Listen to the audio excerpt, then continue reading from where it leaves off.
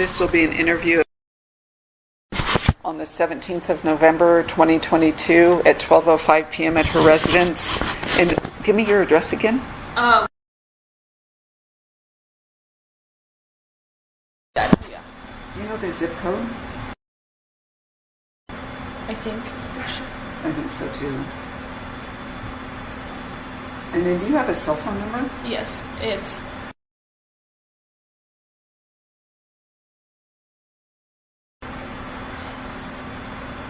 So I didn't ask Sergeant Blaker, do you have her cell phone? You probably have her cell phone. yeah. Okay. So that's the number attached to your cell Yeah. phone. So you know why we're here. We're here to talk Yeah. about what happened over the weekend. Yeah. So can I ask, what year are you in school up there? I'm a sophomore. And what's your major?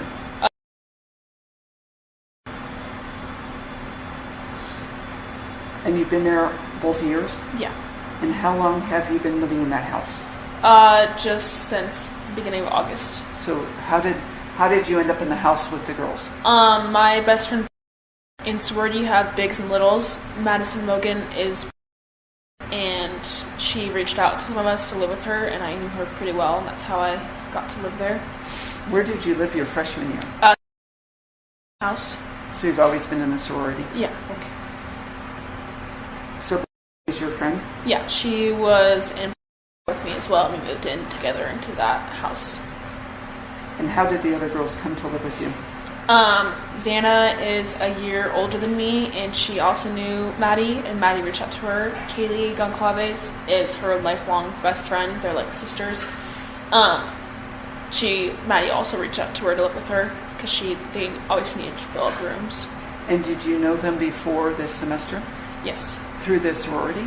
I knew Maddie and Xana through the sorority beforehand, and I'd gone over to the house with Maddie and her roommates, and she had Kaylee over a lot, and I saw her and met her a few times. And was Kaylee part of the sorority in your freshman year?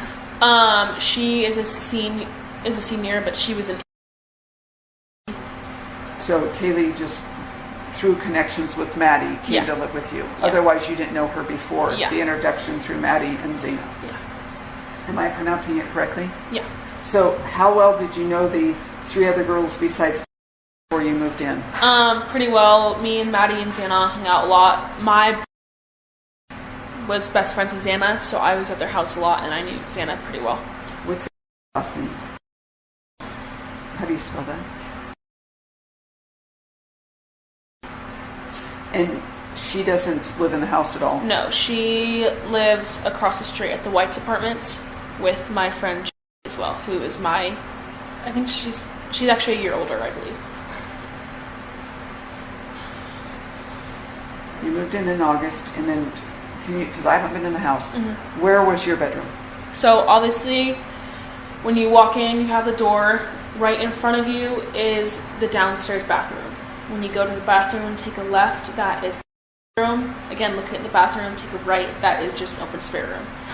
When you first walk in the door and take a left, there's stairs. Those stairs go right into the living room. When you're in the living room, you can go right, which when you go right to the hallway, there's like this hallway right here. There's a bathroom here and Xana's room right here.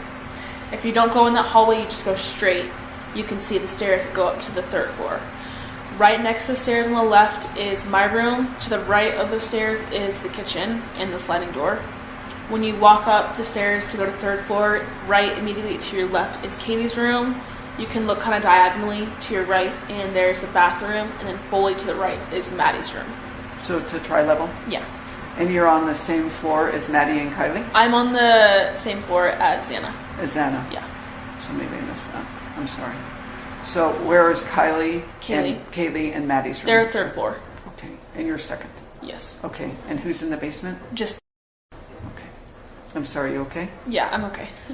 We're going to have to walk you through some tough questions. Are you going to be okay with that? Yeah. So tell us about Saturday. Let's talk about the 12th.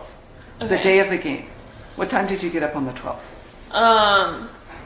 I don't even know. We had formal and we had a little party on Friday, so obviously a lot of us were pretty drunk that night. I don't remember exactly when I woke up. We started drinking champagne right off the bat. Tell me what formal is. So So like a ball. Kind of like that. Me and my friend ended up not going to formal. We went to the house and then just came back home and like kept drinking and partying at my house. And then it was like more of a smaller party. It was people that we were closer to, just mostly not like everyone else. They came to your house? Yeah. Who was in your house that night? On the night of on the Friday night. You're saying the So Friday night. obviously all the roommates, Ethan and my friend and her, I guess her boyfriend was in there, and her boyfriend,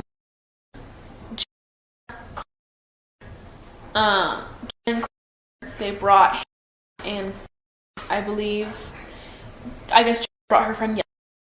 It was like all of our friends and their dates. You knew everyone that was there? Yes. They're mostly, all of them were except for the dates. There was a few freshmen there. I believe it was, and they had their dates. I don't remember who they were. They were of some sort. Meaning? A fraternity. Yes, that's what I was going to say. Yeah. Not from cultural. No. Okay, just got to clarify, yeah. right? I'm trying to think of who else. Oh, we had our friend,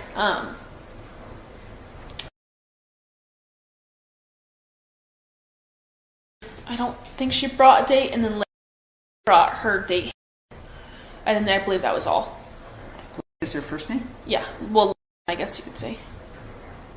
And yeah.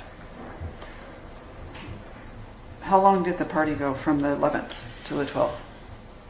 We started, I believe, around 4:30. Some of us. So when you have a formal, you have a sober hour. All the that were wanting to go, we got a ride from a sober person at 7:20. We had to be at the house before 7:30. We were at Pie for, I would say, maybe 30-40 minutes, and then Kaylee was my date with me, so she came with me. We decided we wanted to go home. So Maddie Mogan, she got me and Kaylee an Uber. We came home. Do you and know then who the Uber was? No, I don't remember. And then her date, and then her date got a ride from another Uber home, I believe, or Sobro. I can't remember exactly. I would say that was around 7:30, around 8 to 8:10, 20-ish on Friday. I want to clarify on something so you know. If there's alcohol going on, use, any type of drug use, that's not why we're here. Yeah, I know. That's what Robin told me. Yeah, but that's not our focus. Yeah. We need to figure out who did this to your roommates and forever changed your life. Yeah, I know. And obviously we were all very drunk. So you get the ride home from the Uber around 8:30? I would say so, maybe a little bit earlier than that. I think it was like right around 8:30 because that was when everyone was leaving to go to the formal. Have you ever used this Uber driver before? I don't remember. I think, it was then, yeah, I believe, yes. Because an Uber driver we know pretty well. We have his number. Super nice guy. I don't know for sure if the Uber that we got that night was the same guy, but we just usually would trust the Ubers. So that night it wasn't? I don't fully remember. Okay. Sorry, I was intoxicated. I don't fully remember that. No, you're okay. Can I ask you, because I do, and I have to ask how much consumption, so we can understand her statements from the perspective of consumption. Are you okay with that? Absolutely. I explained all that to her, and she's ready to go. Okay, so Friday night maybe isn't as important as Saturday night, but what happens Saturday? What time does the party end on Saturday? On Friday, you mean? Friday to Saturday morning. I'm going to think it ended Saturday morning. Probably didn't end at midnight, right? I don't even really remember exactly. I'm trying to like rethink of what happened, but I can't even think about Friday night really. Well, this is why we're asking. Do you care if I look at my phone to see? mind Because at all. I have probably videos or somewhat. Why we're asking too is maybe there's someone you met or some path you crossed Friday into Saturday that resulted in what happened on Sunday. That's why we're walking you back. Yeah, okay. So I believe we got home and we went over to the Whites. Xana and Maddie were there. I think it was White's apartment. We were there for a little bit. I decided to leave. I think it was in her room. I can't fully remember. It was just me, Maddie, and Xana at the White's apartment, and I just didn't feel like being there, so I walked home. And were at my house. They were playing music, and it was just us four for the rest of the night. And I believe I went, from what my picture I saw, I went home around 12. I went to bed around 12:10 because I'm in my bed at 12:15 in that picture. Who was in the house on Friday to Saturday again?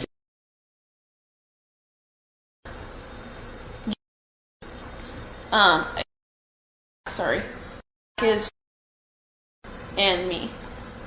And how do you spell? Oh yeah, I believe. Thank you.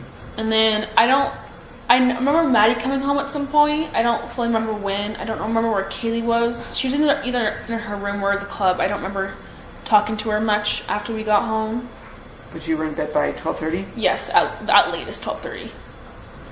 I think so. Do you remember on Saturday when you may have awakened? I'm gonna have to look at my phone again, sorry.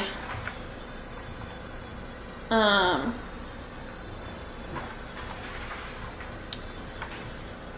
don't know exactly when we woke up, but I know we got up at around, I have a picture of me and Xana and Maddie and Kaylee were going to get coffee and going to the store to go get more alcohol. That's at 12:15 from my photo on my phone.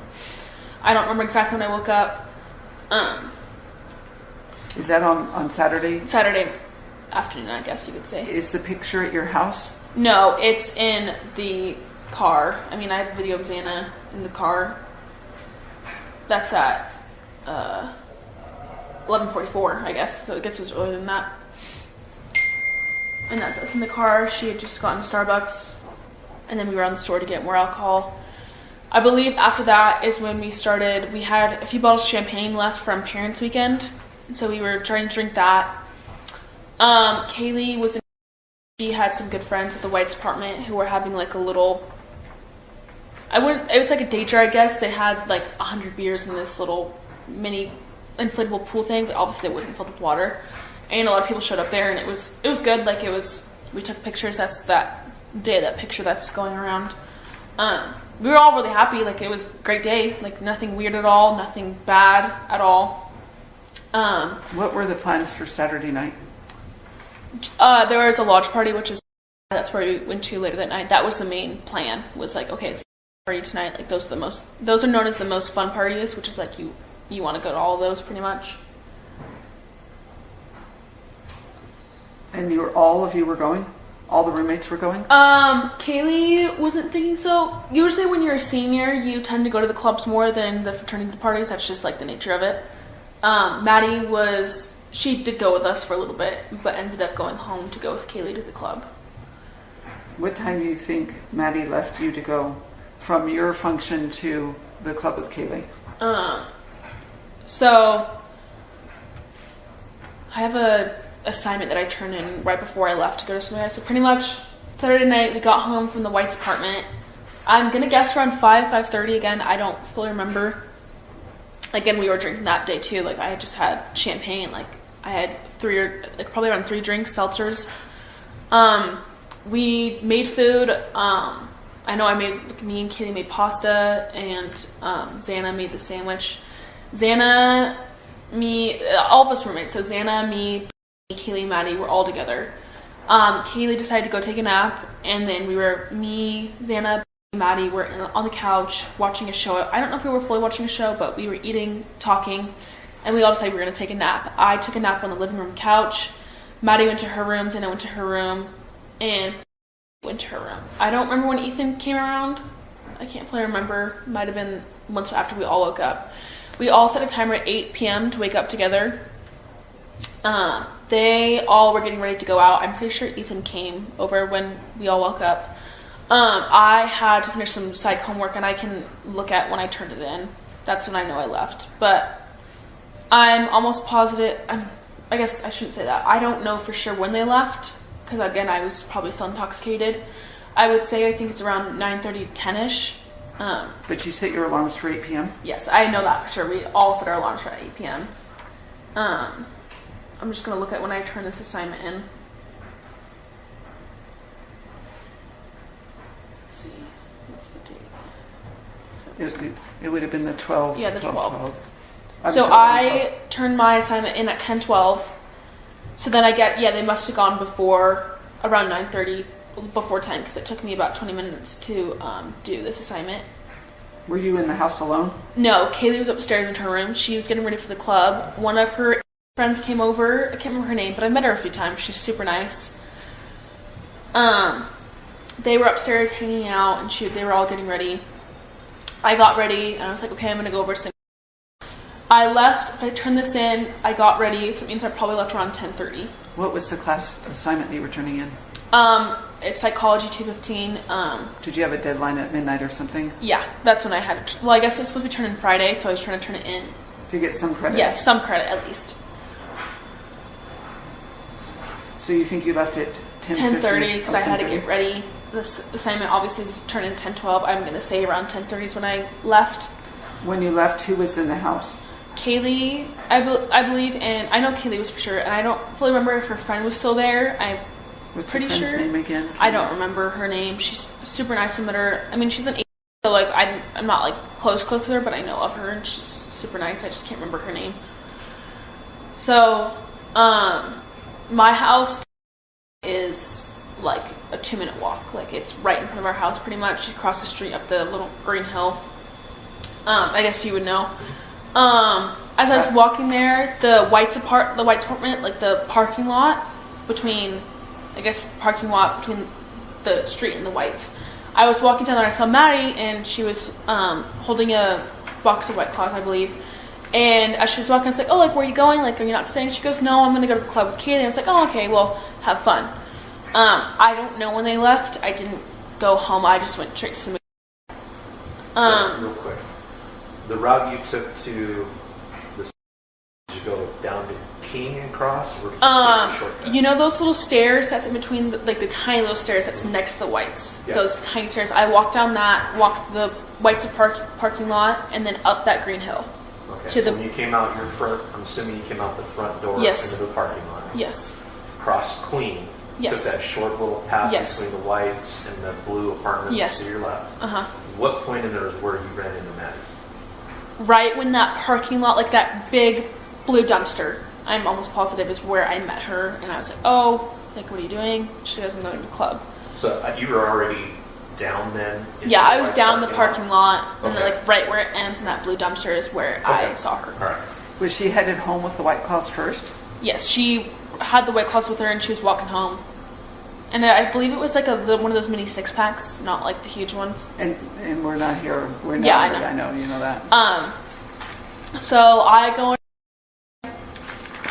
go through there because they close their gates at a certain time, so you have to go through the front door and get these wristbands. I go through the door. I called Xana and I was like, oh, like what apartment you're at? Because they were at apartments beforehand, and they go apartment 4. So I go down there. Ethan's there. One of their freshmen is there. There's some girls in there I don't know, but like I've seen before. They're all sorority and fraternity people. I'm with Xana, and Ye is there with us as well. Which is, she has a guy, super nice guy, met him a lot, like great friend. He was with us too. Me and were kind of going in and out of the lodge, which is the main place, and back to the apartment just to see like how it was going, like if it was going or not, which it really wasn't that night. I mean, there wasn't a lot of people, which is kind of weird. Was there a football game going on at the same time though? No. Oh, I don't believe there so. was a late game that night. Maybe there was still was. I can't against remember. Davis. So I think it started at 8:30. Oh, okay. was a late I game, don't know. It started I at... thought it was at 4. Oh, Yeah. it's the Washington State game that was That the was late already game. done. Yeah, so that I think that should have been done before Sigma Chi, I Yes. believe. Yeah. Yeah, there's Sorry. That's That was fine. a Yeah, late I just game. didn't know. So me and Gibby obviously going back and forth, kind of looking around.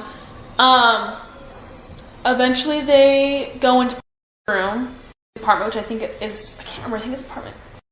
I can't really remember. He's a super nice guy, totally trust him, like, I've met him a lot. They were hanging out in there, and I remember Ethan was really worried about his, because is a they also had their formal that night, and so took Ethan as her date. He was texting her a lot because she wasn't answering her, and apparently she'd been calling. Ethan? Crying. This is Ethan Chapman. Yes, Yeah. no, I know who you're talking about, but you were talking about Ethan calling it. Chapman. I can't remember how to say it. Apparently been crying, and she wasn't answering her phone. And he was just like texting her a lot, really worried. I ended up talking to me after everything happened, and she was like, no, like I just fell asleep and I forgot to text, and the last thing he said was like, I love you. That's like way later. But so I remember that, and then I remember. Did he say why she was upset? No, he didn't know why, and he was really worried about her. He's very protective. Like, he was like an older brother, like a big brother to me too. Like, he was super protective of all of us.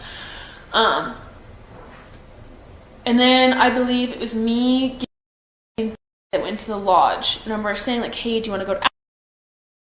Is one of Xana's best friends. We met Al through Xana.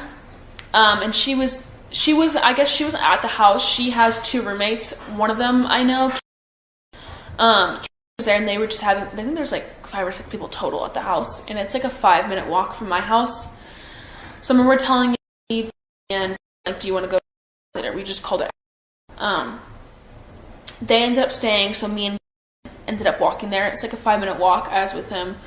We go in there. It's obviously me,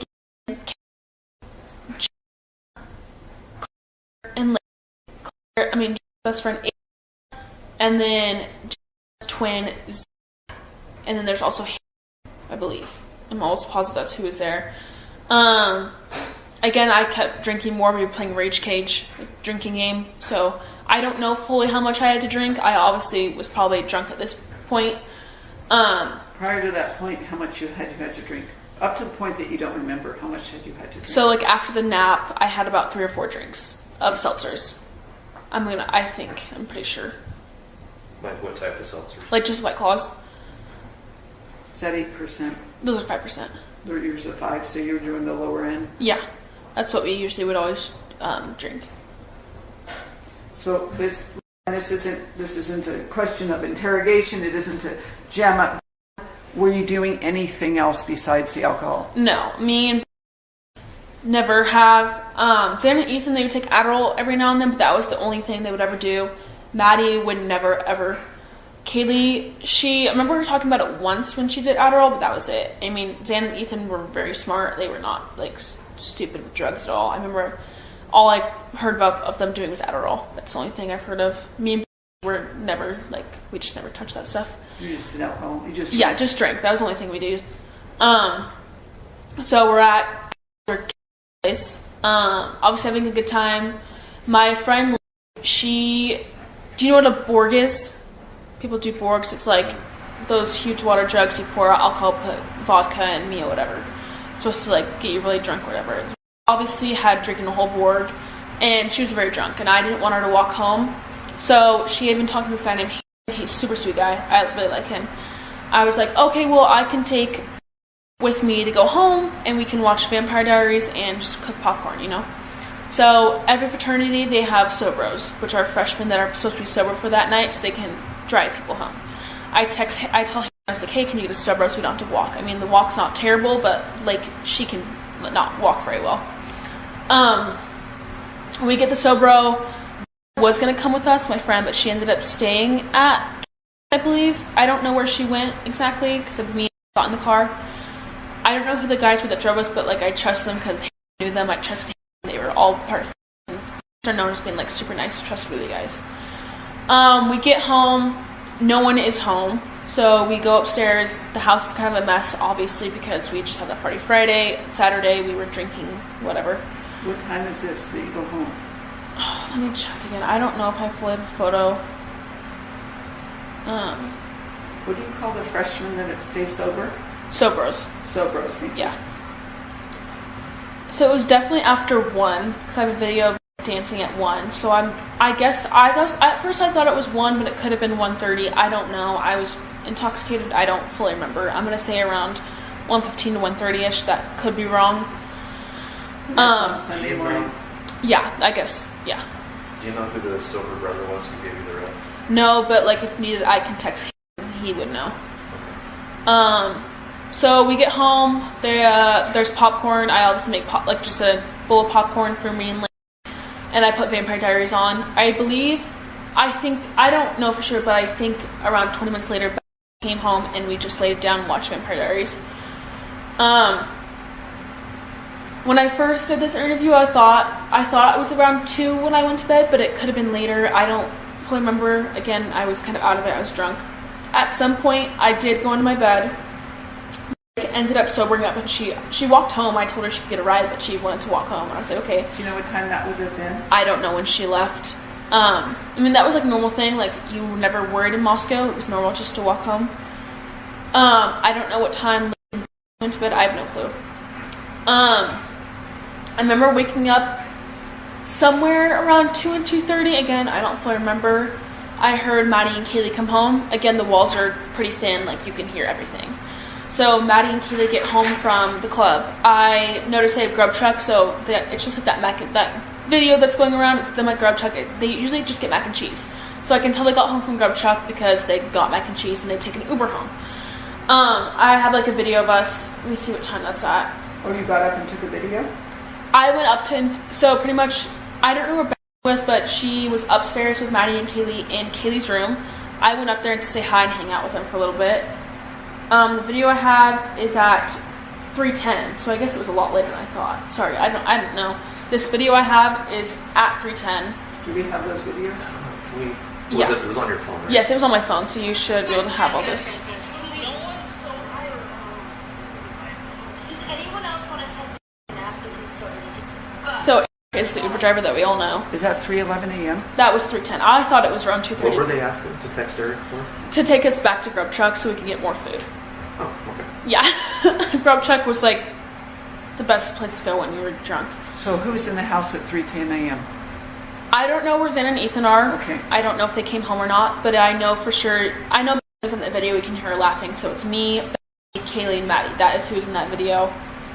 And I have a picture of Maddie. Just to make sure that we have that, could you text that to myself? Yes, I have a picture of Maddie too, and I'll save both of these and send them to you. Thank you.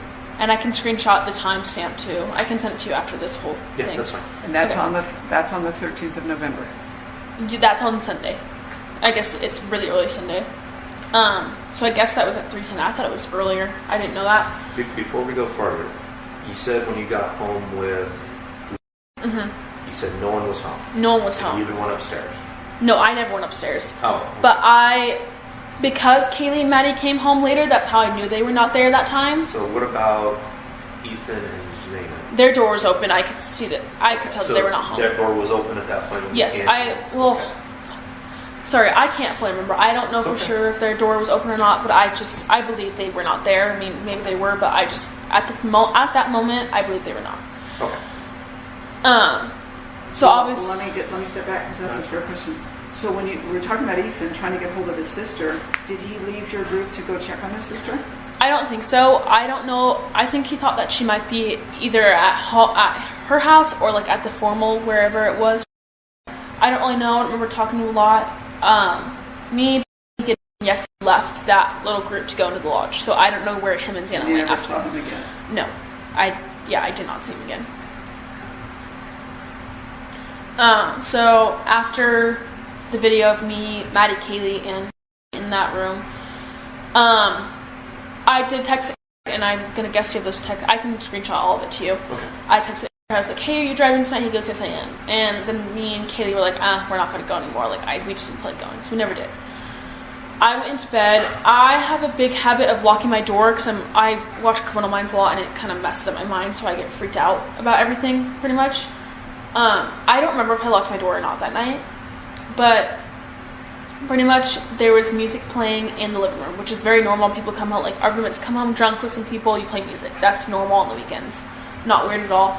I could tell it was Kaylee by her voice. I don't know how I knew it was her, but I'm pretty sure it was from her voice, and I also knew that Murphy was with her, so that's how I knew it was for sure Kaylee.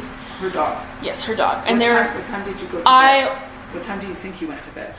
I have no clue. Somewhere after that video of 3:11? 3:10. Oh. Yeah, I don't fully remember.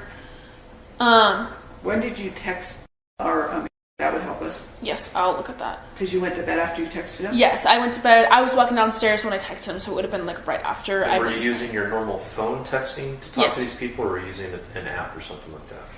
What do you mean texting? Like, So there's multiple ways to text people. You can either text by using your phone through the Yeah. actual message system, or you use Facebook or Snapchat. yeah. So the main two ways we text is Snapchat and text. Okay. I switch between both. Like, it's never like, oh, I only text this. Like, I don't, like, it's both, kind of. Okay. Do you have a preference on which one you normally use? No, it just is like, if or does it depend on who you're talking to? I guess it depends on who I'm talking to and, like, how important it is. Usually if it's more important, I go through text. But then also, like, I'll text, like, my high school friends through more text than Snapchat. Okay. Like, it just is random, I would say. Nothing really. It's not difficult to transition between the two. No, it's not. Like, my friends, I'll text through Snapchat and then I'll also texting her through messages. It just is random. Okay. So could there be chances that we could see gaps when they look at your phone and everything like that? They could see text messages through your normal phone here, no text messages in them maybe for a day or two because you're using something else.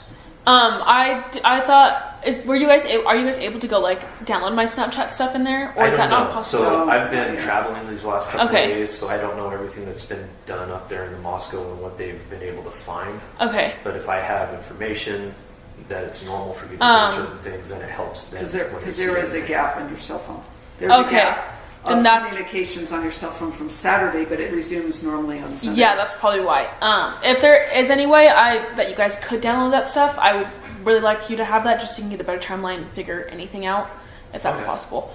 Well, I don't want to interject too much, but I just got an email from Bill Thompson about specifically Snapchat accounts, all the accounts that you would have on your email, because I was talking to the Detective Blaker about maybe you guys just deleting those accounts so that you're not getting hounded by, the trolls out there. Yeah. And he had a meeting this morning with a forensic detective, and he says, we prefer that the accounts not be deleted.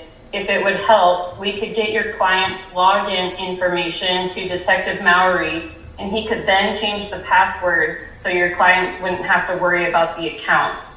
Okay. So that's just something for you guys to discuss and throw out, that's what they're wanting to know, what you want to do with that. If that's easier to just give them your passwords and they can just log in. But totally I'll let you guys think about that. Okay. The one thing with Snapchat is when you do send a text, it can go away. So I'm going to guess you guys can still download that stuff maybe. If not, that they can also request through Snapchat for preservation. Okay, and then see if it would still be there when they get That's the main thing, because I believe I called Ethan through Snapchat, not because some people I only have their Snapchat, I don't have their phone number, which is kind of weird. That's how it is.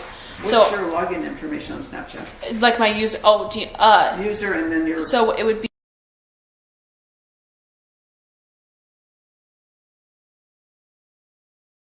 Yes. I have to figure out my password again, but it's probably going to be. I mean, I can reset it so you guys can have that password. I'll try and figure that out. So your password would. I've had a lot of passwords, so I have to figure that out. Can I ask you before I forget, because I will, because I'm older. Do you happen to know your roommates' passwords onto their cell phones? No, I don't at all. So you've never seen them put in their PIN or do a design? No, usually you don't. You're not really logging out of Snapchat. I'm just talking just into their phones in general. Oh, I don't know. I don't know if they have passwords or not. I have no clue. May or may not know Maddie's, because we're all super close, but Maddie was, so they had that a little bit stronger connection, but I doubt she knows that. So at 3:10 is when I asked, are you driving by chance? At 3:13 he said I am, but I never responded. I just went to bed. So I guess it would have been 3:15 I went to bed-ish. So the timeline, and you know this already, it's so critical to us. Yeah, I remember when I first did the second interview, I didn't know the times, but now looking at photos and texts, I can see better timeline. Do you know if it ever came? I don't think so. I would guess he didn't, because I never responded. But he, we talked to him all the time, we would text him all the time. He knew where our house was. He knew, what Friendlandis was, what the Whites was. We really liked him. He was our favorite Uber driver. He could know something just because they do probably have cameras, and it probably would be a good guy to talk to just in case. But, we trusted him. He was a super nice guy. Always made sure we got home safe. I never had, any weird suspicion with him, ever. How old is he? Oh, I don't know. I think mid-30s probably. He has a kid. I know that, and he's married. So he's talked to you. You've had conversations. Yeah, we've had a lot of conversations, obviously drunk with him. So you went to bed after that communication? Yes, after that communication. I don't fully remember, but I think I was on my phone watching Vampire Diaries for a little bit. I don't know how long. I don't know for sure if I was or wasn't. Again, I don't know if I locked my door. I have a habit of locking my door, but I don't know if I did. And I don't remember. I'm usually the one that locks the sliding door at night because Xan and Ethan would get up and forget to lock it. I don't know if I locked it that night. I don't know if anyone else. I don't believe I locked it. But it also wasn't like, oh, you have to lock it. Like, Moscow always seemed like a super safe place. Like, you walk home at night drunk by yourself or with one other girl. Like, that's just the norm of Moscow. So I fell asleep. Usually when I am drunk, I fall asleep a lot better. And during the weekdays, I get a lot more scared about things. But on the weekends, because I have been intoxicated and I am obviously drunk, I sleep a lot better. Like, a lot deeper sleep, I would say. So... Do you suffer from anxiety? Yeah. Even before? Yeah.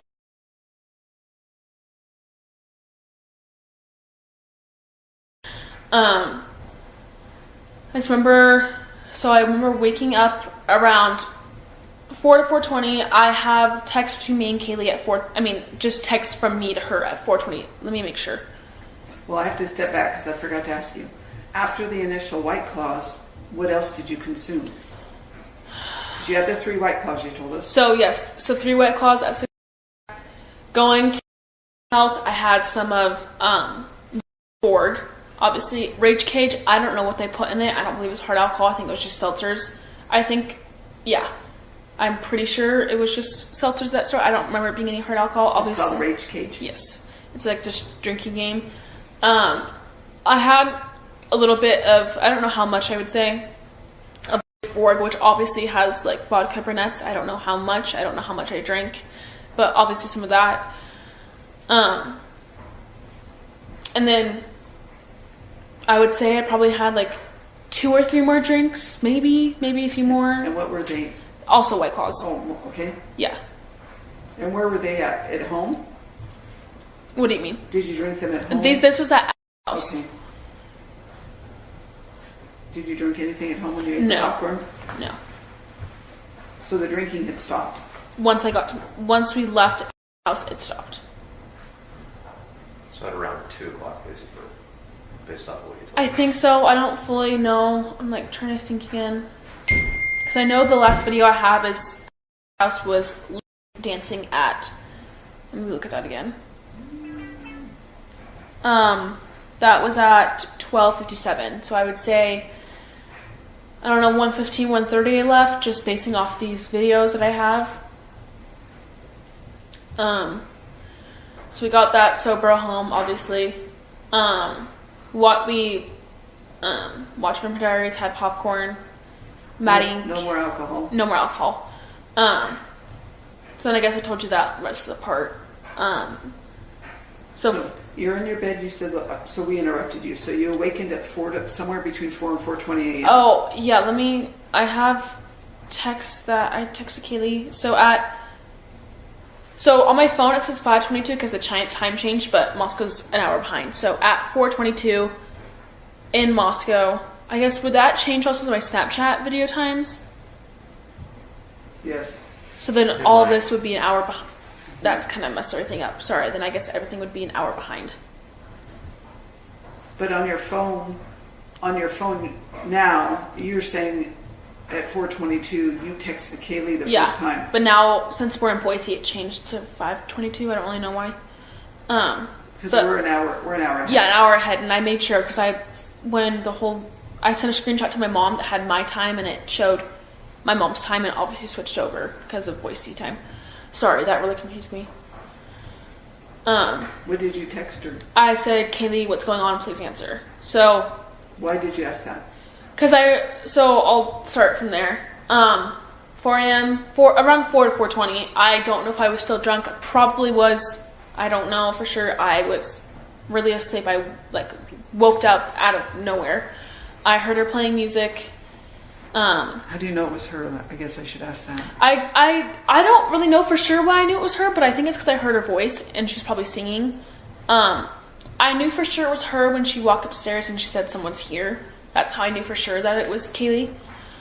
So pretty much she like walked up the stairs, normal, wasn't weird or anything, and I was like, okay, like, and I can go back to bed. Like, So she like shouted out to you, somebody's here? not to me. I don't know if she knew I was awake, but so she walked up the stairs with Murphy. I think she got to almost about the top of the stairs just by how many like stomps there was. And she said someone was here frantically, but it wasn't a yell because I know for a fact it wasn't like yell or shout because did not hear. And from what I heard, it's like between talking and yelling. Like, it wasn't yelling, but it was in between there. I believe I was also very drunk. I don't know how much of this is real. Like, I don't know if my mind was like doing whatever. I don't know any of it. Like, half of this stuff, I don't know if it's a dream or if it's real. I just have no clue. But in that moment of what I think I heard, was her saying someone's here. Again, I think it was more like between talking and yelling. I don't know for sure. From what I remember, I think she like ran down the stairs pretty fast and then it just stopped. That's when I texted her, I believe, is like, I was kind of like, what in the world, like, what is this? Like, doesn't make sense. And I didn't think anything was wrong because nothing ever bad happens in Moscow ever. So then. Did Kaylee sound stressed? Yes, kind of, I think. I don't know for sure. What was Murphy doing? Was he barking? I think he was barking again. I don't remember fully. I think he was Murphy barking. a barker? Does Murphy bark at strangers? We don't get a lot of strangers, so I don't know. Think so. What would make Murphy bark? What normally, under normal circumstances, would make Murphy bark? He just wasn't really much of a barker. But you heard him barking, you think? Or Yeah, I think so, from what I think I heard.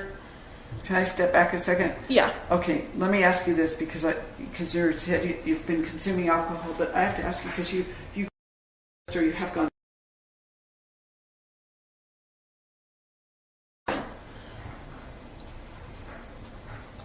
So you heard Murphy barking, but Murphy's barked before.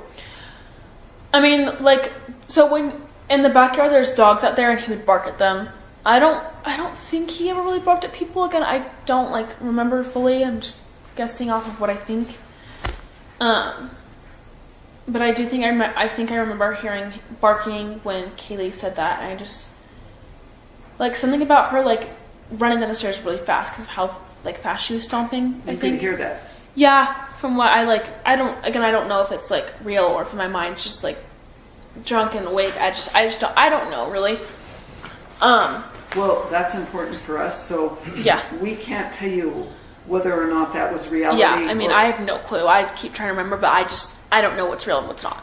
Pretty much from that night, and it's kind of frustrating not knowing at all.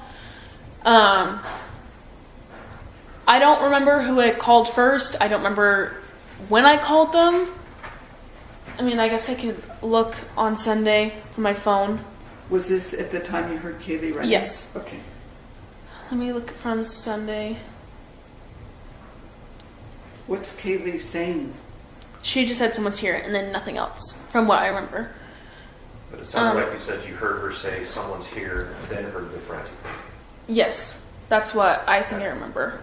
So like she walked. She was wearing shoes or not wearing shoes? I think she was wearing, because all the girls like wear those Doc Martens, whatever. I think it was those. I don't know. I have no clue, but I'm pretty sure it was shoes because of how loud it was. Again, I don't know for sure. From looking at my phone. Okay, so I called at 4:19 a.m., which I didn't know. I guess I called before I texted Kaylee. And I think that's when she said something about firecracker, which I thought she was saying that there, like someone threw fireworks in her house because she heard like I don't know what she heard, and something about like a light. I guess you talked to her. I don't fully know. I didn't understand it. I was out of it, obviously, probably still tipsy and just woke up. I thought she meant someone threw fireworks in her house, which didn't make any sense. So after that, I called Xana at 4:20 a.m. And then next, I called Kaylee as well as at 4:20 a.m. And what, did you leave a message or anything? No. And then I called again at 4:20. I don't really know why. Then I called Maddie at 4:21. Then Maddie at then Kaylee at 4:27. So you never left your room?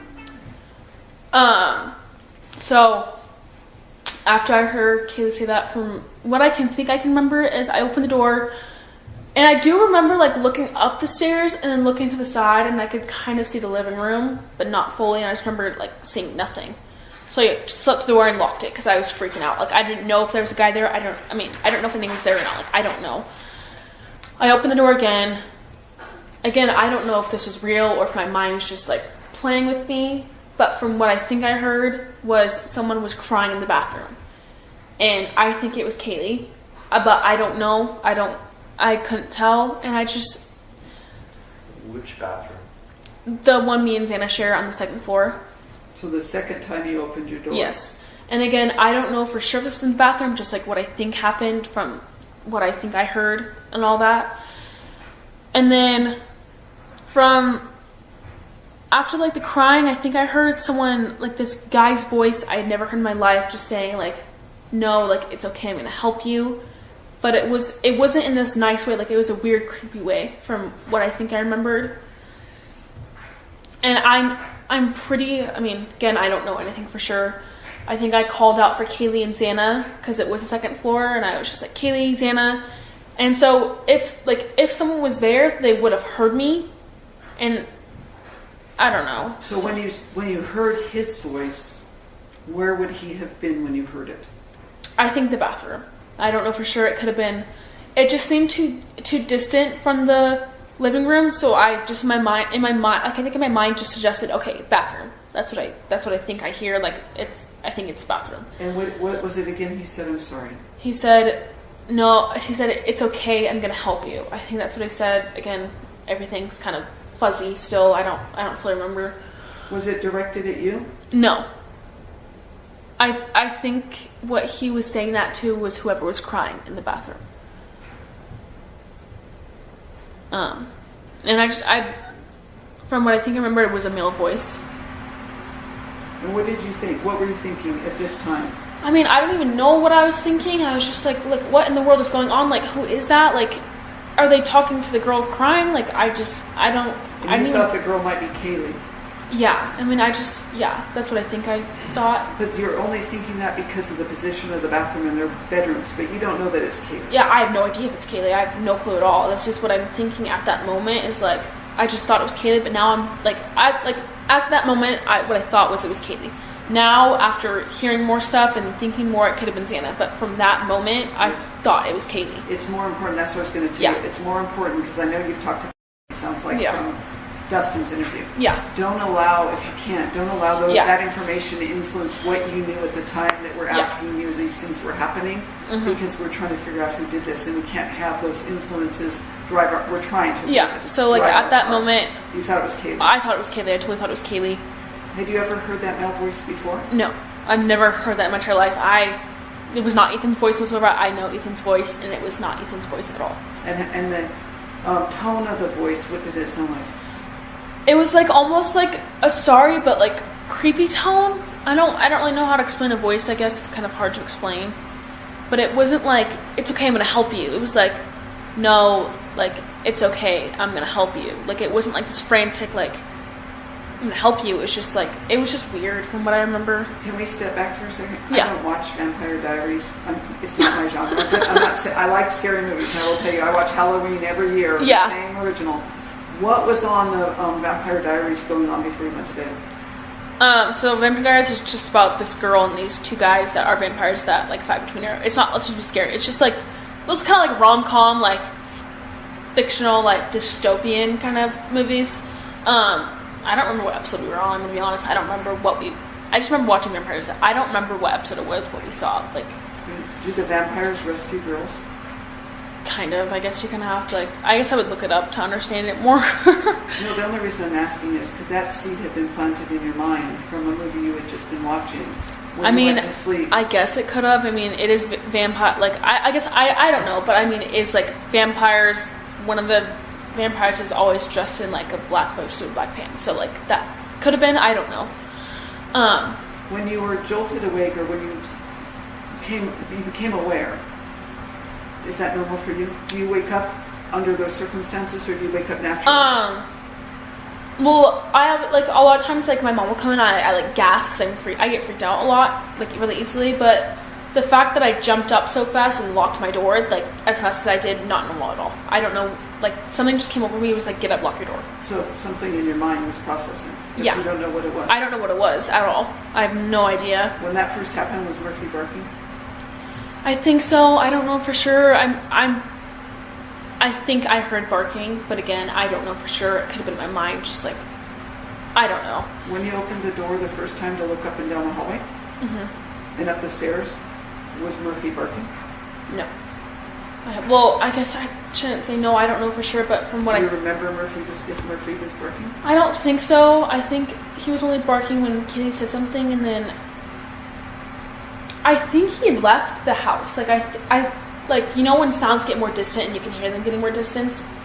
That's what I thought I heard, and I think he went out of the house, like out the back door, which means that back door, I think it would have been open. Is he a very skittish dog? I mean, he's a puppy. I don't know if I would say skittish. I mean, Is he easy to scare?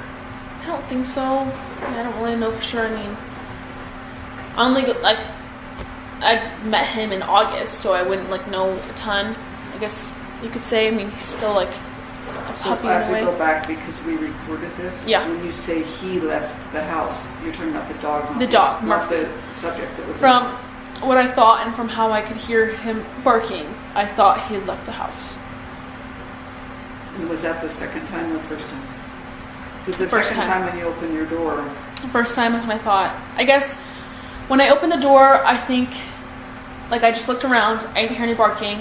Then I closed the door, and I think that's when I could tell Murphy was barking like out, like leaving. I guess I don't really understand it. My mind's like things are just almost like misplaced. I guess like, because you've been through a lot. yeah, a lot it of just trauma. doesn't make sense. Like none of it makes sense at all. Like I feel like there's pieces missing that I don't understand why. Could be the alcohol as well. Yeah, that's what I thought. So after the crying and the guy's voice, I shut the door again. I locked it. I kept opening and locking it. Did you continue to call?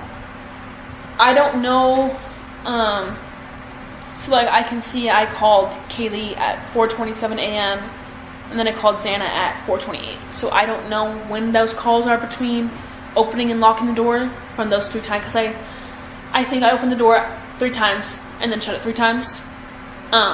So I don't know when those calls are between. I thought maybe I called back the first or second time, but again I don't know. It could have been before I even opened the door. I just don't know. Were you processing any danger?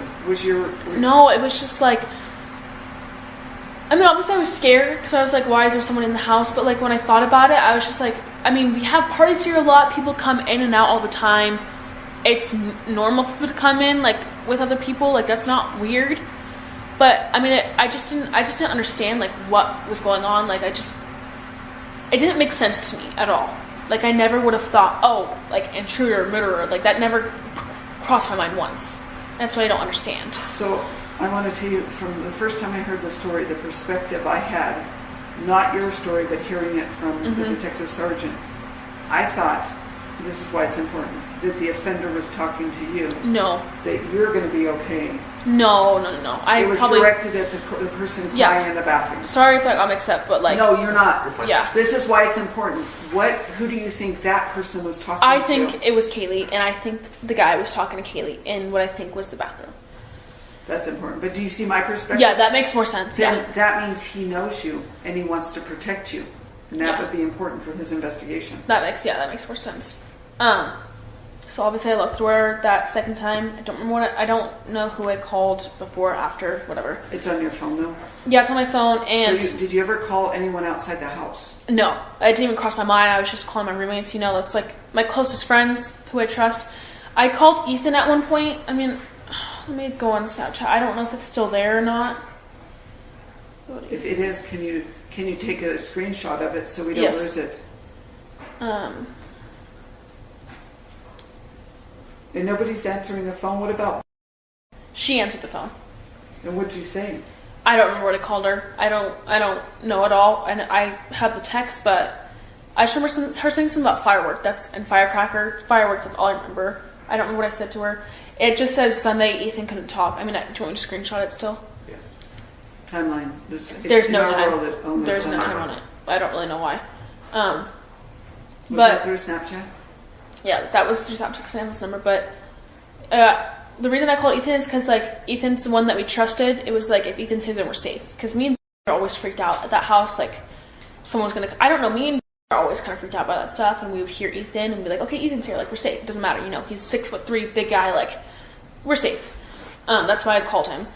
But he obviously didn't answer, and I thought maybe he was still at or he was at home, I don't know. Do you think that was somewhere between 4:20 and 4:27?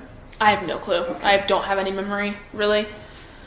So obviously after I heard, what I think I heard was crying in the bathroom and that guy talking to Kaylee, I opened the door again, and Is that the third time? Yes, this is the third time, and I don't know how I knew it was someone, because from my mind, it's like I was once wearing these, like, blurry glasses, like, it's so fuzzy and cloudy, but it was like a figure of someone wearing all black, and it was like, they had the ski mask that was covering their forehead and their chin and mouth, but I could see all I remember was seeing their eyebrows, and I don't remember what their eyes looked like, but I remember their eyebrows. I don't remember the color of the eyebrows were. I just remember, like, bushy eyebrows. That's all I could think about. And he was holding this item. I kept calling it a mini vacuum, which makes absolutely no sense. Why would he hold a mini vacuum? Like, that makes, I just remember thinking that. I mean, you think he was a male? Yes, because of the voice I heard. I don't think it was female at all. And from what I remember, he was like, from looking at him, was like, the figure of what I saw was about my height, maybe a few inches taller. That's how I knew. And when I got interviewed the first or second time, they're like, what was his shape? And I remember saying, like, from that moment of seeing him, I think he was like he wasn't like muscular, but he wasn't like super skinny. So it was like it was like skinny toned, like that basketball kind of type, like the skinny but toned. How tall? I think around my height, maybe a few inches taller. How tall are you? I'm 5'10", so I think it could have been around 5'10" to 6 foot, somewhere around there. Where is he at in the house when you first encounter him? So my room, so it's like, say it's right here. There's this little wall right here that's like this. So this side, kitchen, other side's living room. I think he was walking past my door and, like, saw me. I mean, he had to, if I did see this, if it's all is real and it's not, like, imagination dream, like, if it is real, let's just, like, say that it is for somehow. He had to have heard me call for Kaylee and Xana when I heard Kaylee crying in the bathroom, from what I think I heard. How many feet away is he from you? I would say about 3 feet from what I remembered. Again, that could be off because I was obviously probably still a little bit drunk. I just woke up. I don't remember fully. But I remember, like, what I think I remember was, like, this item, and it was, like, what I explained was, like, it looked like this, like, cylinder little thing that was skinny like this, like, about this long, and then it went, like, a triangle almost at the end. And I remember one of the cops saying, like a bow or something. I can't remember, something about that, and it was, like the bow and arrow kind of stuff. Where was it at when he was holding it? Where was? I don't know. It was. I think it was lower, or it could have been higher. But, like. But it's in his hands. Yeah, but when I remembered it, it was like when I saw him, I thought firefighter, like, because what said firecracker, so I was like, okay, firefighter, like, maybe he's, like, holding it to take out the fire. But when I thought about this, fire didn't even, like, occur to me like it's a bad thing. Like, I never thought, oh, fire, we have to get out. That didn't occur to me at all. I just thought firefighter, like, he's gonna help us. And it wasn't like, oh, there's an intruder, like, this is bad. Like, it didn't ever occur to me, and I don't know why. And I know he looked at me because I could see his eyebrows. I think I just saw one eyebrow. I don't know why or how, but I just remember him, like, what I think I saw was he was walking out, and he saw me, but just kept walking. Like, he didn't stop. He didn't, like, say anything to me. And I just remember saying, no, and I slammed the door and locked it. And that was, like, all I remember. And I don't know if he actually went out the back door. That's what I think happened. So is that the sliding door? That's that sliding door. I don't know for sure. That's just what I think I saw in my mind. I'll text. What did you do? So maybe there's something on your phone that you did immediately afterwards in relation to what you saw. I'm looking at text between me and real quick. Did he not say anything to you? From what I remember, nothing at all. Do you know how far you opened the door? I don't even remember the third time. I don't know if you could see my whole body. I don't know if you could just see my head. I don't remember at all. Sorry, I'm just trying to find the text between me and... I think it will help. Okay, so at 4:22, I said no one's answering. I'm really confused. She goes, yeah, dude, what the fuck? Xana was wearing all black. I don't remember how all black came up, and I think I might have called her and said there's someone wearing... I don't know. Then at 5:23, I said I'm freaking out. It was like a ski mask almost. 5:23? 4:23, sorry, the time change. And she was like, shut the fuck up, like, actually. And I said, like, he had something over his head and mouth. I'm not kidding. I'm so freaked out. And you can tell I'm obviously freaked out and drunk because, like, the spelling is off. Like, I spelled something with a B and an F. And when I said and, I just put ND. And I spelled wrong. I spelled I wrong. And then I said, my phone is going to die, fuck. And then she said, come to my room, run down here. That was at 4:23. I said, I'm scared, with no A, a capital R. I'm going to guess you guys have these texts because it's on text message. And she says... Did you feel safe to leave your room? I don't know, but I did. I don't know why I did. Like, it just didn't occur to me that anything was wrong. But obviously, yeah, I was... Bethany's downstairs? Downstairs, so one floor down. She goes, at 4:25, she goes, yeah, I know, but it's better than being alone. So I opened the door for a second, and I just sprinted. And I don't know why. I feel like it was stupid of me to open the door. Like, I don't know why I did that, but I didn't see anyone. I mean, I was scared, but I wasn't like, it wasn't like anything was wrong. I was just like freaked out that someone was in the house, but it wasn't like, oh, this is bad. Like, you know, like I just didn't think about that. And I literally told her, I don't know if this is real or not. Like, I don't know if my mind's playing with me. I don't know if this is like a dream of some sort. So from what I remember is this is now the 4th time opening the door. I go outside, I sprint as I think I sprinted again. It could have been just like running, and I think I'm sprinting. I don't know. I see Xana in a room, and she's like on the floor, and I'm like, okay, she's just like drunk and passed out like that. Maybe she just drank way too much tonight. She'll be fine in the morning. Like, she's with Ethan, from what I thought. I didn't see Ethan. I just saw the door open. From what I remember, I think this is what happened. I remember her just on the floor, and I don't think she had any pants on except for underwear. And I was like, oh, like that was normal for her to like just wear underwear around the house because we were all so comfortable with each other. Like, that was not weird at all. So I thought nothing of it. I was just like, okay, it's fine. And I was almost too scared to go look into her room because I was like, I don't know if there's a guy here or not. I don't know if someone's here or not. Like, I have no clue. I don't know if like my mind's freaking out or not. All I knew was that I was awake. She had been calling me. I needed to go down to her because we could be together. But you saw Xana on your way by. Yeah. So when you go, from my room to get to the room, you have to go past the living room. To pass the living room, you look like, so here's my room. I'm coming out this way. I walk down into the living room. I look to my left. That is where Xana's room is. Like, down this little hallway. Was lights on or anything? There were lights on. I think so. I don't know for sure again, but I think so because I was able to see her. In her room, the lights are on? Yeah, and I don't know if the bathroom lights are on. I can't remember. I think they were, but again, I don't know. Like, everything's kind of wish-washy. I can't remember. Is Xana saying anything? No, I thought she was just passed out on the floor. Like, I thought she was just taking a nap. Like, it happens. Like, you get too drunk, you just, like the floor feels fun. Like, sometimes when we're all kind of drunk, we're just like, okay, I just want to fall asleep on the floor. Like, it just feels fine, you know? At no point after you encountered the man, did you think that there's something about Xana that isn't normal? You never thought that? Yeah, I never thought anything was wrong. Like, I thought she had just, like, fallen asleep. I never thought she drank, like, she was unconscious. I didn't even think that at all. I didn't think anything was wrong at all. So then I stopped for a second, look at her, like, okay, she's fine. Like, she's just asleep. Like, is her bedroom light on? I think so. Again, I don't know for sure. Everything's... How far is Xana from you when you first see her? What's the distance? I guess if, like, I'm right here, it's, like, behind that window from where I am. Like, it's pretty long hallway, I would say. Is her bedroom at the end of the hallway? Yes, the very end of the hallway. And, like, I couldn't see much. I guess, like, I could just see her. I could see the top of her head, because obviously her head is a lot higher than everything else. And I could see her legs a little bit. And that was it. I didn't see anything else. I didn't see anything wrong. Like, it just looked like her room. Like, yeah, she was drunk, probably messed it up a little bit. It didn't look, from what I think I saw, it didn't look super messy at all. Like, it just looked like there was a few clothes. You know, that's normal for all college girls. Like, it's normal.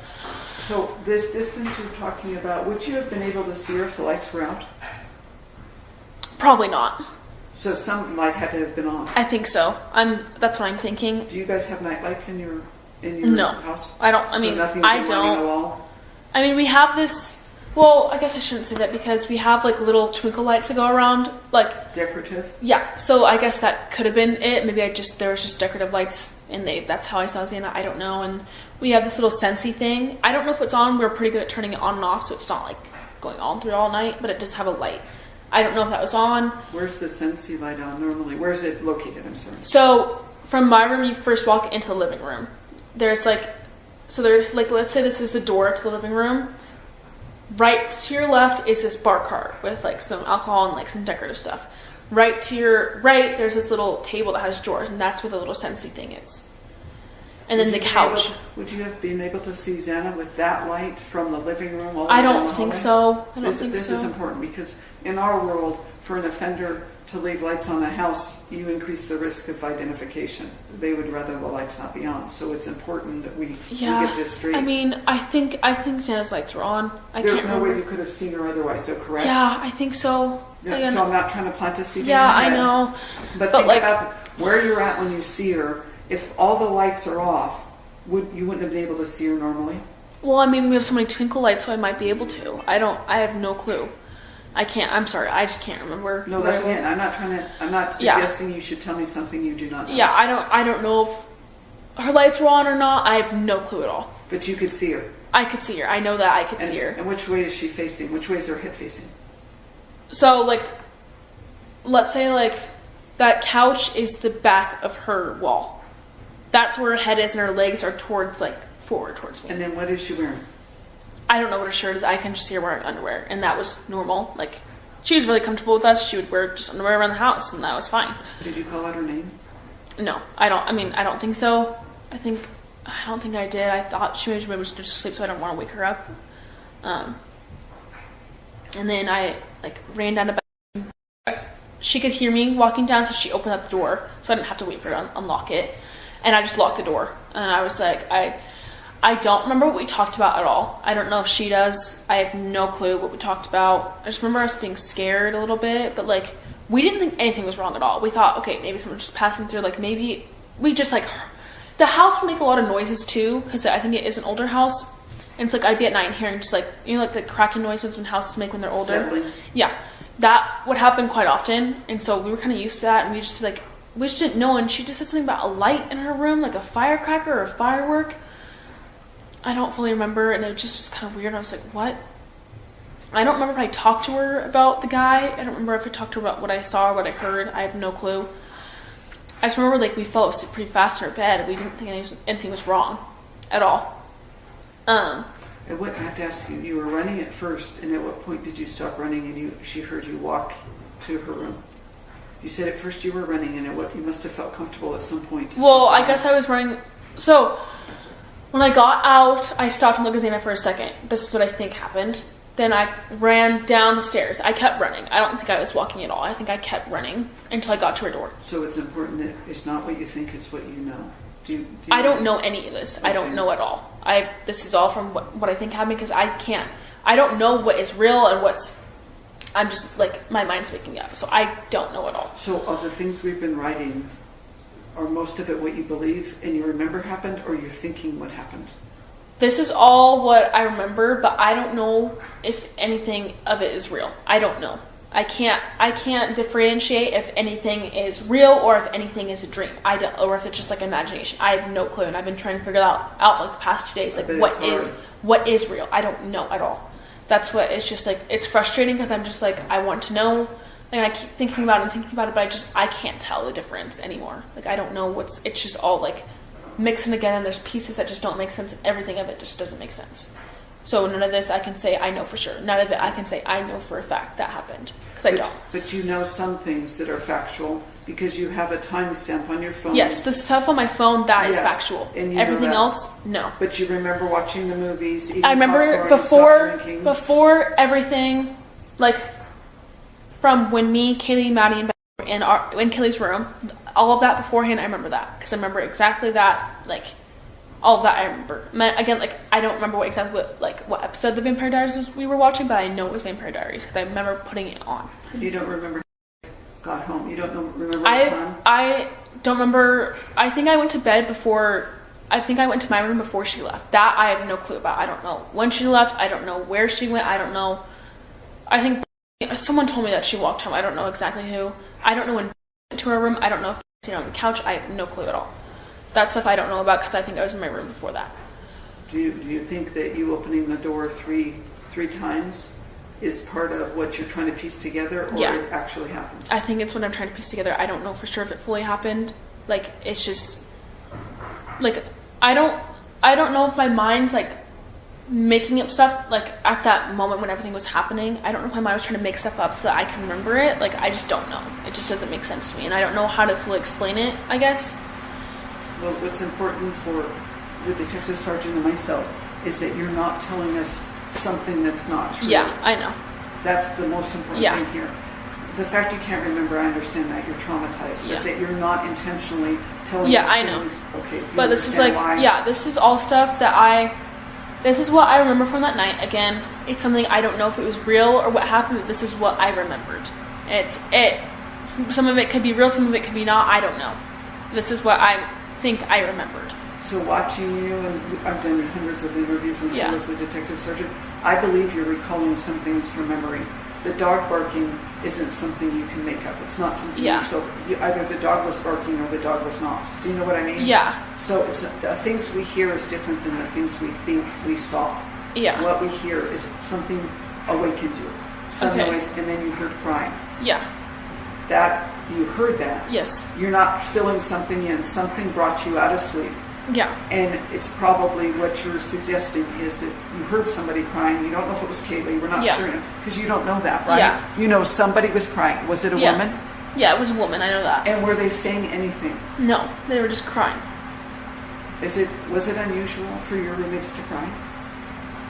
I mean, I feel like all this, like, I wouldn't cry in front of my friends. I would cry in my room. I wouldn't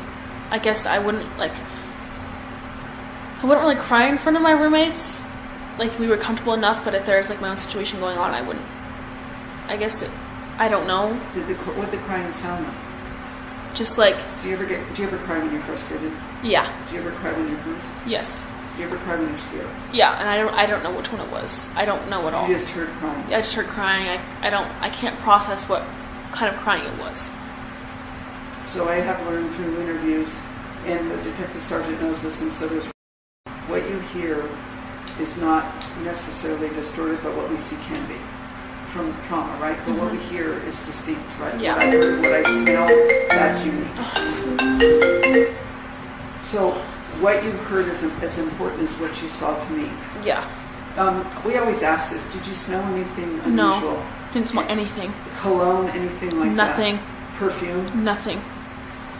What you thought you saw when you saw the figure in the hallway, 3 feet from you, you thought it was a male. Yes. And you thought he was holding something, but at the time, your view of it was it could have been a vacuum cleaner. A mini vacuum. Yeah. And what was around the person's waist? I don't know. I don't think I looked at that. I just remember all black clothes. Oh, I thought you said you saw a triangle. What was in the No, that was from what he was holding. Okay. So can you describe that again for me?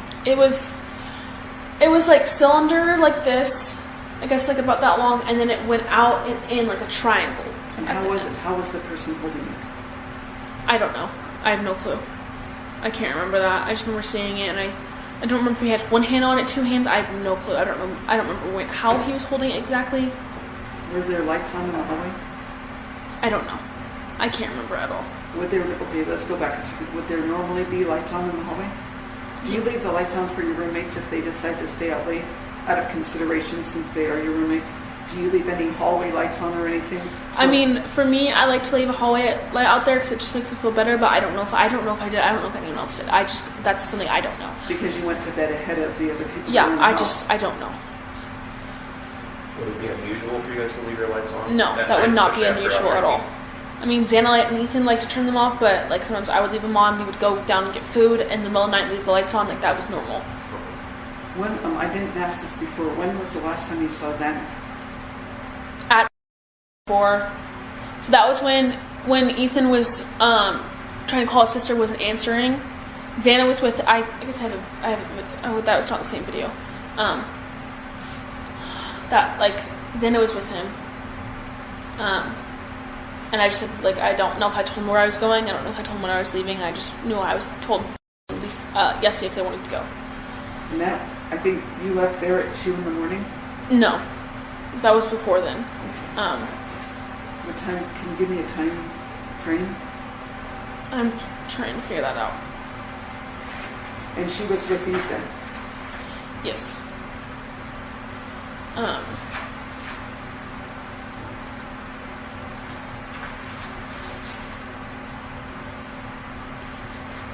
So I know for sure from this video I was at 12:49. The last video I have is of Xana holding a White Claw at 11:04. So in between that time, I'm gonna guess more towards the 12 side is when I went to. So you have a video or a picture of Xana at 11:04 Yes. p.m. Yes, with I a do. White Claw. Yes. And then you're at 12:49. For sure, yes. I have a video of that. I could have been there before then. I don't know. But this is what proof I do have. And that's what you've been using to piece some of this together. Yes. I mean, I didn't fully look at my phone and stuff until my mom was like kind of asking me about that, and that's how I've been like trying to understand timelines, I guess. Can I ask?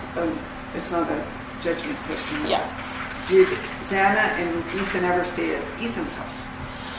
No, I don't really know why. I think Ethan. I don't know why Ethan always just liked to be at our house, Xana. Does he have roommates? Does he have roommates? I don't know. All I know was that because of his grades, he wasn't allowed to live at. So he had to get an apartment. I've never been to his apartment. I don't know where it is. I don't know what it looks like. I don't know if Xana's ever been there. We just never like asked about it. We didn't even care. We liked having him there, so it was never like a question to us. Yeah, it's not a judgment. Yeah. I'm just wondering, did Xana ever go to Ethan's house? I don't think so. I think about every single night she was at our house. So this is an odd question. You just brought up something. He couldn't stay with his fraternity because of his grades, but we're not even through this semester yet. Last semester, that's how they depend everything. So let's say you get like below that what you're supposed to get semester ago. That means that's like at the end of last year, yes? That means for this semester, those are the rules you have to follow. Then if this semester you get better grades, then the next semester you'll be fine. So he had to come into this semester Yes. in an apartment. Yes. It's not like he was there and they kicked him out. No. Okay. That makes sense. Yeah. Yeah. You okay? Yeah. So don't beat yourself up, because maybe we can come back and talk some more. I know that Detective Sergeant Blaker has questions. I have some more questions, but don't let that wait. I can see the weight of like, I wish I could give them more. Yeah. What you're giving is important. Yeah. So when you went to bed, who was still in the house? When you went to bed at 3 o'clock, 3:10, but at 3:11, who was still in the house? From what I know of Kaylee and Maddie coming home, those two. Just Kaylee and Maddie? And But I know Xana was home from what I saw. I don't know if Ethan was with her. I did not see Ethan. He could have been home with her. He could have not been. I don't know. But when you went to bed, you said still in the house. No. That was. Are you talking about the first time I went to bed? Like early before all this happened? Oh, I see. Yes, because they came home from the grub hut. After left. Yeah. And you don't. How about little was with you? Yes, I know he was home because I went after everything of all this. I went to bed with her in her bed. At what time? I don't know. I have no clue. Somewhere after, I would say 4:30-ish. I don't know how long all this happened. I tried to remember and I tried to give a time frame, but in reality, I don't know at all. So at some point, we always ask this. At some point, you weren't perceiving a threat. I never perceived a threat ever. Even with the guy in the hallway? I mean, yeah, it freaked me out, but it wasn't like... In Moscow, like in a tiny town, you never have to worry about that. It's never like, oh, this is bad. Like, it just isn't. I never thought about... like, robbery never crossed my mind. Something happened to my friends never ever crossed my mind. Oh, like... It just was like, people come in and out of our house. Like, that's how it is in Moscow when you live out of house. Like, people come in and out all the time. Like, because you know them. You know everyone in Moscow. It's so tiny. Like, it's not weird. So did you know this person maybe? I don't remember. I don't remember what his face looked like. All I remember is I don't like just like thinking of like the covering of the forehead and the mouth. That's all I remember. And the eyebrows. And I just remember all what black. was covering it? I don't know. At the time, the way from what I texted, it was a weird looking ski mask. It wasn't like the regular ski mask with like eyes and, because I saw his eyebrows. And I think I saw his nose and like this part of his face, but I don't know. Do you know what a balaclava is? No. If I showed you a picture of, I don't know which one of you, a balaclava, could you tell me if it looked like that? Maybe, I think. So it's something that we use. We use it in cold weather gear, and sometimes we use it on raids when we go in. When we don't, like if we're working narcotics, we don't want offenders to know who we are, so they can't come after us and our families. So we wear these things called balaclavas, which are issued. Anyone can buy them. It's not unique to law enforcement. It's not unique to any other population. But we buy them so we can conceal our identity when we go into raids, so suspects can't figure out who we are. Yeah. To keep ourselves and our families safe. If we showed you a picture of a balaclava, could you say if this is what it looked more like? I think so.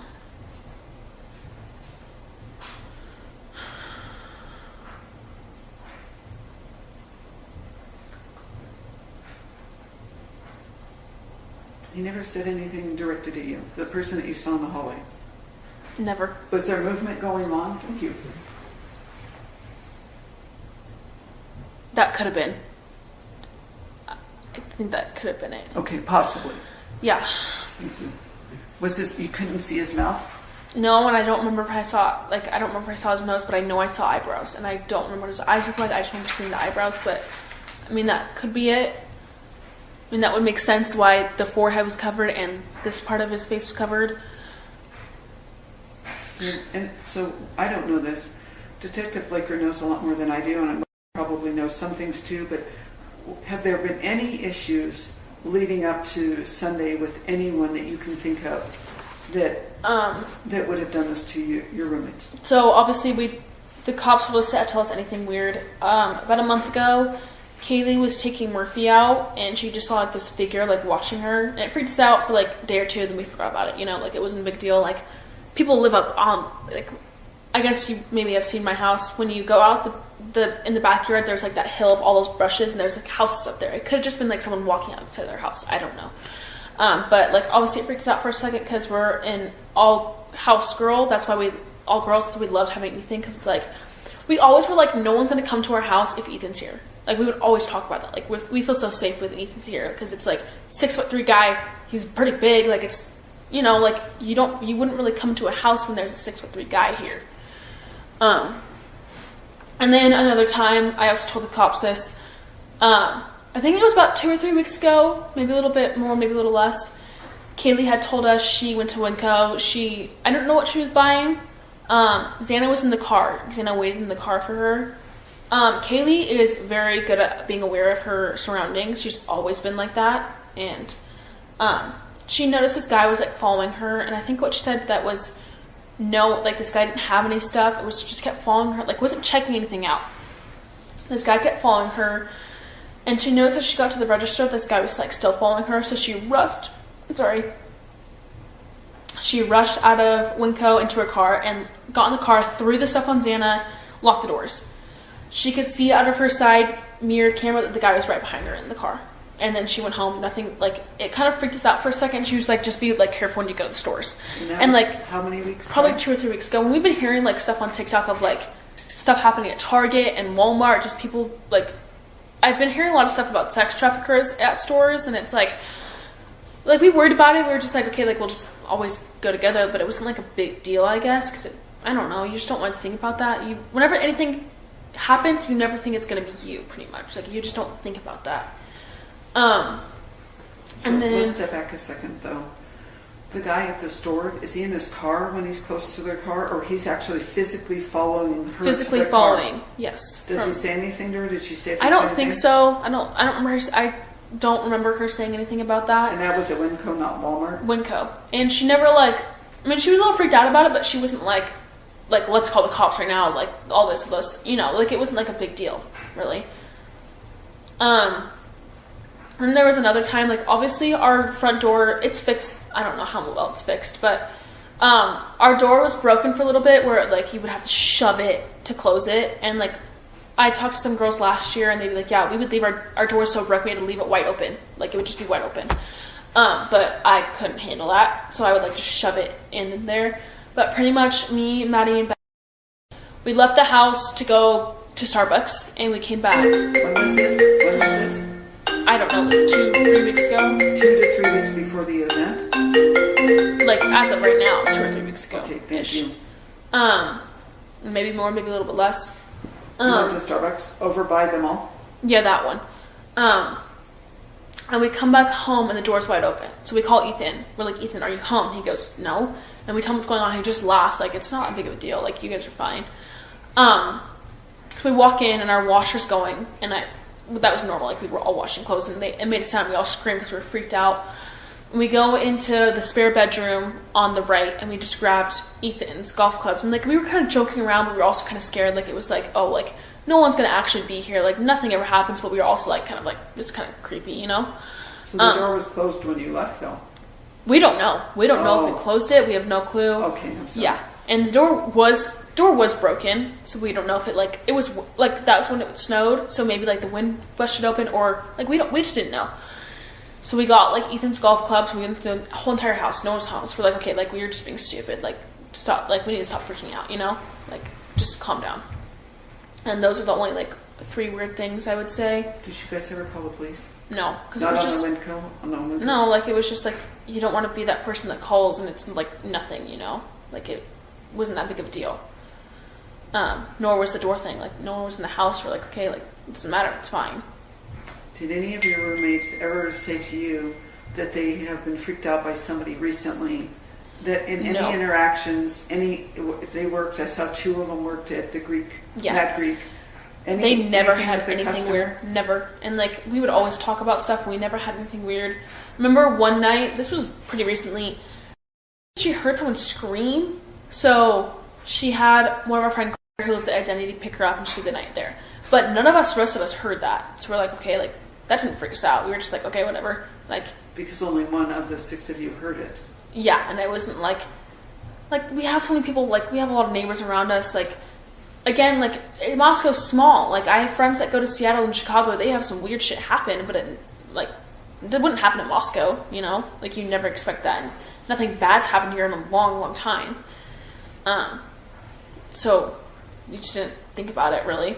I mean, like, yeah, I would get freaked out at night, just because that's how I am. I always get freaked out at night, just, like, worrying that someone's there, but there never was.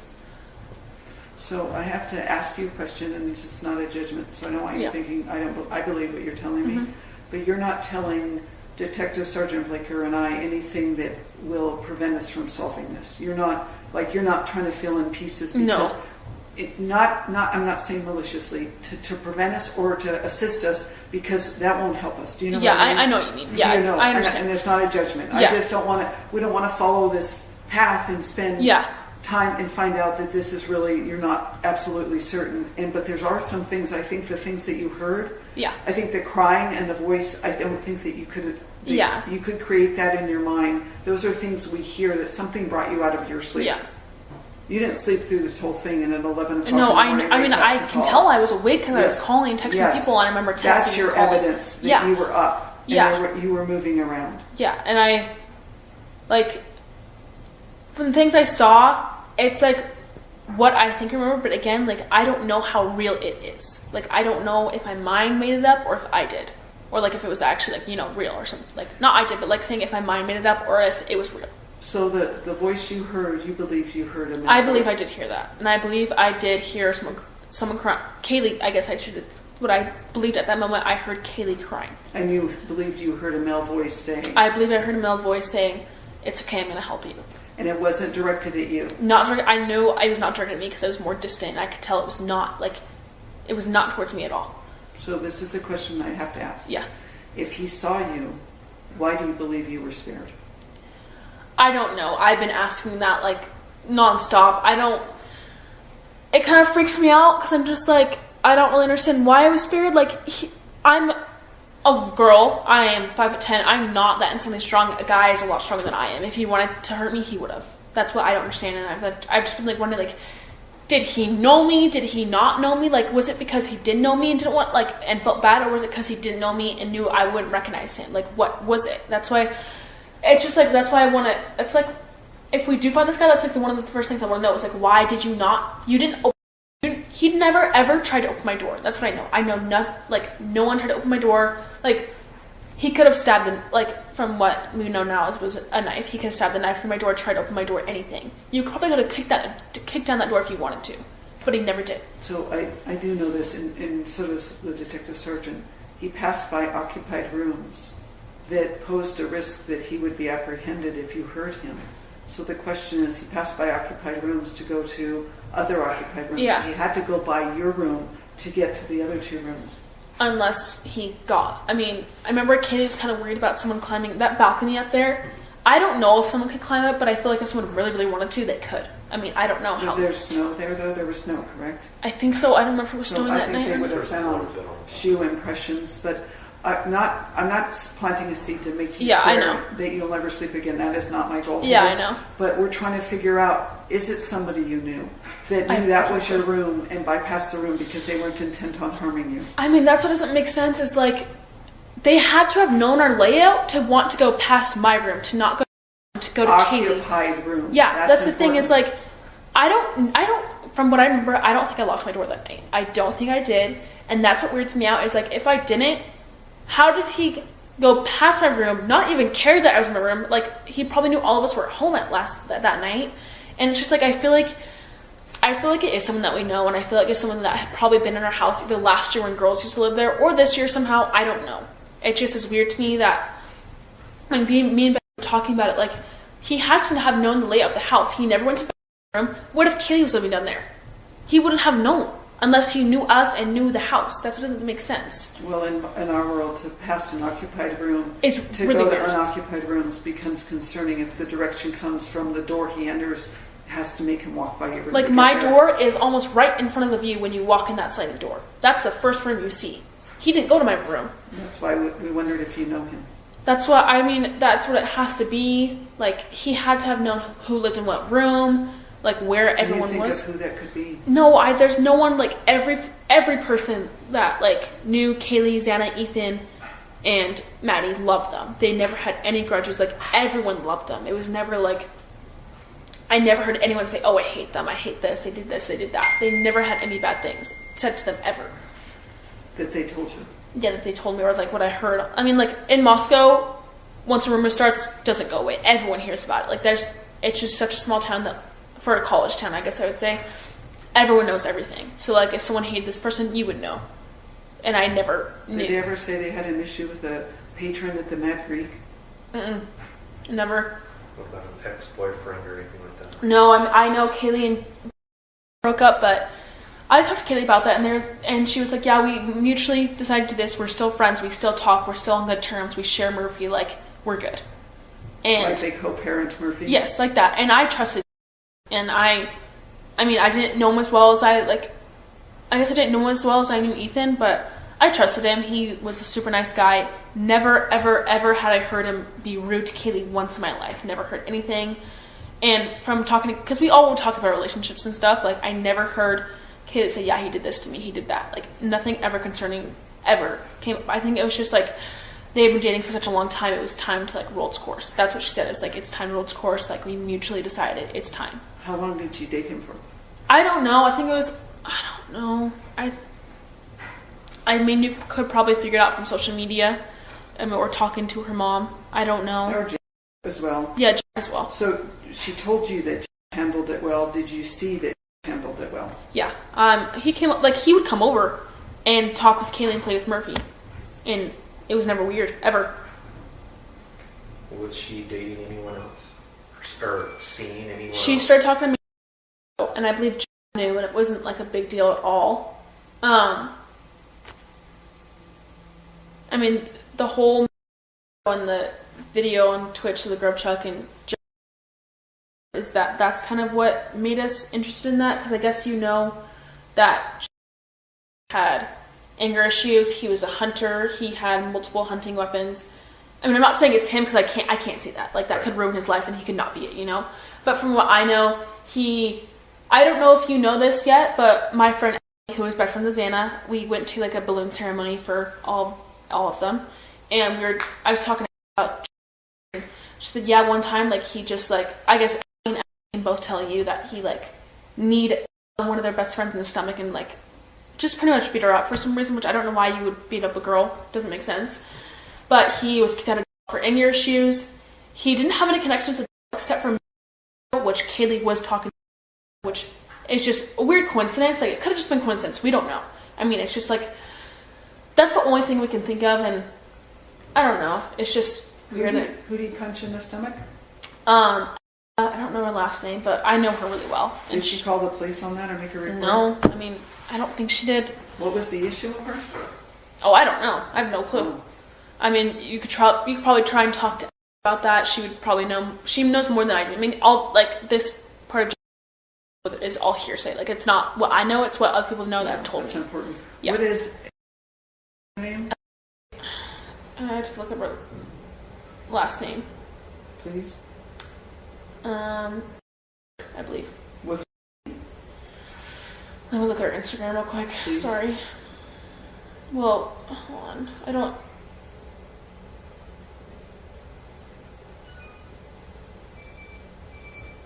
I currently don't have my insurance. I had to deactivate it.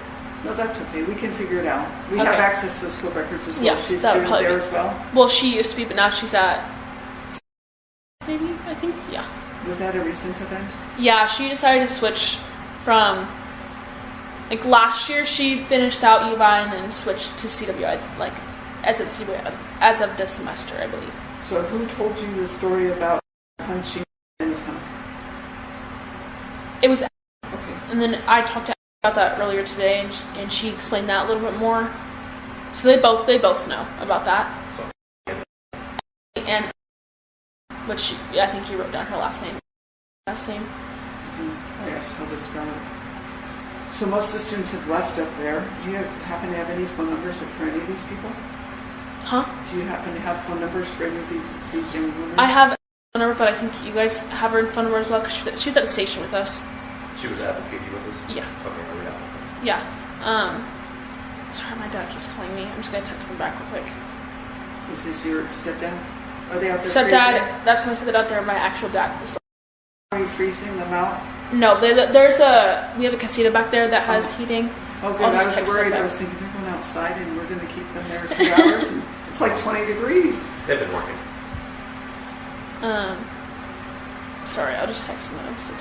So I always ask this because I don't know everything. Neither does Detective Sergeant Blaker. We don't know everything about what you know. Is there something he haven't asked of you that is important for us to know?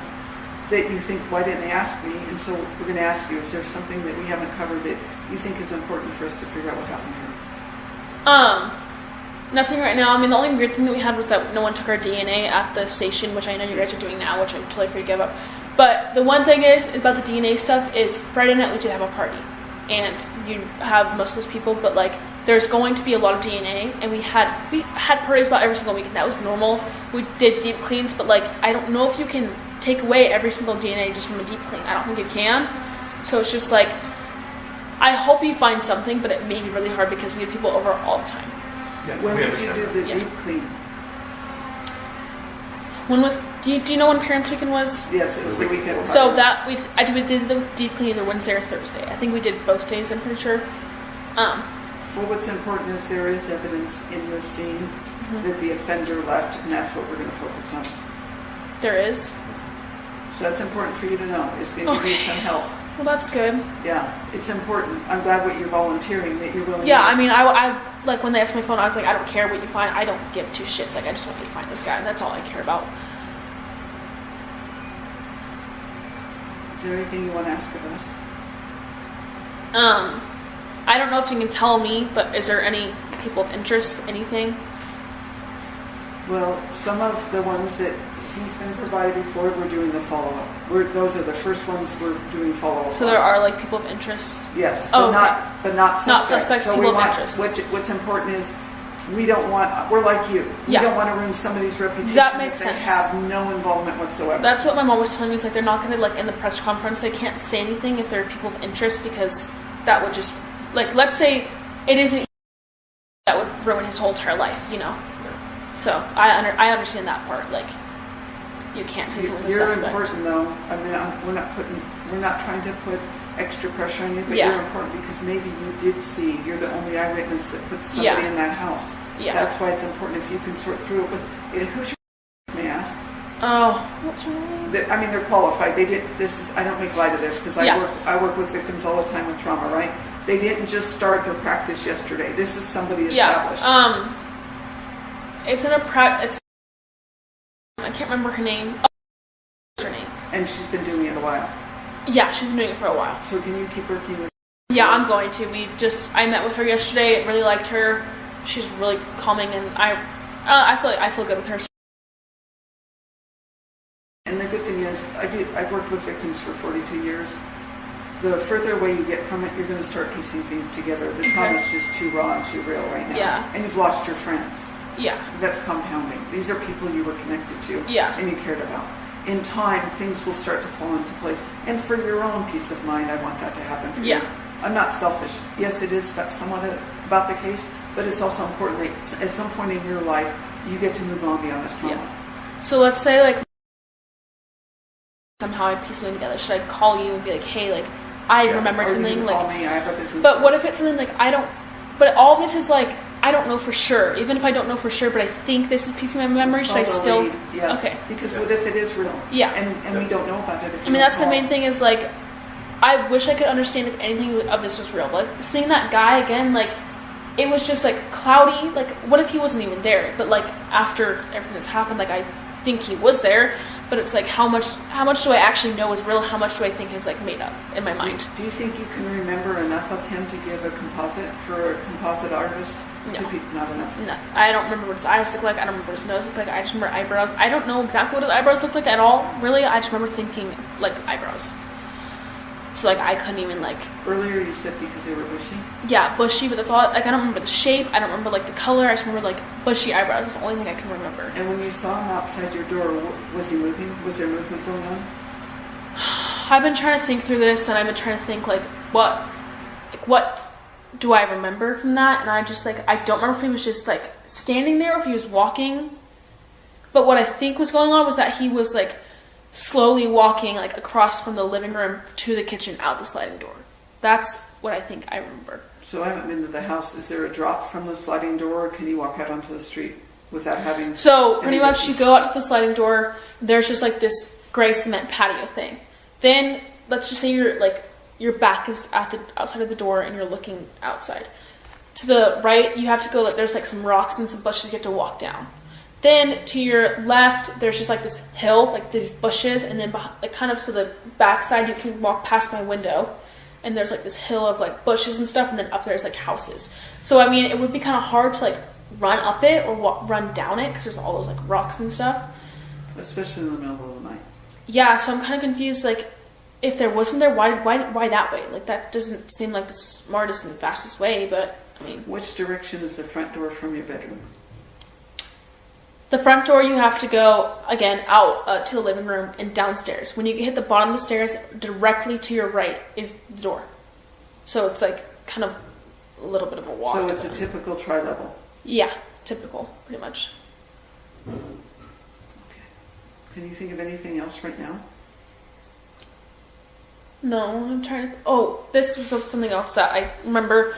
Cars do come by a lot, but I remember looking out the window, I just remember... Well, I think it was a black truck. I don't know for sure, but, like, that is normal for people's cars to go by, but I don't know if that could be something. It was just, like, car driving past our driveway. What time was that at?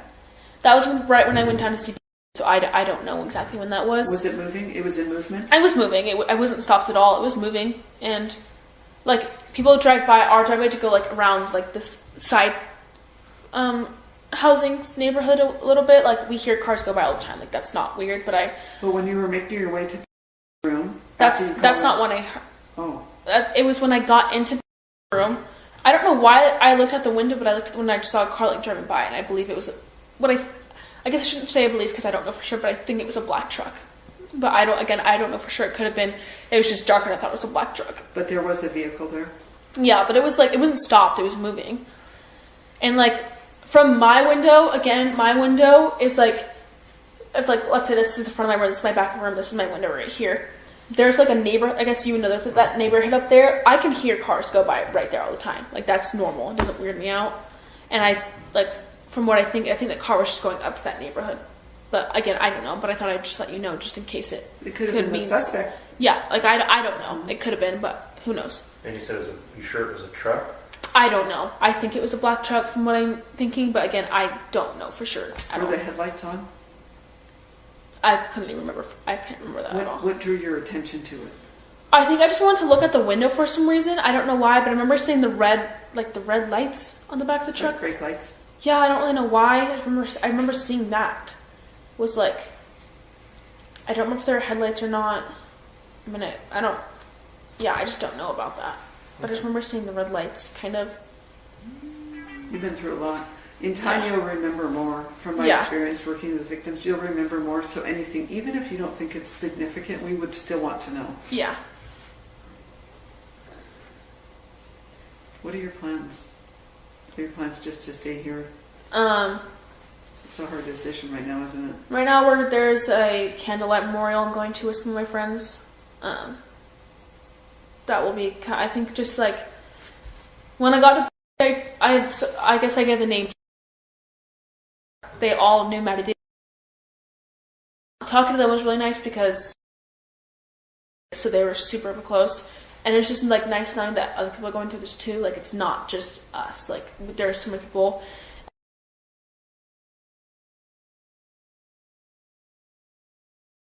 Really? Mm-hmm. That's interesting.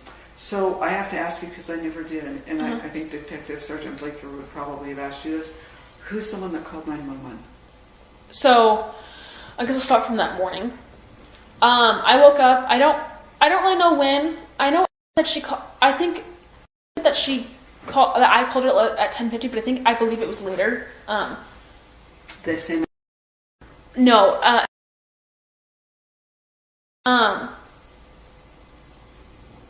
I don't know how I knew, but because looking at everything there, like, the call was at 12, so I think I called her close to like 11:50. I think it was 11:50, not 10:50, from what I remember, but it could have been 10:50. Maybe I just am mixing everything up. Again, that was on Snapchat because I didn't have her number at that moment, so it probably has gone away now. Pretty much me and Bethany, I woke up and I kept like going in and out, and I kept having these dreams of like this woman. I remember just having this like big nose, and she was wearing all black, and it was like a joke that they were coming to the house like trying to prank people. Like, I just had these dreams about this guy, but it was actually a woman, and she was super nice. Eventually, like, just these weird dreams about everything. And I woke up, and I couldn't remember if all of that was a dream. I couldn't remember if I didn't know any of it, so I looked at my text messages, and I saw I had texted about that, and I was like, okay, like, now I'm kind of weirded out. Like, I don't know how much of it was real. Like, I thought I imagined it. Where's when you wake up? Right next to me in bed. We wouldn't even go outside to go pee because we didn't know like what was going on. We didn't know if someone was there. Like, it just, I don't know. We just didn't want to deal with that, you know. We woke up and I was like, "Are you awake?" She's like, "Kind of, so." And so I have the text messages. Let me go to it real quick. And you're in. Yes, in the basement. Sorry, I have to go through so many texts. So I texted Maddie 11:23, "Are you up?" And I had looked at her, so I have Maddie's Find My iPhone, and because she was at home, I was like, okay, like, they're fine, like, you know, nothing happened, like, she's at home, you know, that's what you could think. see your phones. Yeah, and I'm like, okay, like, well, if your friends are home, like, you think you're safe, you know, like, that's just what you immediately think. So I guess Maddie texted at 11:23. Kaylee, I texted. Oh, I guess that would have been 10:23 in Moscow time. Sorry, that keeps confusing me. I would have texted Kaylee at 11:29 in Moscow time. "Are you up?" Kaylee? Yeah. 11:29 a.m.? Yeah, and then I kept, so on Snapchat, I don't know if you know this, but you can have your location on that. I don't know if, yeah. So Xana and Ethan always have their location on it, and it wasn't turning on, so I was like, okay, that's kind of weird, like, maybe they were just really drunk, you know? And they're sleeping in pretty late. I then called my friend and I said, "I don't know if this is real or not. I don't know if I made it up, but I think there was someone here. And I don't know if it's true." And I told her about the whole black mask situation, and she thought it, like, I talked to her today, and she was like, I mean, like, you girls kind of freaked out about that. I just thought it was like another one of those, like, oh, you're just scared for the night, because I just talked to her a little bit ago. And so she sent over that guy that was with us. So boyfriend is... Yes. Okay. The Chapin is boyfriend. So I called and I told her, like, I'm kind of freaked out, like, we don't know what's going on. Called was the one that had that blue car parked out. So he came over and he walked in the door. We were kind of freaked out. We're like, who is that? He goes, it's just... So the door was unlocked? No, he knew the code. Well, I guess I wouldn't even know. Ask him. I guess I would have to ask him, because we told people that we knew very close what our code was. I don't know if he knew the code or if the door was unlocked. I'm going to be honest. I don't know. So he came alone? Yes, at first. He came by himself at first. What time do you think that was? Oh, I have no clue. Okay, so a little bit before 12, because I guess the call was at 12. So I'm going to guess a little bit before then. And he walked upstairs and he was like, what do you have? Like, to protect it. I go, there's knives in the kitchen. Like, just like kitchen little knives. He was just asking, what do you have as far as a weapon? Yes, just in case, because he was kind of freaked out. That's when I saw Xana again, and she was in the same position, and that's what freaked me out, was that she hadn't moved at all. And I was like, okay, she's just unconscious. She's just drank too much. She's unconscious. Like, and I just started bawling, and I stayed downstairs, but at the door, and I was upstairs. But you went up with Hunter? I went up with Hunter. I just started bawling because I was like, I didn't think dead at all. That never crossed my mind once. Never, ever, ever that crossed my mind. I just thought, she's unconscious. She's not waking up. Like, she just drank too much, So I go downstairs and I start crying because I'm really freaked out. Like, everything is stressing me out. And she start coming up from those little mini stairs from the White's permit. And I'm like, she's not waking up. Like, she's not waking up. Like, I don't know what to do. She's unconscious. And I don't know if I made sense to them at all because I was freaking out. Why did you come over? Because I called them. Okay, because you called them and they came at your place. Yes. Okay. They sent first because, like, there's a guy, just, I don't know. Comes down, you can tell when someone's freaked out by something, and he was freaked out, and he said, call the police right now. And me and just like, we don't know what to do. We didn't think, like, we just thought maybe she was unconscious still. So you hadn't seen her? So your 911 call saying she's unconscious, you didn't realize the magnitude of the issue? Yeah, I didn't see Ethan in there, but that Ethan was in there, and I don't know what anything looked like. I just saw, like, again, her legs and the top of her head. That's all I saw. I didn't see anything else. That's why we're asking, because when you called and said unconscious, we're wondering, after seeing what he told me he saw, how you would say unconscious, because you never saw that. I never saw anything. So I thought they were asleep at first. I don't know how much he saw. All I know is he was freaked out. He said, I think they're just asleep. And when we were talking a little bit later, I asked him about it, and he was like, I thought they were asleep. Like, don't feel bad you didn't know. Like, I thought they were asleep too, because I felt terrible about it. I thought that she was just asleep. And so obviously he came down the stairs and he was like, call the police right now. And so he's the one that called it. Okay. I don't know if me and her could barely talk. I don't know if they gave the phone to her or at some point I got the phone back and I was like, Xana is unconscious. And I think I said the address, or I can't remember. Again, this whole moment of the morning was like the most stressful, like, freaked out of my life. And this woman was on the phone and she was like, okay, like, something about defibrillator. I remember, and I asked the police that was coming, I was like, do you have a defibrillator? I said, yes. And so she says, okay, someone's here. And I said, yes, but can I tell you the whole story? She goes, no, she just said no, like, someone's there. And then I was like, okay, goodbye, whatever. I don't remember how many policemen came there. All I remember was, like, just crying and freaking out because we were so, like, we just didn't know what was going on. And then this policeman, he questioned me, and I told him about the whole night. And I tried to tell him as best as I could, but obviously I was, like, out of it. And he was talking to me, then talking to other people talking to me. So it was kind of, like, kept leaving and going, which I understand. He had to handle the situation, not his fault at all. And then I just remember putting the tape up, and that's when I just dropped to the floor and started crying, because I was like, this is not okay. Like, you only put the tape up when there's a crime. Like, you don't ever put the tape up, really. And I remember we all started freaking out, and then Xana and Ethan didn't come out, and the ambulance, like, the people with the ambulance, like, the people came and then they left, and like they didn't come back. That means they were here for 5 minutes. That's how you know. And I just remember we all started bawling our eyes out, like, we didn't understand what was going on. And I remember I kept asking, like, where's Dana and Kaylee? Because, I mean, where's Maddie and Kaylee? Because Maddie's location was at home still. I was like, where's Maddie and Kaylee? Like, where are they? Like, can you please tell me? And they wouldn't tell me. And I think the moment we really knew that something, like, one of them was gone was because that vandal alert. And obviously, she was pissed off. She goes, like, why the fuck did you not tell us this? Why did we get a stupid, like, text?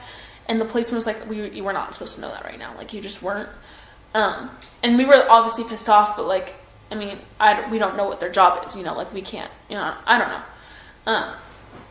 I think that's when we realized that they were actually gone, and I screenshot it to my mom and I called her, and I just, like, was crying and freaking out.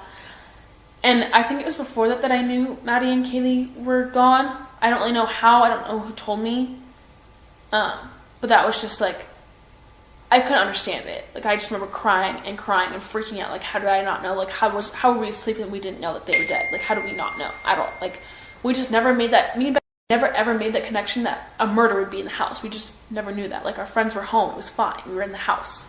So I know you know this. For whatever reason, you were spared. So don't let this define you for the rest of your life. Yeah. One day we'll make sense of it, but we have to figure out who did this to understand why, right? We don't have, that's what you can tell me where you were, when you were there, what you were doing, where they were, but we don't have the answer for you why. Yeah.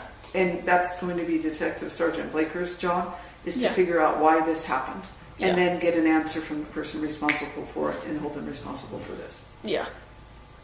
So you're going to do this. This is a process, right? Probably told you this does not resolve overnight. Mm-mm. And it does, and it takes years. It takes people years. But there is a reason why that this didn't happen to you too. So all I would want to say to you is that remember there was a reason you were given a second chance. Yeah. And do right by yourself and your friends. Yeah. I mean, the biggest thing, like, me and Bethany, I just feel like we wanted to know, like, what made someone want to do this to such good people, and what made them not want to hurt us whatsoever. Because they never went down the room, they never went to my room. If they did get through the sliding door, then they had to have passed my room.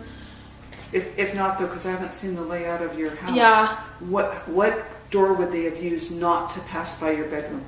Well, I mean, to go the front door, you still have to pass around to go up to Kaylee's room. Yes. But Kaylee always, like, was kind of freaked out because that balcony, I feel like if a guy really wanted to, I feel like he could climb up if he wanted to. So, and I remember we were looking at pictures of, like, the whole news thing, and our curtains were all kind of messed up, and that was, like, what made us kind of think, like, that could have been law enforcement doing that's that true. as well. You know, those pictures true. Come after the fact. How far is it from the ground to the balcony? I don't know. How much do you think? I mean, you've seen the house. 9 to 10 feet. Like, if someone wanted to, I feel like they could. But why do that if the doors are unlocked? I know, but... And then the risk you run is if you're crawling up the side of a house, somebody's going to see you doing that, and you run the risk, a higher risk, of somebody calling that in, as opposed to just walking in the front door to a house that's very active with people. Yeah, that's true. So I guess... But I don't know that. Do you know, maybe that did happen, but the risk that an offender runs into is if you're scaling a 9-foot-high wall to get into a room, somebody is going to pass by and see that and report that, and then whatever your plan is has just been interrupted by that. I mean, that would make more sense, but I just don't understand why my room, like, I guess if you're taking DNA, you can see my door handle and see if... Well, that would be normal. That'd be normal because you'd be there, but you're thinking somebody else's stranger DNA. Yeah, maybe tried to open the door, but if I did lock my door, then maybe that's why they didn't go in my room, because my door was already locked, but I don't know if it was locked or not. So this is a really odd question because most people don't do this. Did you check all of when you first got back did you go through your house to make certain nobody else was in it? No, that never, I don't know, we just didn't care about that. If we were with people, we weren't worried. When you came home to get in your own house, did you have to unlock the door to come in? I think so, yes. I think I had to punch my code, so our door, there's, like, you twist it, so there's, like, a little thing that you twist, you know. If it's vertical, it's unlocked. If it's horizontal, it's locked. And me and were, like, checking it out to make sure that it was locked a while ago, and we always kept it horizontal, and I would check to make sure it was horizontal. So I think the front door was locked. I mean, you came back to have popcorn and watch the movie. Yeah, I mean, we would still eat, like, even if I, like, let's say the door was unlocked, I still would have typed into the code to open the door and it would have just opened right away, you know? So I don't know if it was locked or if it wasn't. That might be important. Yeah. Because maybe this person was there first, and then you guys came to the house and he was already there. I would want to know that. Yeah. If you can remember. The other thing is, you can interview and ask, I know she was drunk though. Yeah, to see if she remembers if you had unlocked the door to come in. Yeah. And do you know, when you got home, because it was cold, right? Yeah. Was the sliding door open or closed when you got home? It was closed. Because I remember we were making popcorn, and that would have freaked me out if the door was open, but I don't know if it was locked or not. That I probably don't know, but I do know that the door was locked. The door is closed because I don't know, that door just being open kind of freaked me out. Where was Murphy when you got home? Oh, I let him out. I forgot to add that. He was upstairs and I let him out to go potty real quick. So you went upstairs? Yeah, so I guess, I don't know how I forgot about that. Sorry. That's okay. Whose room was he in? Kaylee's, because it's mostly Kaylee's dog. So I heard him whining. I was like, okay, I'll go get him. Took him outside for a second. So I know no one was in Kaylee's room. Her lights were on. I know that for sure. Her lights were on. I took Murphy outside and I just kept like looking. Whenever I go outside in the dark, I'm always like looking at my surroundings. Didn't see anything. I know that. Looked around, brought him inside after he like went potty or whatever, and then he was Lake and him were hanging out a little bit. Then I brought him back upstairs. So, yeah, I don't know how I forgot about that. No, that's okay. This is what we're talking Yeah. about. Yeah. So, are you comfortable if I leave her business card as well? So I'm here. He's in Moscow. If you think of anything, if you're more comfortable with him, you're welcome to call him. If you're comfortable, I'm going to give you a business card with my cell phone. Okay. You have some questions? Only one question I really have now at this point is, did you happen to know the login or username and password for the router? No. I believe it was Kaylee who dealt with the Wi-Fi stuff, not me or. I know so Xana dealt with like, I think power or something, and then either Xander or Maddie did water, one of them did like utility, whatever, light or power, whatever, and then Kaylee did Wi-Fi. Okay. That's all I know, because me and Ben were in charge of that stuff because we were just moving in. So. Is there anything we haven't asked that you think it's important we cover? No, I do have some follow-up questions about just stuff, but no, not for the purpose of the interview.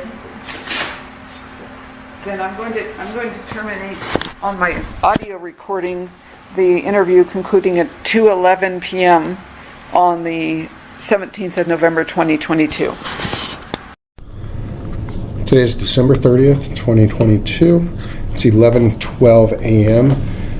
This is Detective Joe Lake for case David 22-00-0030, quadruple homicide, Latah County, Moscow, Idaho. With me today is Detective Gary Tollison, Idaho State Police. Attorney for. Perfect.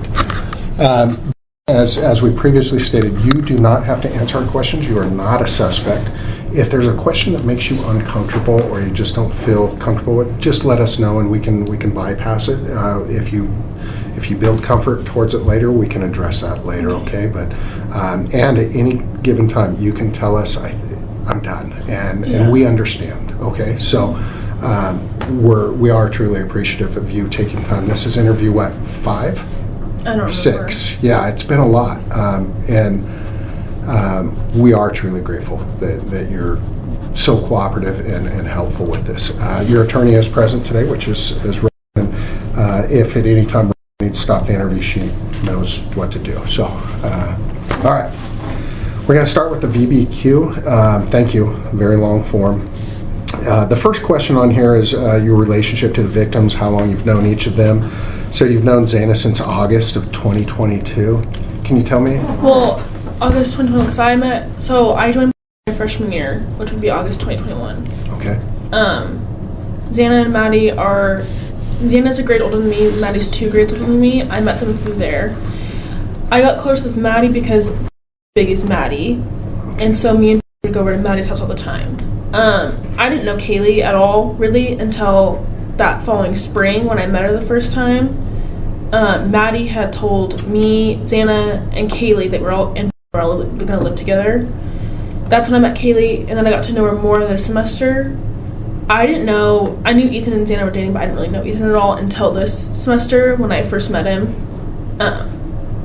Yeah. Okay. You actually just answered all of those for. Oh, sorry. No, you're great. That's great. I appreciate that. No, that's perfect. So you had a pretty good relationship with your roommates, with your friends there, and we'll talk more about that as we progress. You already know the questions. You already answered them all, but we'll just kind of progress through this. Last contact with them, you saw them at the party. This is for Ethan, that is, on the 12th at around 10:30 p.m. And I think that's consistent with what you've previously stated in your interview. Yeah, so I know, like, I went to some kind of, but I don't know exactly the time that I last saw them. Okay. And then Kaylee and Maddie, you were hanging out with them, and I'm just going off of my memory, hanging out with them upstairs for a little bit. Yeah, in Kaylee's room. Yep. And that was about 2:30 in the morning that you went back to bed, so that was last year. Mike, what were y'all talking about? They had just gotten back from the clubs, right? We were all a little bit drunk. Kaylee and Maddie had gotten grub truck, and Maddie kept taking Kaylee's grub truck. So there's like a video of me and her, and we're like, oh, should we go get grub truck? And we're like, well, no one can drive.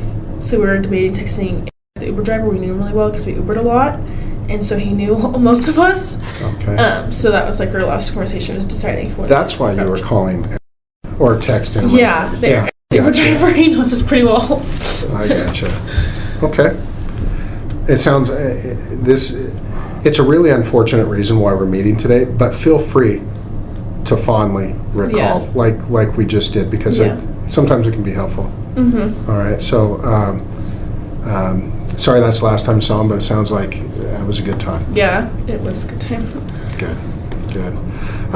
The next portion is kind of family and background on the VBQ, and you actually know someone for each of them, family members and whatnot, which is great.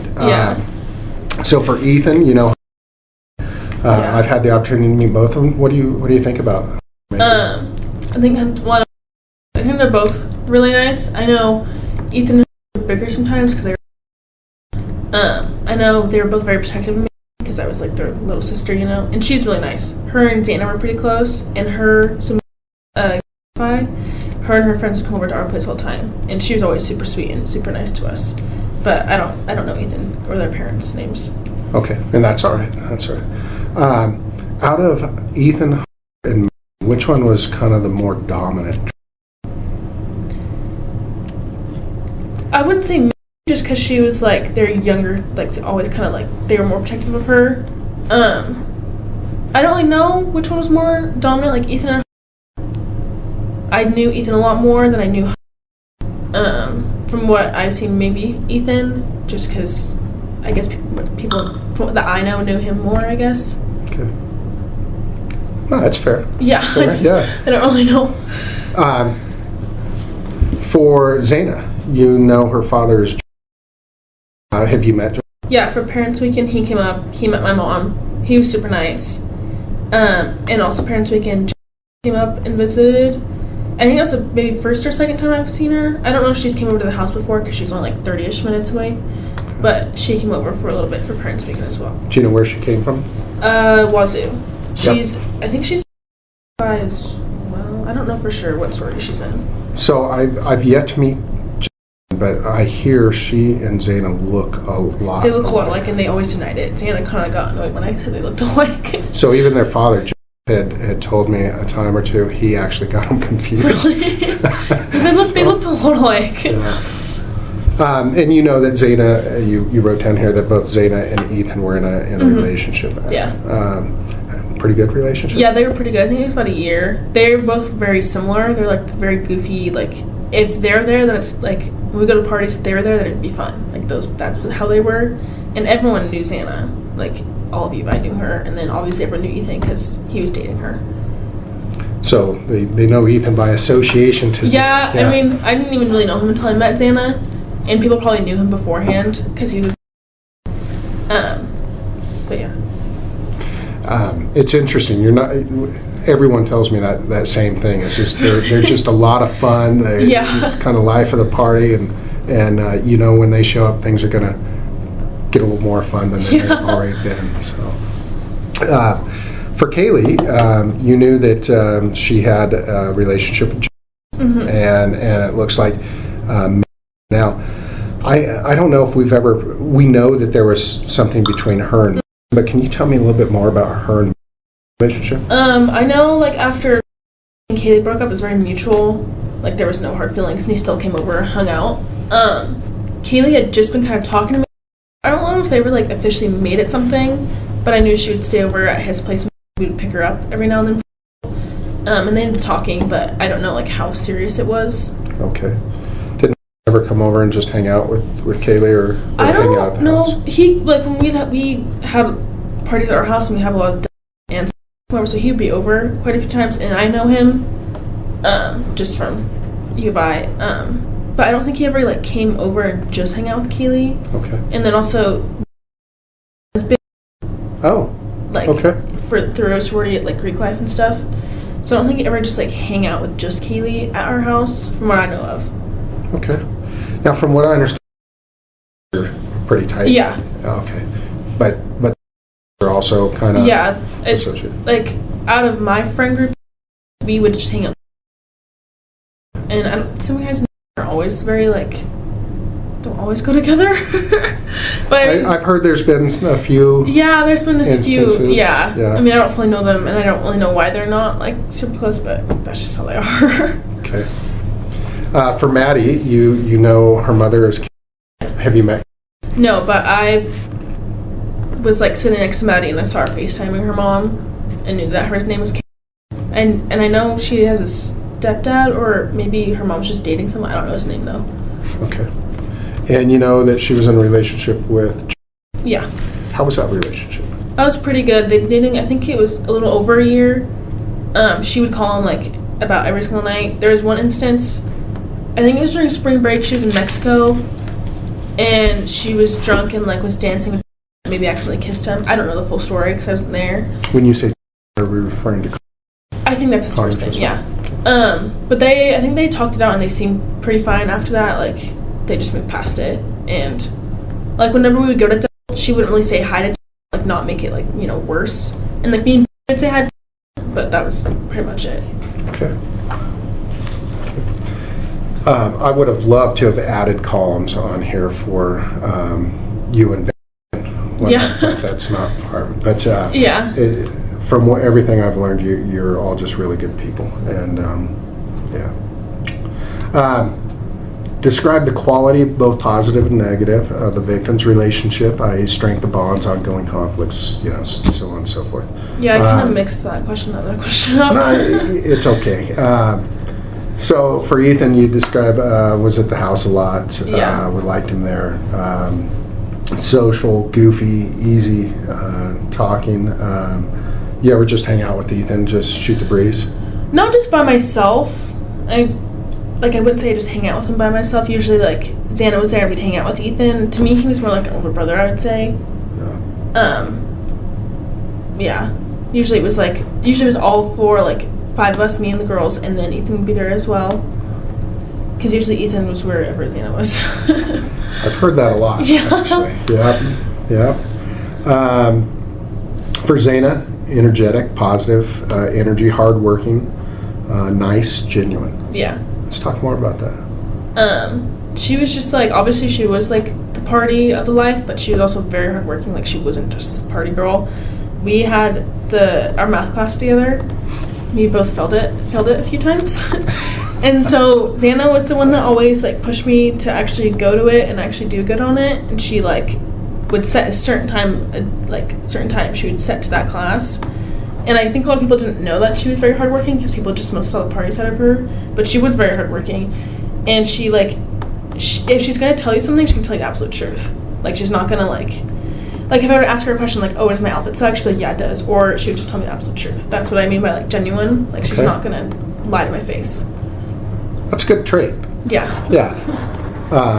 And obviously you respect her. Yeah. For having those traits. It's great. Kaylee, it says, Prankster. yeah, fun, like to do pranks, Yeah. also very hard working, positive energy. I think you started to write something that started with a V, maybe. That's what I Oh, was very saying. funny. Okay, Sorry, very funny. I Gotcha. abbreviate a All lot. right. Yep, you're all right. So very funny. Let's talk about some of the pranks.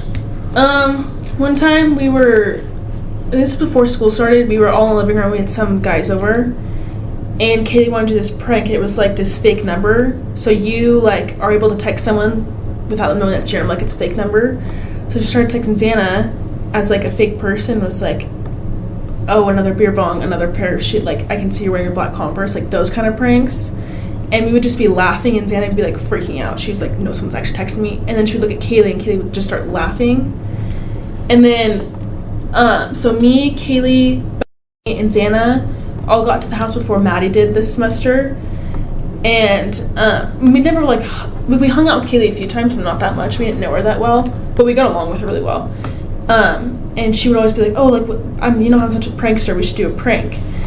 And so she decided that when Maddie got home, she would start yelling at us, like as a joke, that we took her alcohol or something. Like just those like stupid kind of pranks, but obviously they were all jokes and we would just be laughing. And we tried to get Maddie to think that we weren't going to get along. And she came downstairs and was like, what is going on? And was kind of worried that we weren't going to get along, but we told her it was just a joke. That's great. That's great. I like pranksters. Yeah. It adds a little excitement. Yeah, that's how Kayla always was.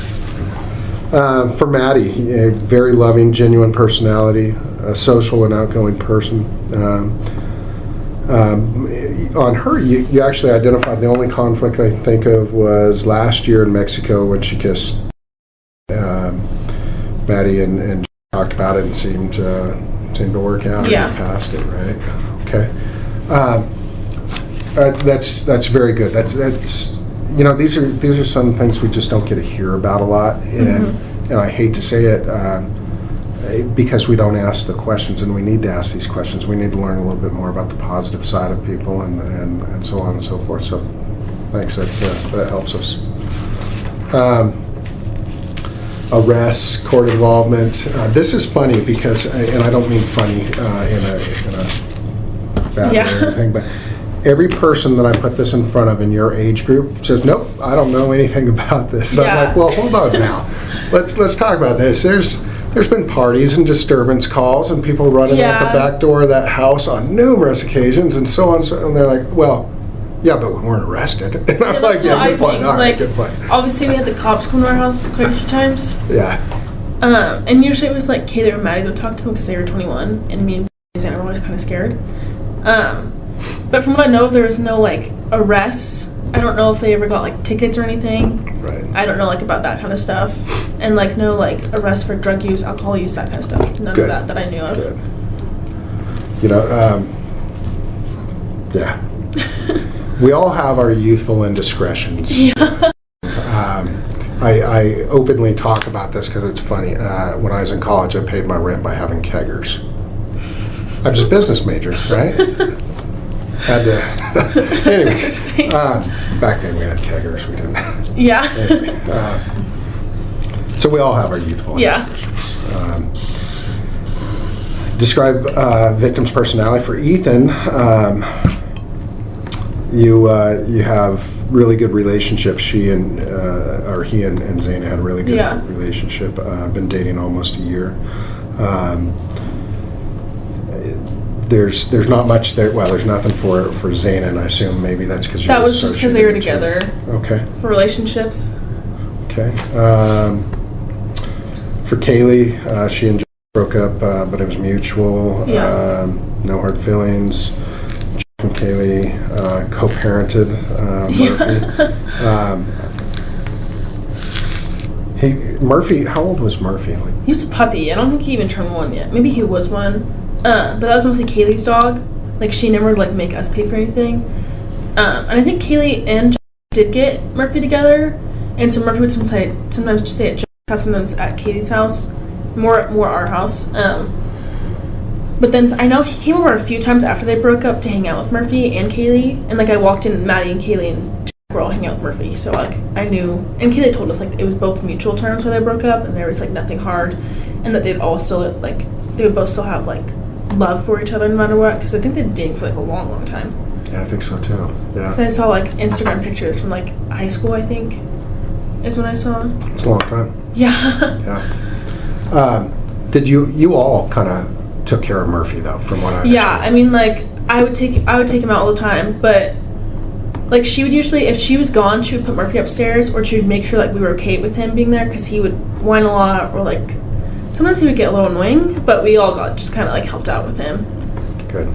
Playful, pretty playful dog. Yeah, he's very playful. I liked to pee a lot in the house. It's interesting, but yeah.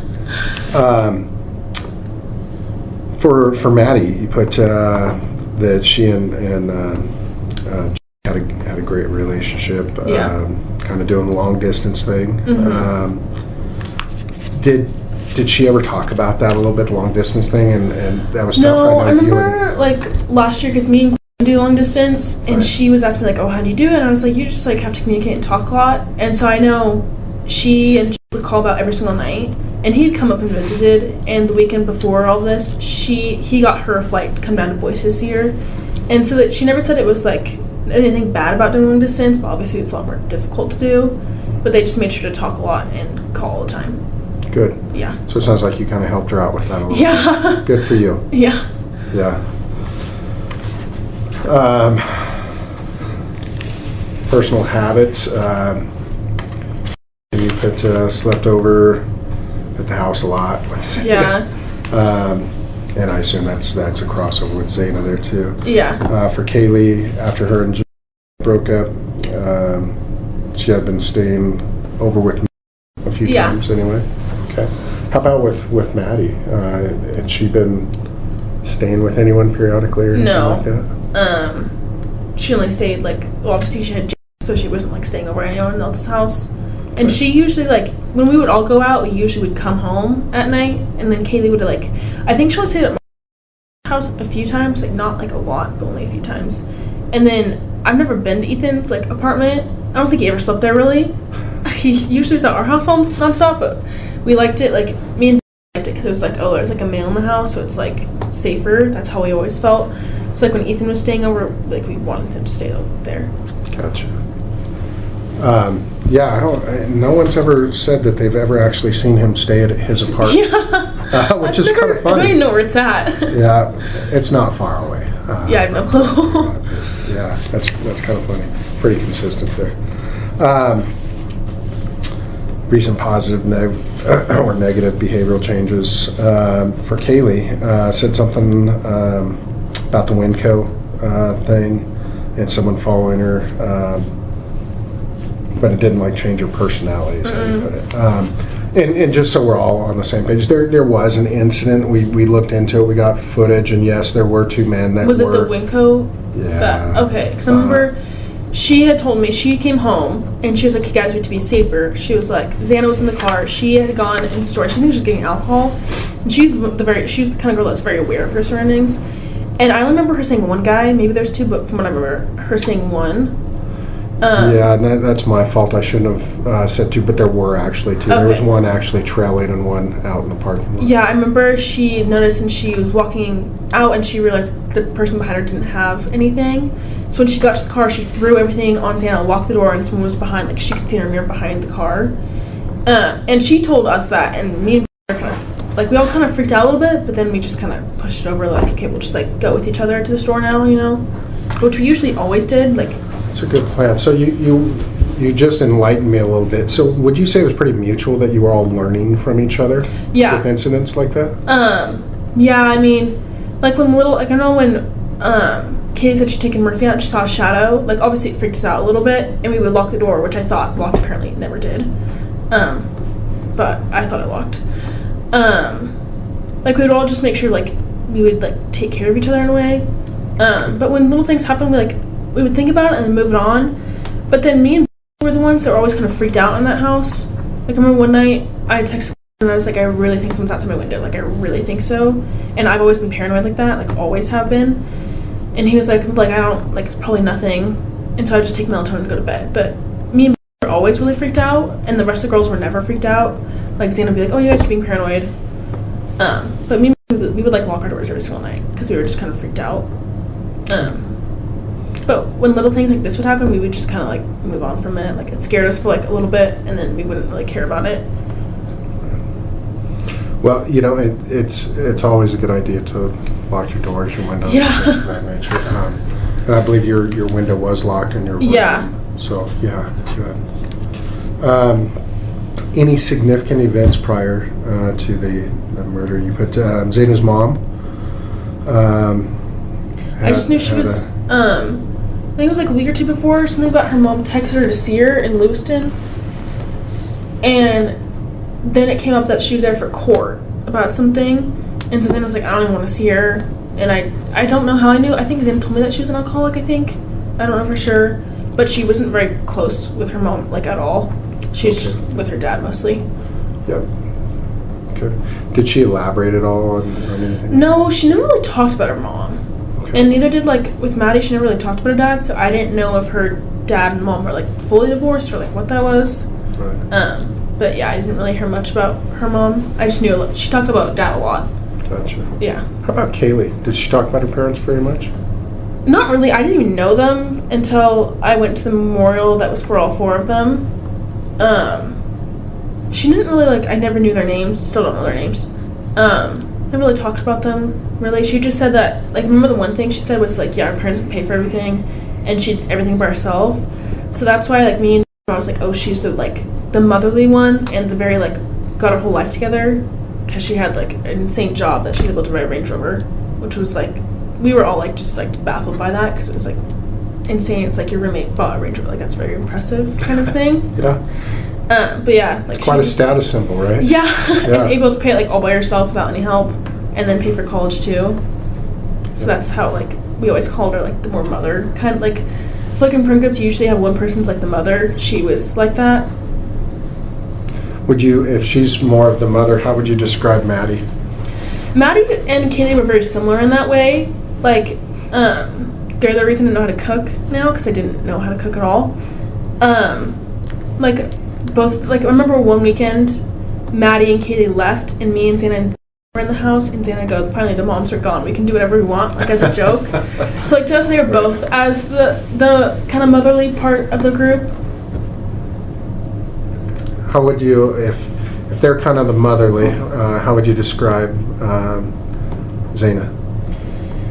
She's like the sibling that likes to have fun party, like me. But, like, obviously she's more than just that, but she was the reason we would have a lot of people come over, because she knew a lot more people than me did, and she was older. But she's like that fun older sibling kind of vibe, I would say. And how about Me and like, we were just the young ones of the group, kind of just hanging out, doing, like, we'd do whatever, like, we just wanted to hang out with everyone. And everyone was good with... Yeah, we all, like, I remember, so Kaylee, she knew a lot of the and I didn't know a lot of the she wasn't, I didn't know a lot of her friends, but one night Kaylee was invited to the formal, so I helped drive them around, and one of the, like, oh, you guys have, like, the best roommate situation, because we never had, like, any fights. We all got along very well. Like, we would go to the grocery store together, go to the gym together. Like, we did pretty much everything together in that, like, semester that we had. And, like, we all got, I didn't know, I wasn't super close to Xana before this semester, but, like, I was friends with her. This semester I got super close with her, Maddie, and Kaylee. So it was just, like, we had, like, everyone knew that we're like, oh, you guys have the perfect roommate situation. That sounds like a really good setup. Really yeah, it was nice. I've had roommates over the years, and I can't say we all got along as well as all of you got along. So, yeah. Yeah. I forgot to ask you, what do you know about Ethan's family? I met his mom and dad for Parents Weekend for, like, a brief moment. But they're, like, really good people. I don't really know them or know much about them. I just knew of me. Okay. Yeah. Okay. Risky behaviors, which would include drug use, drug transactions, excessive use of alcohol, use of prescription medications not prescribed to them, Yeah. Drinking, driving, etc. We have some Adderall use, Yeah. which we're aware of. Yeah, Xana, that was Xana and Ethan. They would do it sometimes. Xana would be like, "Oh, it's to help me stay awake longer for drinking." Do you know if that was prescribed to them? I don't think so. Okay. I don't know for sure because I know Xana always say that she feels like she has ADHD, so I don't know for sure if she was prescribed that or not. And then I know Kaylee talked about it once or twice, but then Maddie was like, "Hell no, never ever." From what I know, and I don't think Kaylee used it that often. I think it's pretty widely used It these is very days widely around used. the colleges. Helps study habits or Yeah. staying up. Back in the old days, there were other things that people were using to Unfortunately. stay up and Yeah. cram for tests. She would sometimes whatnot. use it. She had that, like, for math, we would have the math class and she'd have her test, and she would sometimes take it to help her focus a lot better. Which I don't really know why, because I don't really understand it at all. You think Kaylee might have had a Adderall once or twice? Maddie, no. And then, of course, y'all drank Yeah. quite a lot. Yeah, there's, like, we had, so November, I guess it's been 11th, that Friday, we had formal, and we had all drinking a lot that night. So, like, there was often, like, there were times that we did, like, excessively drink, but I know none of us would ever drink and drive. If anything, like, if one of them was out and one was sober, then we would go get the other one if needed to, or we'd just get an Uber from. Okay, that's fair. Yeah. Of all the people in the house, and I've been in the house, I figured you to be the least of the drinkers, and I'm only basing this solely off of, like, you go into and it looks like, holy smokes, this is, Yeah. there's a lot of alcohol, and then there were everywhere. But then again, I remind myself of my college days. Yeah, it was everywhere. It was absolutely everywhere. But who would you say was the most down to the least in the sense? I would say Xana was the biggest drinker. And then Maddie and Kaylee, they would mostly, like, because they were seniors this year, they didn't go to, like, the parties so much as we did because they could go to the bars. Obviously, we could not. So they didn't really always have a lot of alcohol in their space. And then parents had just bought her a lot of alcohol for Parents' Weekend. My mom bought me a little bit. I was also more considered, like, a lightweight, apparently.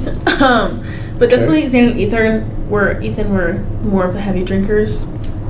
Okay, that's fair. Yeah.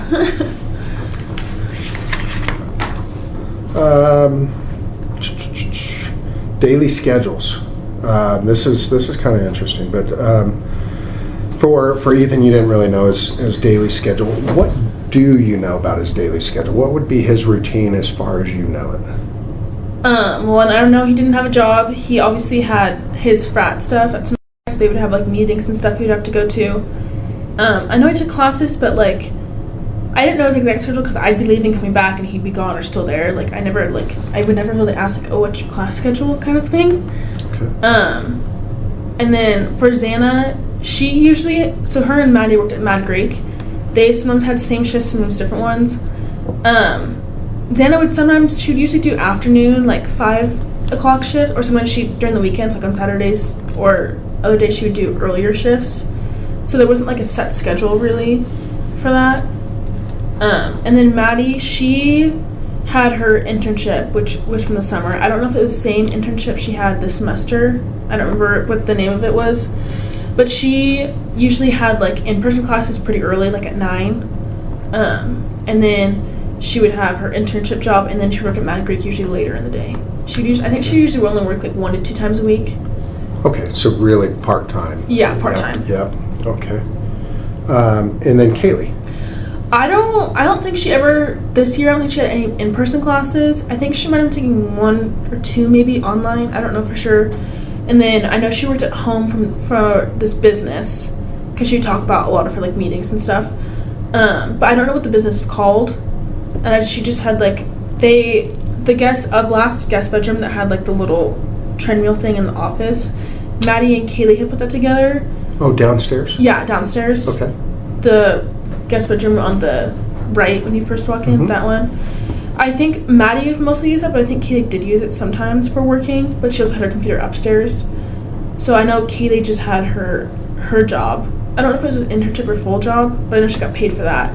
And I don't, like, know her schedule for that really. Okay. Was working? No, me and Beth were not working. Okay. That's nice. Yeah. You can focus a little more on Yeah. school and other things. When it comes to recent changes to the victims' daily schedules, one night you left that completely blank. There was nothing ever different from what I remember. Like, nothing changed. None of them, like, quit their jobs or anything. Okay. The one thing I do remember is Kaylee had talked about moving to Texas. There was a few, I think it was Houston, Texas, Santa Barbara, and there's one other one she talked about. And she'd gone home, I think, for a week or so, and then the snow came, and so she didn't come back, and then she got her new Range Rover with new tires, and she came home. And I think we convinced her to stay another semester, but I didn't know for sure she was fully going to stay another semester or not. Okay. That was, like, the only change, but that was, like, way before, like, she had already been talking about this. When she was talking about Texas, explain to me, how was she talking about it? Like, she just talked about how, I don't remember what friend it was she was going to move with, but just that she was going to sell all of her furniture and get new furniture. I don't know why she exactly wanted to move. I think it's like, I wouldn't want to live in Moscow my whole adult life either. Like, it's a college town. You don't want to, like, live there forever, I guess I would say. Right. I think she just wanted to change. But I didn't know why it was Houston, or I think Santa Barbara was one of them. But I don't know why it was those two. Okay. But she had just talked about it a few times with me about doing that, and then we had, like, I think we talked to Maddie about, like, trying to convince her to stay, and Maddie had sort of convinced her to stay. So. Okay. Did anyone else talk about their kind of, after the college experience or after they graduate, what they had hoped to move off to and I think explore? Maddie, because she had another semester left, I think she talked about maybe going back to Boise with I don't know what Xana was thinking, because she was, like, still just junior, like, didn't have her plans fully decided. And then we never, like, knew exactly what we were going to do. Okay. I noticed you're... Yeah, I changed that. You did? Yeah, I had an anatomy and physiology class, and it was like hell, so I didn't want to do that anymore. Physical therapists, by the way, are awesome. Yeah, I've After thought about 18 it. orthopedic surgeries, I love Yeah. physical therapists. Yep, they... so if it's something you reconsider, I think you'd probably be great at it. Yeah. You can help a lot of people. Yeah. Trust me, they've got me back up and going without a surgery a lot of times, Yeah. and it's been great. So anyway, digress there, sorry. So basically, really, Kaylee and Maddie were the only ones that were kind of seeing beyond the college years at that Yeah. point. The rest of you are still kind of, Yeah. hey, we're going to enjoy this while it's here, and we'll figure Yeah. it out as we get a little closer to graduation. Right? Yeah. Okay. And that's fair to say. That's Yeah. a summary of it. Okay. Close friends.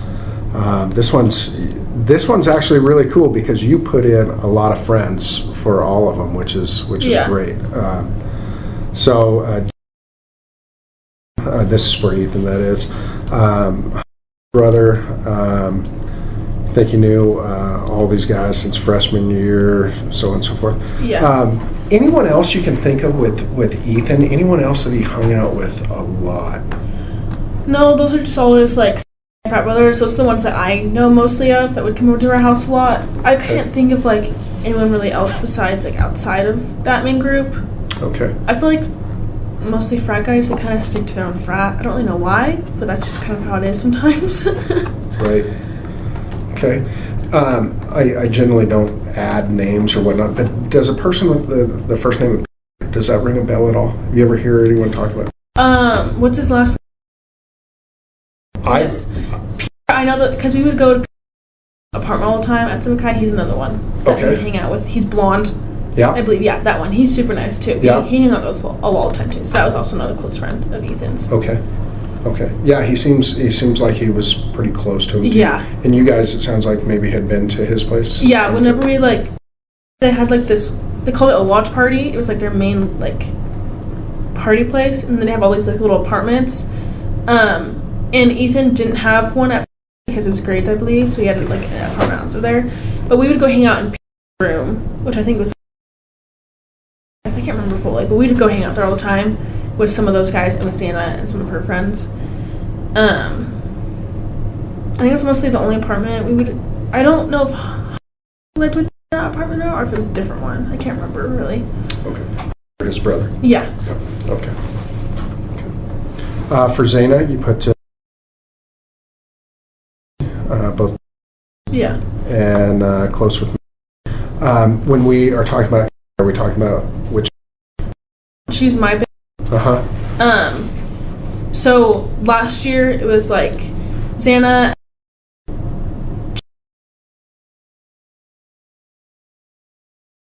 I believe they all lived together in the place called Shark Tank. But Xana was super. Xana was super close to Ellie. I forgot about that one too. Xana and Ellie were super close, and then also Xana and Ellie were pretty close. And she had a lot of other friends, and like she knew a lot of girls from different sororities. I mean, I don't remember all their names, but she had a lot of close friends. And she had a friend named that did the for all 4 of them. I don't remember her last name though, but I know they were really close. Okay. It sounds like maybe was close with a lot of you. She was close with a lot of us. She lived right across from us in the Whites. Would you say that out of all of you, all 6 of you in the home, or at least the 5 of you in the home, was probably the one that was connected with all of you, or would you say there were others when it came to friends that had an association or connection or friendship with all? I guess you could. Yeah, I would say I knew all of us. I guess she didn't really know Kaylee as much. Me and were the only ones that knew our friends and Kaylee, just because Kaylee was she was also an older. So mostly just me and that knew Kaylee, all of them, and the other as well. But I knew Xana, Maddie, me, and really well. Okay. Can you think of anyone else that had that commonality? Of all of us together? Mm-hmm. There's probably, I'd probably say because she was also, but she also knew Maddie and Xana pretty well. I didn't know her especially well, but she knew, and I've talked to her a little bit. I would say there's probably more that knew all of them, but I wouldn't say they essentially necessarily know like me and very well as well too. Okay. That helps. For Kaylee, but Maddie was her closest and best friend. Maddie. Is that for Maddie? Is that okay? They all lived in the house before us, and they all graduated last year. Okay. And you don't know of any changes to friends? No, recently? they last I talked to them, they are always super close, and there was nothing like any bad blood, I could say. Okay.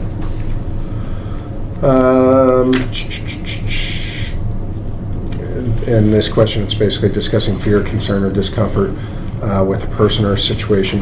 And Kaylee is the only one you responded to, and that was the Winco incident.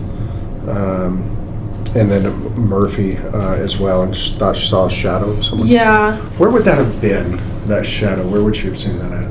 I think from what I remember is when she took Murphy out, it's if your back's at the sliding door and you look to your left, there's those bushes over there. Yeah, with a little that bit of always retaining freaked me wall. out. Yeah, and there's a neighborhood behind there. I think that's what she was talking about, but maybe it was in front of her. But when I thought about when I envisioned it myself, I was thinking that backside, because that always freaked me out. That's why I got Isn't scared. that where your window backs Yeah, up that's to? what freaks me out a lot. Is someone could just walk down from the neighborhood and go right to my window. That's where that window was almost always locked, because it really freaked me out. Okay. But I'm gonna guess that's maybe where she saw it from. I don't think it would be in front of her, because that's where the house is, right down there. If you're looking, your back's at the sliding window. There's the house down there, and there's one farther down there. Yes. Yeah. Yeah, I know what you're talking about. Okay. So, I think it was memory of that. That Kaylee was not freaked out, was scared or called you guys, where are you, kind of thing? I don't really remember the full thing. I don't know if Kaylee had told me this or Bethany had told me the story. I don't remember when she fully. I know it was a few weeks before all this happened. I know that. But I don't remember. I don't think I was with Kaylee when she told me that. I think Bethany had told me, but I can't fully remember if Kaylee told me or Bethany told me. And was there obviously a discussion because this kind of Yeah. scared everybody. Was there a discussion of, besides the shadow? No, just like that. She saw a shadow and it kind of freaked her out, like, watching her. And then she just, like, I think closed and locked the door. That's all I remember of it, really. Do you have lights in the back? Were the lights working in the back? No, but we had put, like, there was, like, those, I think we put twinkle lights. I don't know if they were still there at the time, but I remember we put them up so, like, when we were outside having parties, people could, like, see out there. And there was, like, one little light. I don't know if it broke in or if it was just very, very dim. But there wasn't, like, very bright lights except for those twinkle lights we'd put up. So when you looked out your window, you really couldn't see out the back? No. Okay. And I hate looking at my window at night because that freaked me out. I couldn't do that.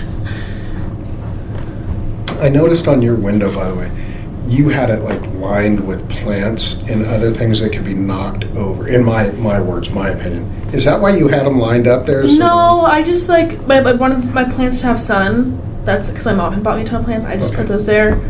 I didn't really think about that. Oh, I was thinking, wow, you're really sharp because you put things right in front of your window that if someone tried to crawl through your window, they would knock them over. Yeah, I made sure that window was locked nonstop. I think I was more scared that someone was gonna, like, smash it open. Okay. That's what I was freaked out about. Because I talked to Quinn about that. Like, I was really actually freaked out about that all the time. When it comes to anyone that had conflict or experienced conflict within him, you stated everyone liked them all. Yeah. Can't think of a person. There's no one that was like, from what I know, and I've seen people, no one was like, oh, they're coming, oh, like, oh, you're friends with them. Like, there was never anything like that. Everyone loved all of them. And, like, again, the only conflict maybe was, like, with and Maddie, but that had been, like, gone over, like, it didn't really matter. Right. Do you think that they had an ongoing relationship? And I'm not asking you if you know, I'm asking you if you think. I don't think they did. Okay. Just from the way the way that Maddie would talk about Jake, I feel like you can tell if a person, like, really cares about a person. Like, she would, like, just, like, smile and be so happy talking about Jake. And she felt bad about the whole situation. Like, it just, like, it was a mistake, moved past it, that kind of thing. So from what I think, I don't think they had an ongoing relationship. Okay. Thank you. That helps. Romantic interest in the people. Yeah, you put Kaylee for Kaylee. For Maddie, you put, but that may have been resolved, right? Yeah. That's about it. You don't have to answer this yourself. Did you have a romantic interest? Yeah, my boyfriend we've been dating for like 2 years now. Okay. Anybody outside? No. Okay. I mean, you're young. You're Yeah. an attractive young lady in college, but no? No. How about that? She had been talking, I guess not talking, but like hanging out with I knew him from high school, and he was one of my friends in high school for a little bit of time. So Down in Boise? Yeah. Okay. And so when they started talking, I was like, oh, like, it'd be really cute if you guys started dating, because I liked him for her. But I don't think they ever really, like, dated. They just hung out. Okay. And nobody else that you can think of had relationships outside? No, well, I know, so before Ethan, Xana had kind of dated. So me and Ethan kind of had, like, some disagreements sometimes. Like, just, like, I don't really know Are the they whole both story. Sigmas, or is he? No. Yeah. Ethan is. Okay. And so Xana wouldn't go over to the Delta times, and Ethan would be kind of wary about it just because he was there. And Mason Bing didn't. I don't know if he was just like jealous of Ethan that he had Xana, or like whatever it was. I never really talked to him about it because I just was like, that's not really my business. I'm not going to put myself in that. So that was like the only other I guess romantic interest that Xana had before Ethan. Okay. And you don't know of anyone that was like maybe romantic after any of your friends, that it wasn't mutual? Like someone maybe popping in where they work periodically or doing anything? No, I don't think so. Usually, like, we would talk about that kind of stuff, and I feel like they would have, like, said something if something like that happened. Well, I guess we had, like, Halloween, and I can't remember his last name. he was saying some weird comments to Kaylee. I don't fully know what like just weird like flirty comments, but it was like that one night I think, and I don't think it was ever more than that. I think he was just drunk and being annoying. Okay. What's a weird comment? Like just saying, oh, like I'm better than Jack, like that kind of stuff. Very flirty comments, like just not something you would say if you don't know. Like I know, like Jack didn't know Kaylee that insanely well. Like he knew of her, and like we would all hang out sometimes, but I don't think he knew Kaylee like that insanely well.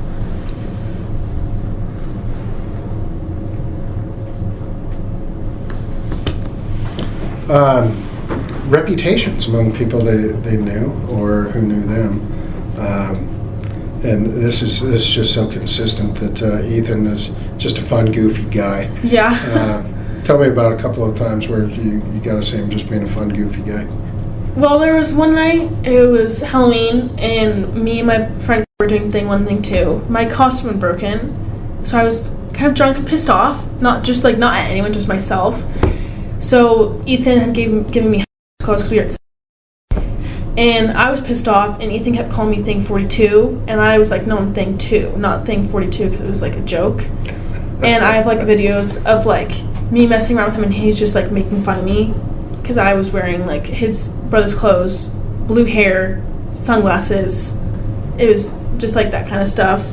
And he was just like I'm very like I like to be sarcastic a lot, like as a joke, and he liked to do that as well. So we would like just be giving sarcastic jokes back to each other all the time.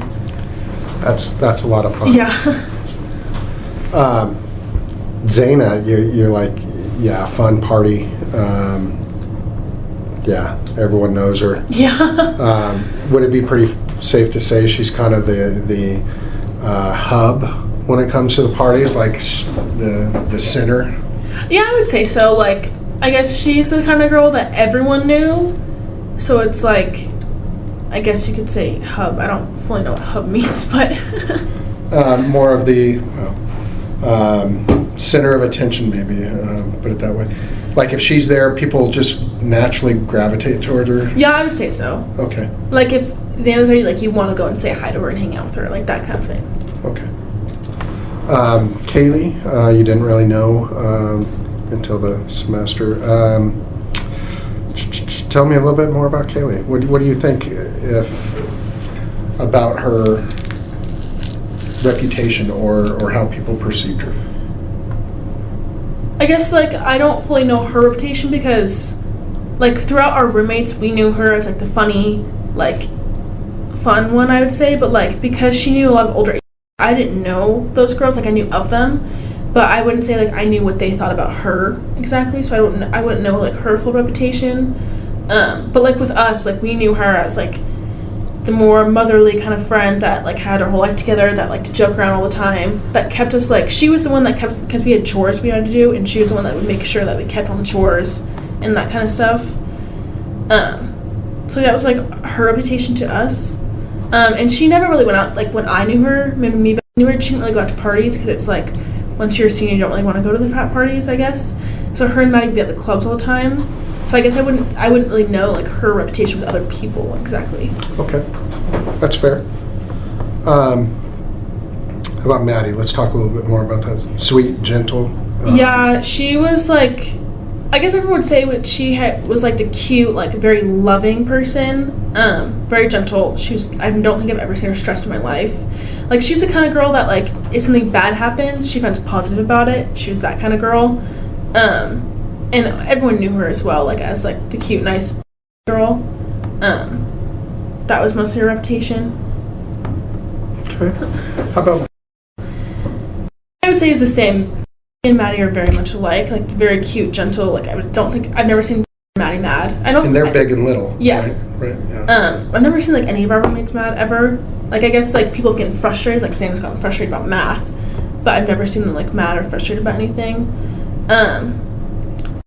A lot like Maddie, just like that wants to have fun, like nice, loving person. That's a good description. Yeah. How about yourself? How would you describe yourself?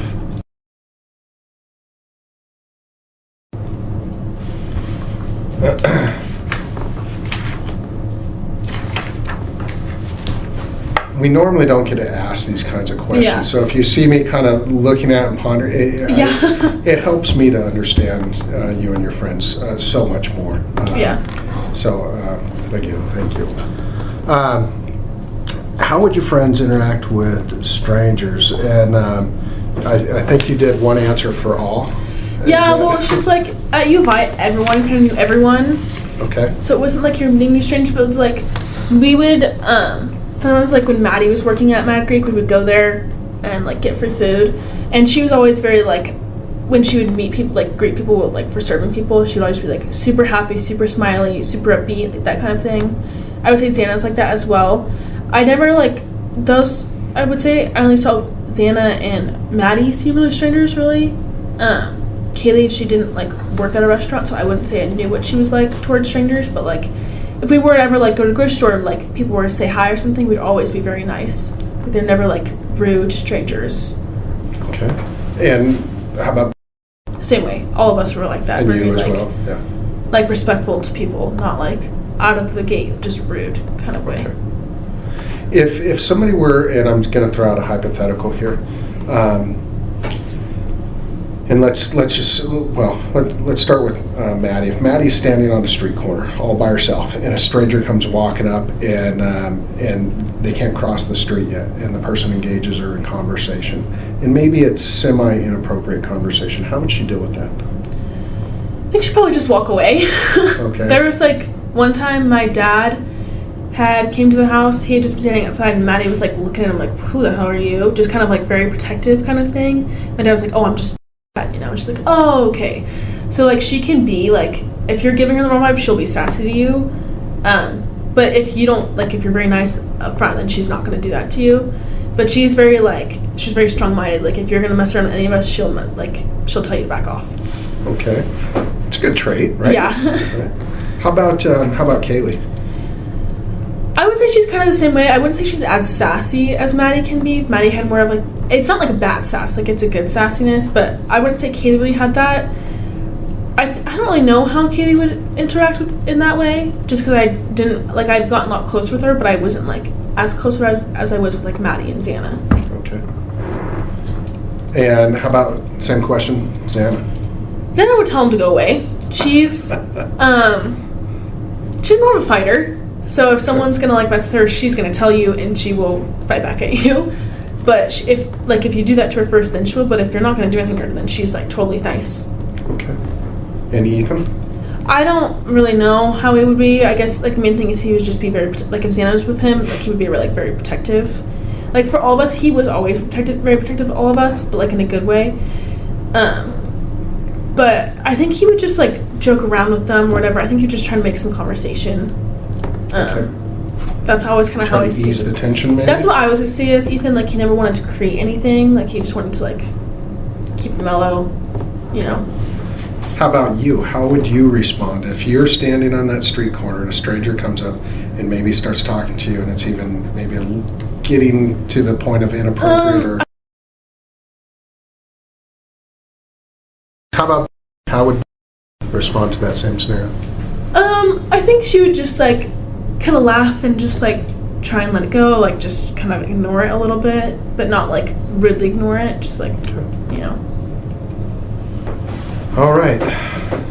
Anything to add on any of that before we jump into the other part? Anyone need a break or anything? No, I'm good. Okay, let's push through then.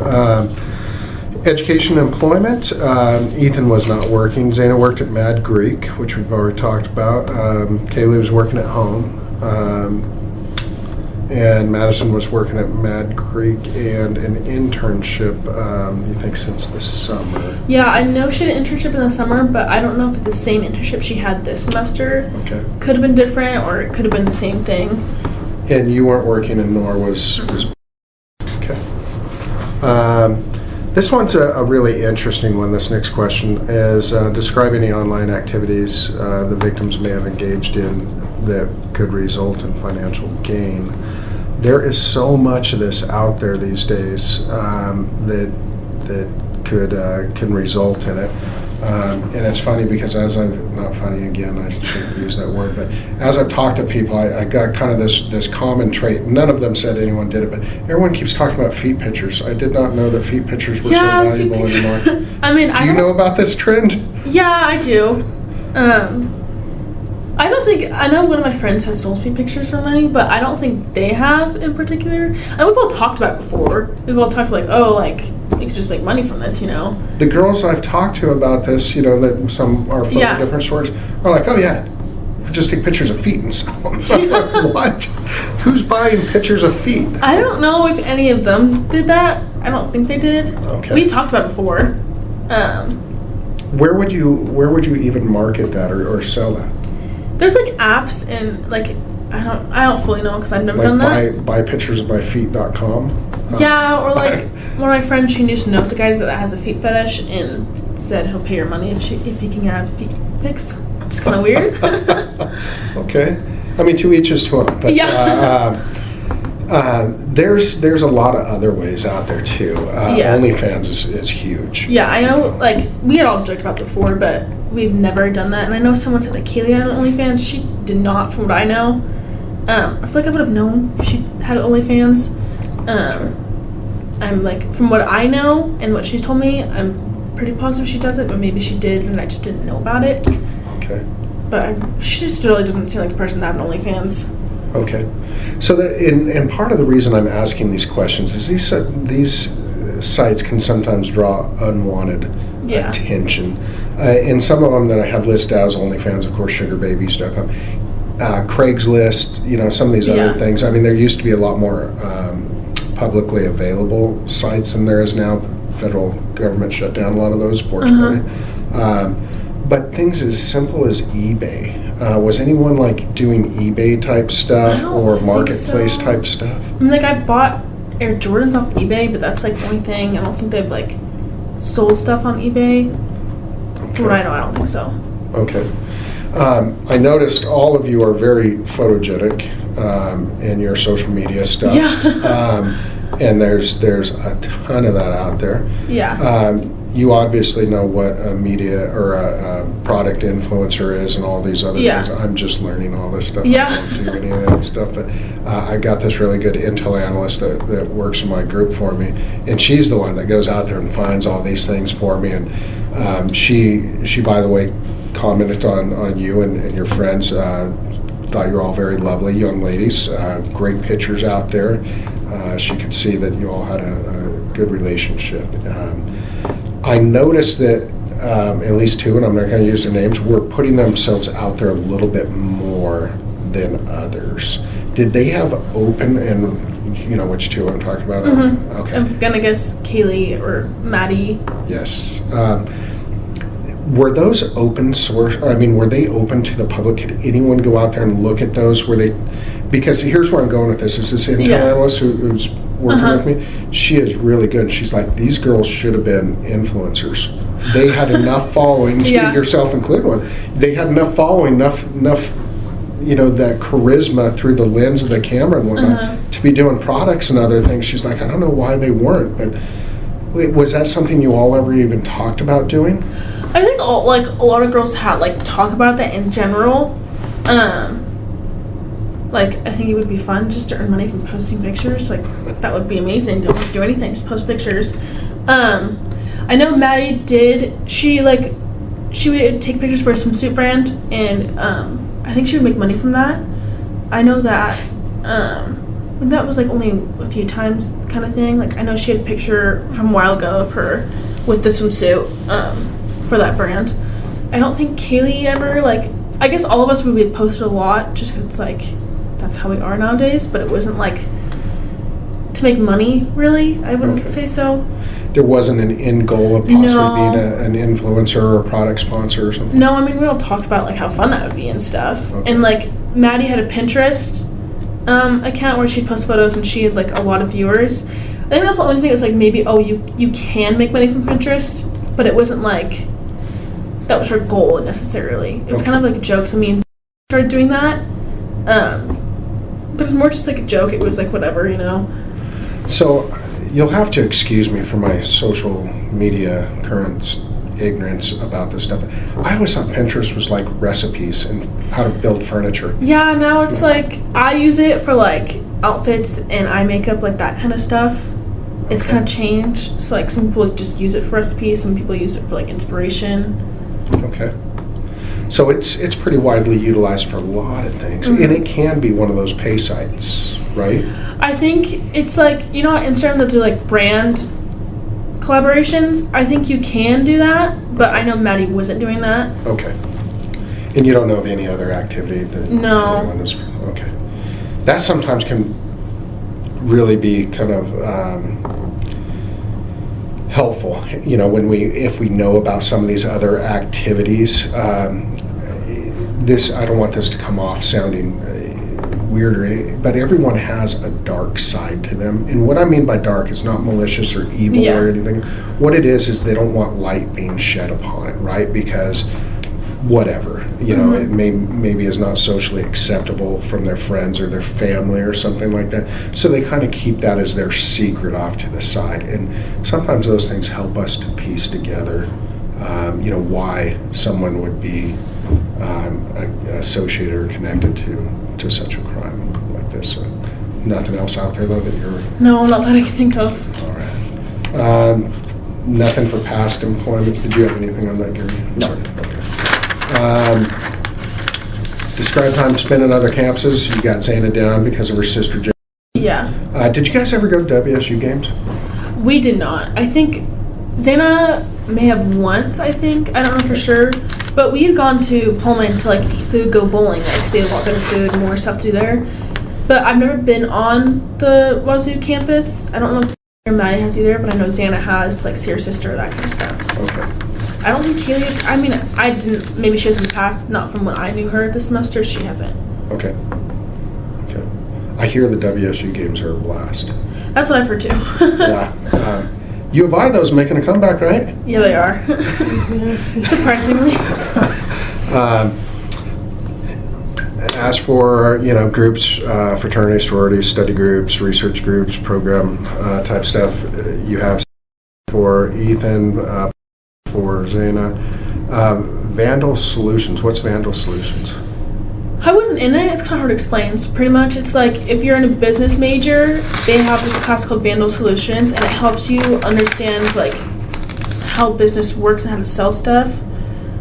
I know a lot of people in business major were in that. I don't know exactly what it is. Is it sponsored by U of I? I think it is, and they like raise money for something, and it's pretty much just like, I guess for like physical therapy, we had to start doing practicums. That's what it's like for a business major, is like they would have calls and try to sell people some stuff. So it's like how to get like in the business world and then helping them get a job later on once they graduate college, like that kind of thing. Yeah, that makes sense. Kind of like your keggers. It really was, actually. Yeah, a lot like it.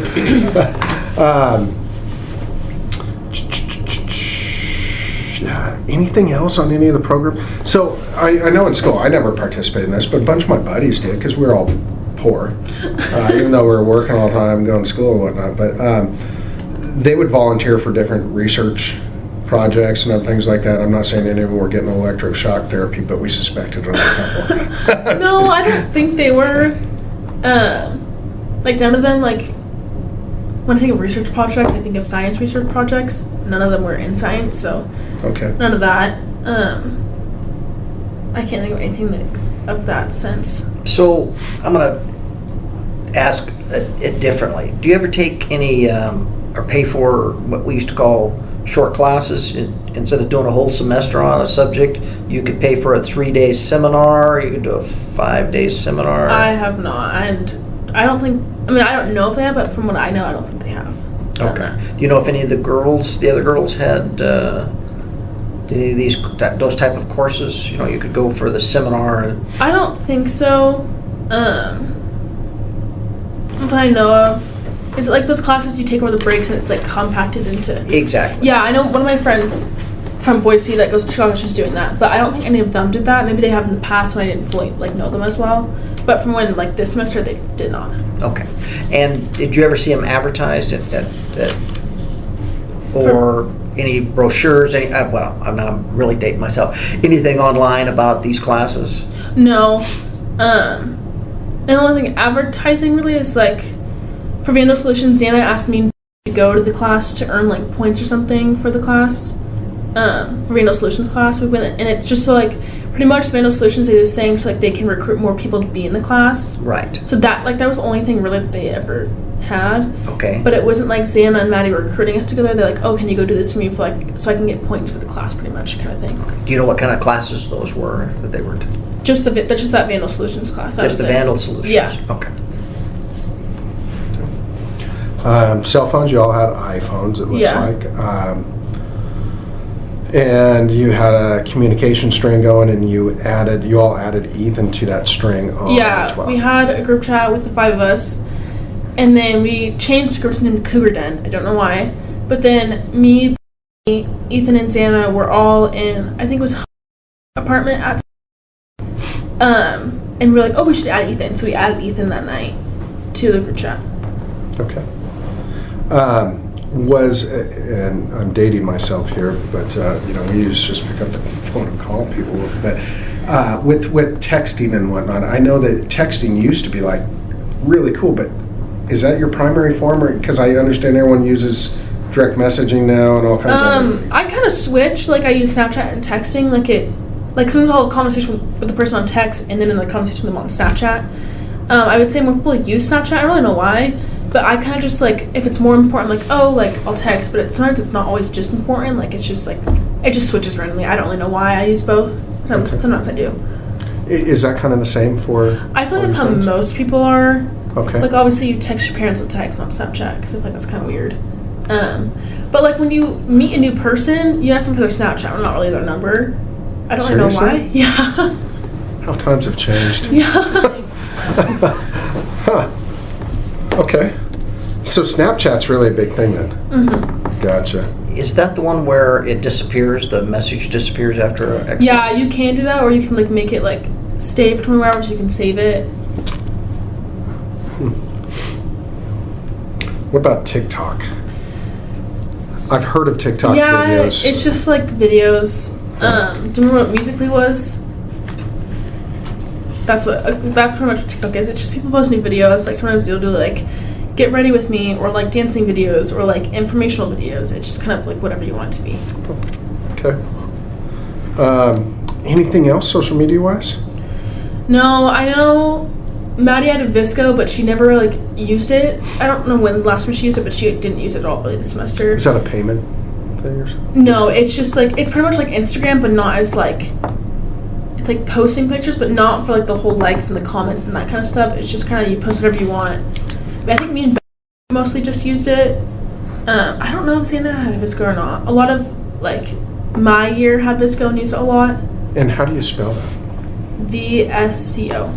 VSCO. Yeah. Okay. And it's similar to. It's very similar to Instagram, except it's not like.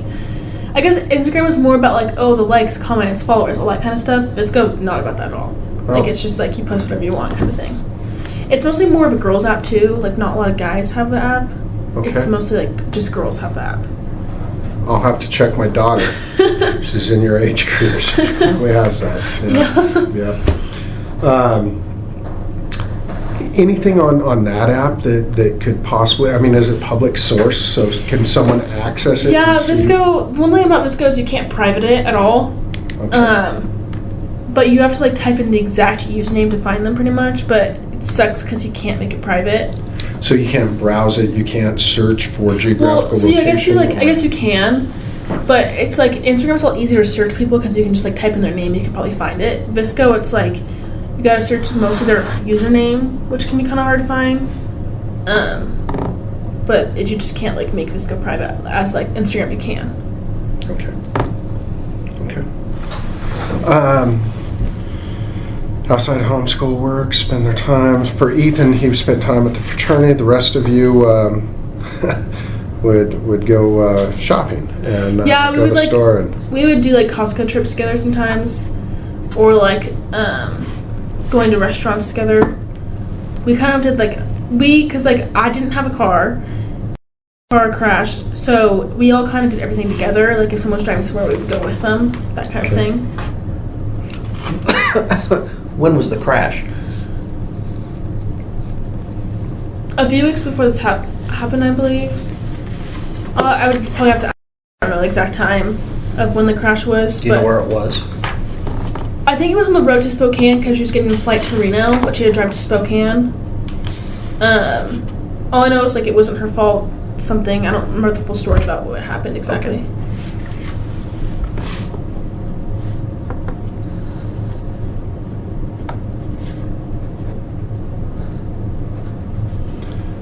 And you list for transportation that everyone had cars. Yeah, so. except for. Gotcha. But it sounds like you guys had a way to get around. Yeah. So that's great.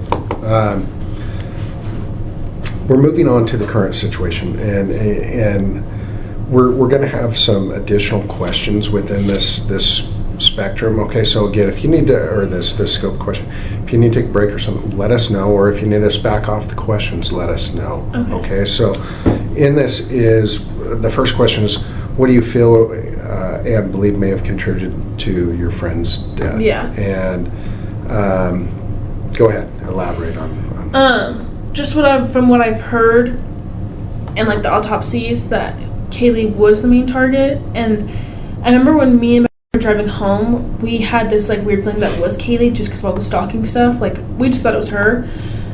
And so when I think about it, I'm like, okay, well, Maddie and Kaylee were the only ones who went to the bars. They're obviously very like pretty beautiful girls. People are gonna go up to them. Kaylee and Maddie are both people like they don't care if a guy comes up to them. Like they want them to leave them alone because it's like. Kaylee has her boyfriend. I mean, Kaylee is talking to Maddie has her boyfriend. Like, they don't really care to talk to other guys right now. And so, like, just from looking at the Grub Truck video, like, before, like, we all knew all of this, just the way, like, from looking at the Grub Truck, it seemed like, even though I know it's not at all, whatever, but it looked like she told him to back off, that kind of thing. And that's kind of how Maddie was. Like, if someone's getting too close, she'd tell him to back off. Like, she would say it. And so I feel like for like 20-year-old men, like that makes their ego go down, and they're kind of get pissed off about that. Because it's like frat boys, I think they have like this huge ego of like whatever, you know. That's just kind of like what I thought about it. And like when talking about it, it didn't make sense like why all four of them were together, because they don't have like all four of them don't have this whole connection together. Like it just doesn't make sense to us why. And so me and like obviously come up with like multiple scenarios because like what is going on, you know, like that's what we're going to do. And we thought, oh, maybe like because Ethan was there, he's 6'3", big guy, maybe he was a threat. We don't know why. That's like the only thing I can think of. And then just like a stalker of some sort, Kaylee, I don't really know. Like it's just weird to me. Okay. In your written response, you referred to some of what your verbal response was there, and that's the rejection. Yeah. So why? Let's talk a little bit more about rejection. Why do you think that might be part of this? I just feel like I don't know if it's like for like this, but just like what I've thought about in the past. It's just like when men in college like get rejected, it's like, well, shit, that just ruined my ego. Like I just feel like that's how most guys this age kind of are. Because it's just like, oh, like if I'm flirty, they'll want to go with me. Like I just feel like that's how this world's day and age is right now. And Maddie and Kaylee aren't afraid to say back off, like that kind of thing. That's like the only thing I could even like think of, because no one had any hatred towards them whatsoever. No one had like a disagreement from what I've known from them.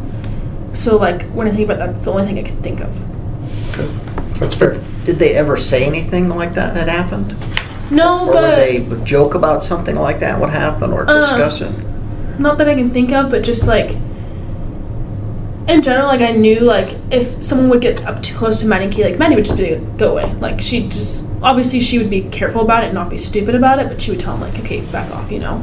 And like I don't know exactly how they were at the clubs because I never went with them, so I don't know what their behavior was like or like what exactly how they were exactly.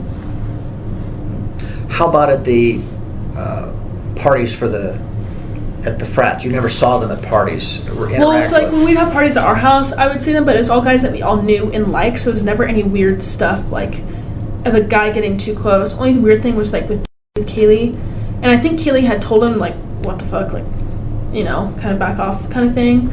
But when we invited people to our house, it's people that we all liked and all like knew. There's never like weird tension between people and our roommates at the house. Okay.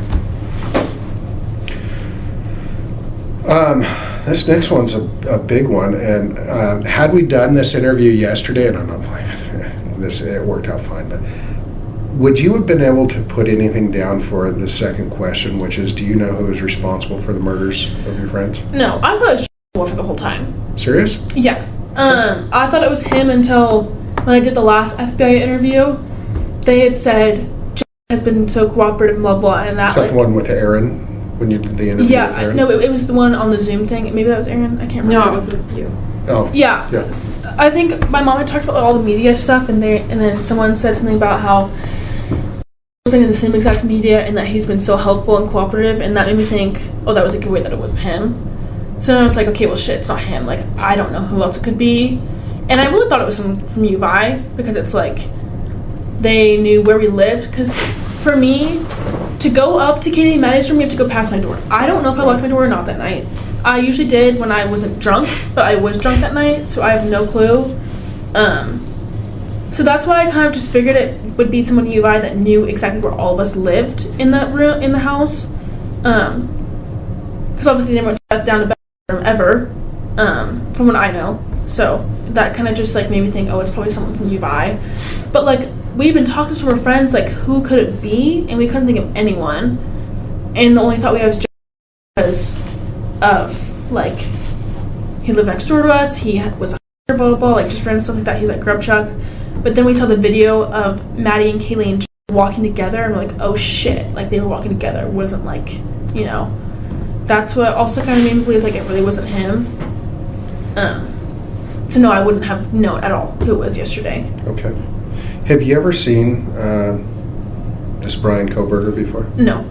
I remember when told me some, or I don't remember, someone said, oh, the arrest was in Pennsylvania. That was like, okay, I don't know anyone from Pennsylvania. I don't know anyone that has ties to Pennsylvania.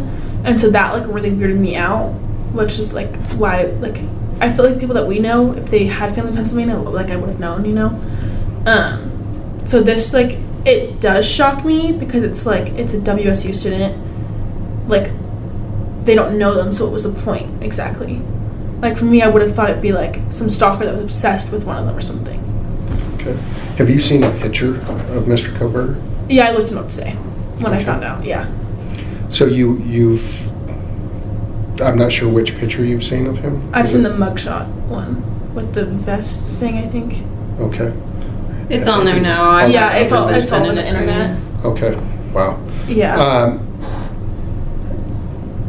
I'm going to try to word this carefully, but is this Brian Koberger the person that you saw in this mugshot? Is that the person you saw in your house? I have no clue. From what I remember, I just remember seeing this figure that was like not fat, obviously, but more of like the skinnier toned build and some mask on. I don't know what the mask exactly was, but when I thought about it, it was just like covering here and here. I don't know if it was covering his mouth, his nose, or below his mouth and nose. I just remember knowing that he was white, but I didn't know how he was white. I just knew he was. And just knowing there's, like, I knew he looked at me because of a bushy eyebrow. That's all I remember. I, like, for therapy, I asked her to help me, like, go in a calm state of mind to help me, like, remember stuff, but nothing could come up, which was really weird.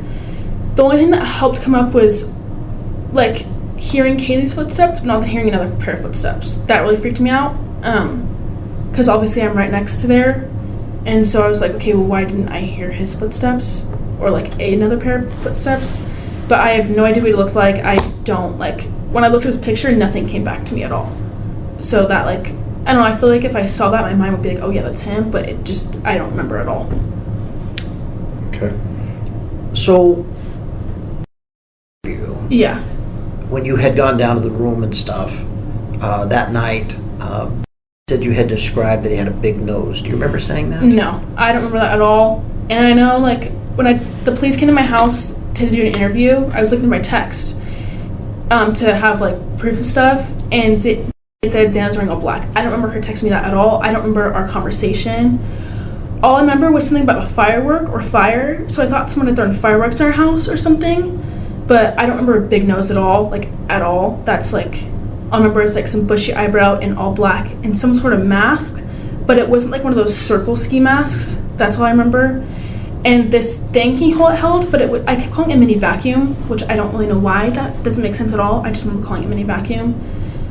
And then I remember when I went downstairs to the bedroom, I don't remember what we talked about at all. I just remember like laying in bed, looking outside the window and seeing a truck, what I thought was a truck. I don't remember the color. I don't remember, like, it was like a decent sized truck.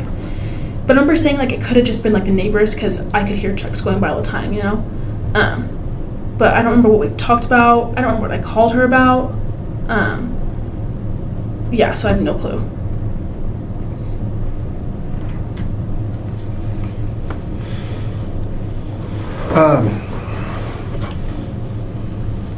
How do you feel about Mr. Koberger being arrested by our team?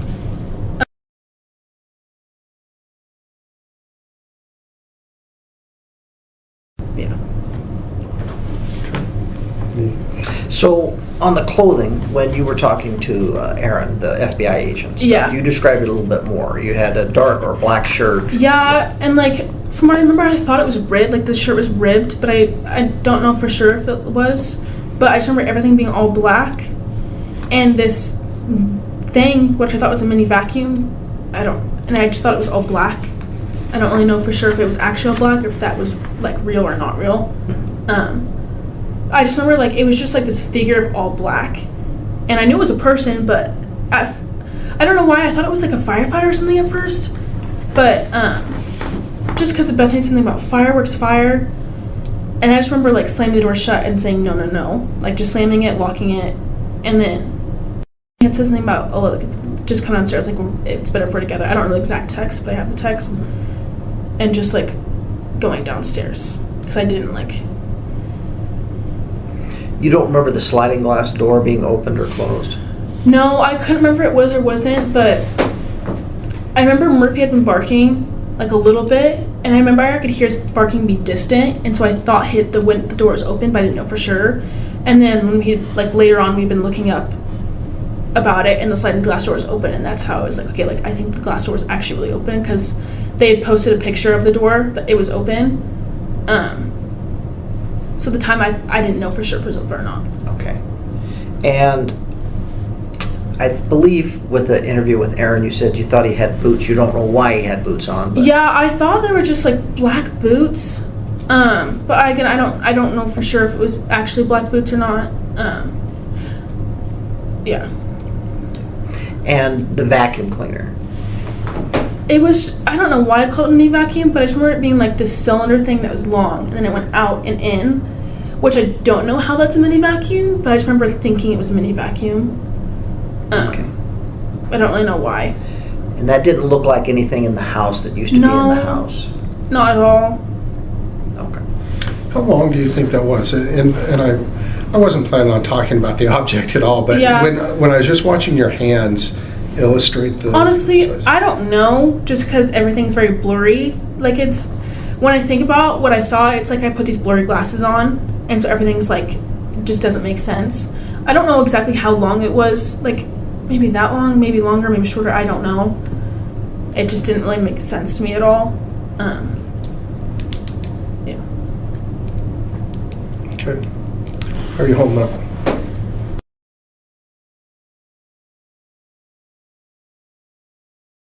Well,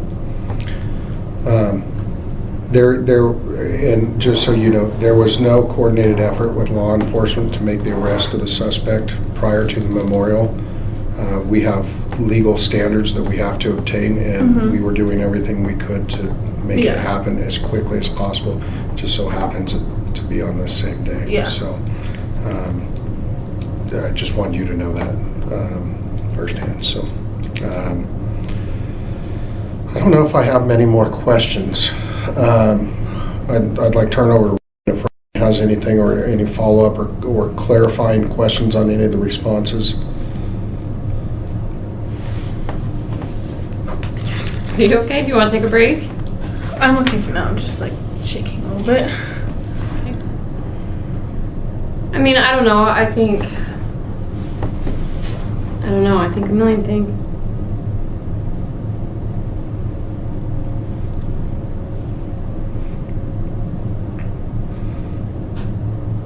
You've been through a lot.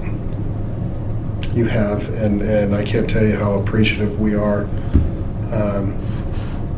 for all your help in this and thinking through. And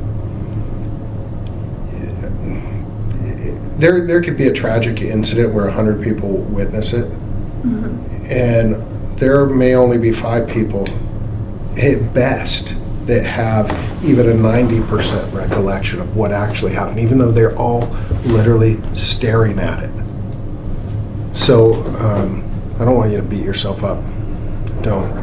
I don't want you to second guess what you did or anything else. You have been probably one of the most cooperative people I've ever worked with, in the sense of the totality of the interviews after interviews after interviews, submitting your prints, and old Gary here getting you covered in ink, right? Yeah. But we're truly grateful. We're grateful you're still here. All right, because without you and being able to fill in some of these gaps for us, it would have made everything a lot harder for us. So I always like to end it with, is there something that we didn't ask you that we should have asked you that you've wanted to tell us about this incident, no matter what it is? I don't think so. I'm trying to think if there's anything. I don't think there is. I think I've told you like every single thing I can think of. And obviously like after like I've tried to help come back bring back some memories, and the only thing I can remember was the footsteps. That was like the only new thing I can remember, which really freaked me out after, because she had like tried to put me in, she just told me like your nervous system will not let you open it up. And I've wanted to and I've tried to, just so like if there was anything else I could give it to you guys so you guys could like figure it out faster. That was like my main thing, was trying to figure it out. But it's like I can't get to it at all. Like my mind won't let me. Okay. So if that does come to you, tell me so that we can have that information. That would be, anything is helpful. Okay. Because we don't know what we don't know. Yeah. You know. Yeah, I don't know if I thought you should ask away. They might not be able to, if you guys want to turn the recorders off or on, but Okay. I think. Was there anything that you wanted to clarify or cover on any of the responses to the questions while we're still on record? The only, obviously, the other interviews, anything that she didn't say today were with the other interviews. So you guys know the answers, and obviously I know you're not looking for more, or else I'd say you need to tell them that part too, because you said it, but you guys know all that. So We do. if you're not asking specific questions about that, then. No, I think we're good there. I'm going to end audio recording at 12:45 p.m. He's a local guy. Yeah. Investigation. Okay. So just so I can say on this recording who's all here. So myself, Sergeant Blaker with the Moscow Police Department, and then I have Sergeant Matthew Wen. with the Nevada. It's technically now Nevada State Police Investigation Division, but commonly affectionately referred to as NBI. So. Okay. And sorry about that. Is here with me with her attorney.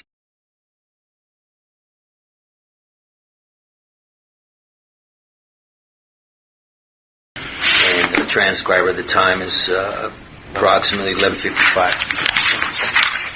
So there's a lot of different types of questions I'm going to be asking today. So I'm not here just to go back through another timeline again.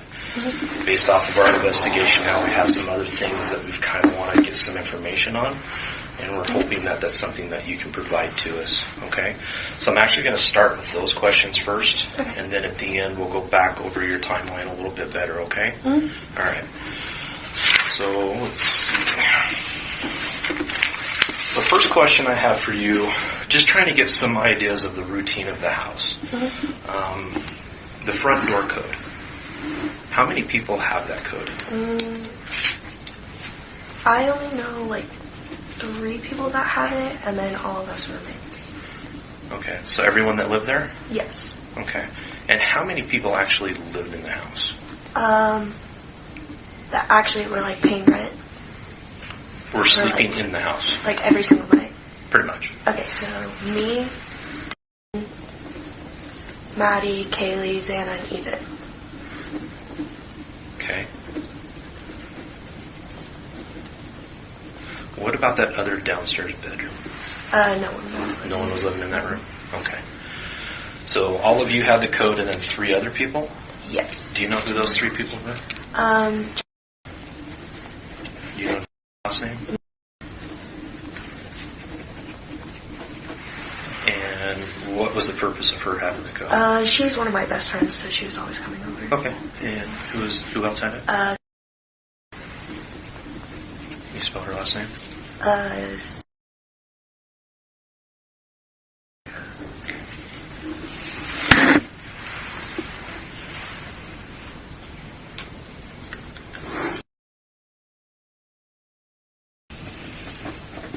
Okay.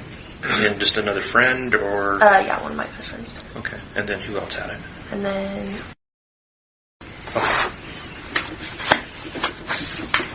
Was she your friend, or was she your friend? They are all of our friends. Okay. Are you all belong to the same sorority house? And then I know actually 3 more people that 3 more? Okay.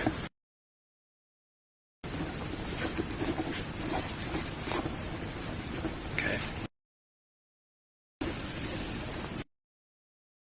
Can you spell that, please?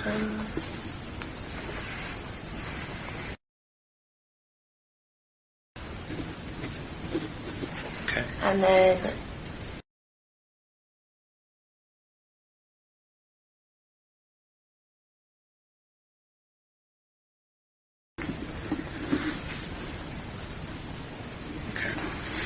And what was the reason for these 3 having it? They're all like really good friends of all of ours. Okay, so just really close people? Yeah. Is that pretty much the only people you gave it to? That, to my knowledge, that's the only people that know it. Okay. When was we clarify that? Did you give them each of these people the codes? No. Okay. Just any of the members of the house gave these individuals the code? Yes. Whether it was you or others?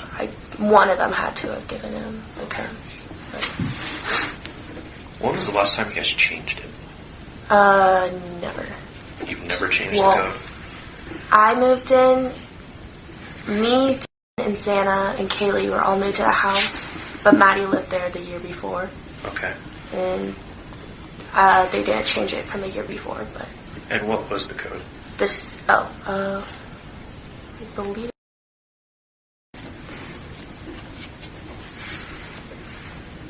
Okay. And that's what you remember it being? Mm-hmm. Okay. It's more of like a pattern when I see it. But that's how I remember it. Okay. I think that's the numbers. And you moved in when? August 3rd-ish. So at the start of the school year? Yeah. And that's when you, Xana mm-hmm. or Xana? Xana. Ethan, and who was the other one who moved in at that time? I don't know if Ethan was, I can't remember if Ethan was there at that time. Did he actually live in the house, or did he have his own place? He had his own place, but he stayed there every night. Where did he actually live, do you know?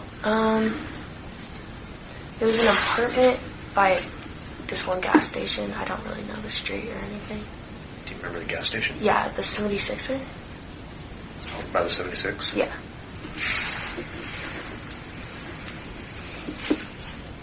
So that would have been on the opposite end of campus?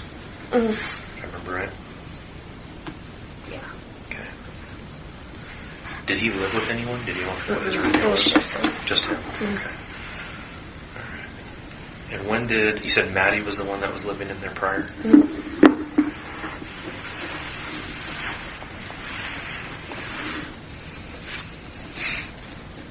So was she the only one who was currently in the house that had been in the house the year before? Yes. Okay. Did she switch rooms at all? Mm-mm. And her room was upstairs at the top of the stairs to the right? Right next to the bathroom? Yes. Okay.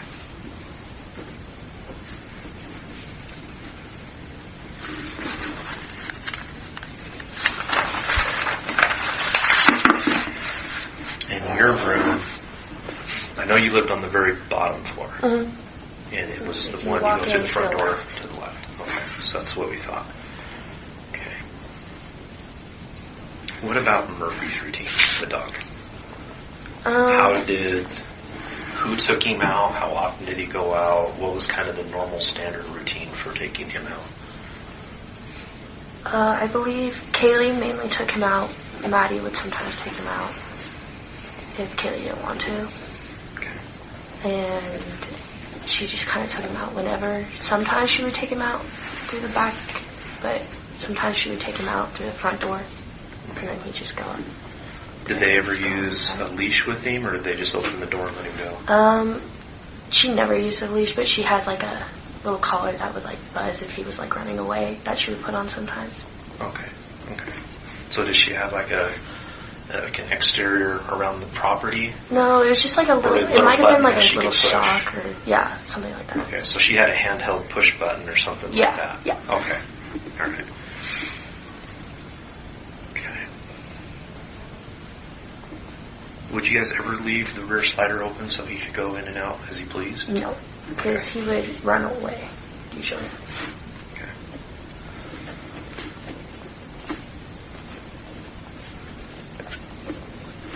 How was he? Was he a skittish dog? Was he friendly? Did he bark at anything that moved? He was pretty friendly. He didn't bark that often, but he would bark sometimes. And I don't know, he was a good dog. Okay. But he was a puppy, so like not completely trained. So he's not some dogs where they're scared of their own shadow and they just bark and run and hide. Yeah. Anything. Okay. Did he always sleep in Kaylee's room? Mm-hmm. Okay. Never wandered off down to one of your guys' rooms that Kaylee was She there? always shut the door. She always shut the door. Okay. Or kept him in there when she wasn't there. Okay. Alright. So you've heard of it sounds like a fairly routine Uber driver that used to drive either all of you from the house or mostly just Maddie and Kaylee. Can you explain who this guy is, how this relationship started, and everything like that? I know Kaylee, I think, knew him from some of the other, would always take his Uber, and they had his number, and he always like helped them and got them whenever they needed it. And so then most of the school would take his Uber, I think. Most of the school? Yeah. So a lot of people knew? A lot of people, yeah. And you've used him? Mm-hmm. Okay. How would they normally contact him?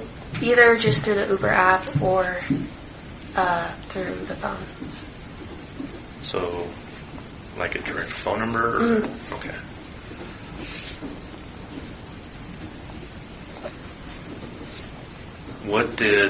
Have you ever used him before? Yes. What's he like? He's a really nice guy, to my knowledge. Do you know his name?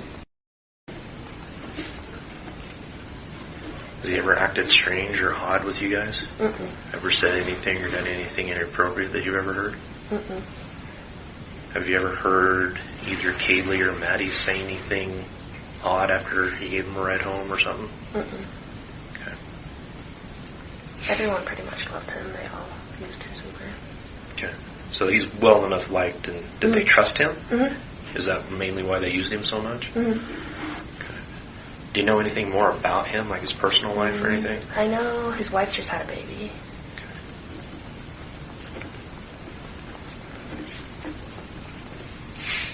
So he didn't play it off that he was single or anything like that with you guys? No. Okay.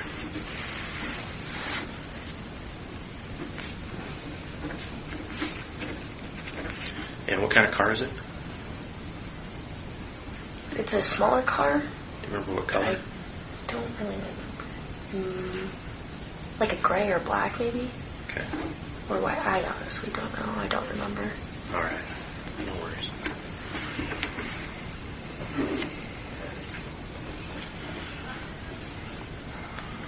I know I asked a little bit about my current boyfriends when we first talked, and who all, out of all of you living in the house, primarily you 5 girls, who all had boyfriends? Xana. At the time. Like currently, yes. Okay, Xana and Maddie. And Xana's boyfriend was Ethan. Ethan, yes. Okay. Who is dating? His name. He lives in. Do you know his last name? I do not. Okay.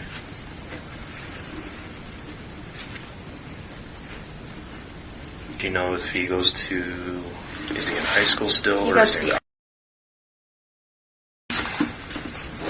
Okay. And Maddie? Were they? I believe is how you pronounce it.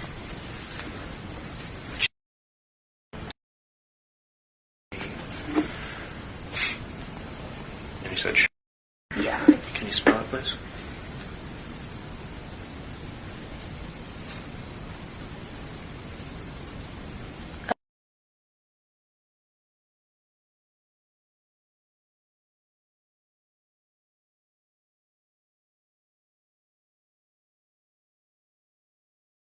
Okay. And is he a student at U of I or somewhere else? He graduated from UI. Okay. Okay. Do you know what he does? He has a job, like a 9-to-5 job. Okay. That's all I know. I forget what it was. But you don't know what it is? I forget what it was. Okay. Okay. And then, were all of those fairly recent boyfriends, or had they, they've been dating for? They've all been quite a while? dating for like a while. Okay. And then obviously Kaylee had an ex-boyfriend, right? Yes. And that was. Yeah. I've got his last name. Okay. Was there anyone else that she was seeing, maybe kind of hanging out with quite a bit more? Possibly a. Okay. Remember? What is he like?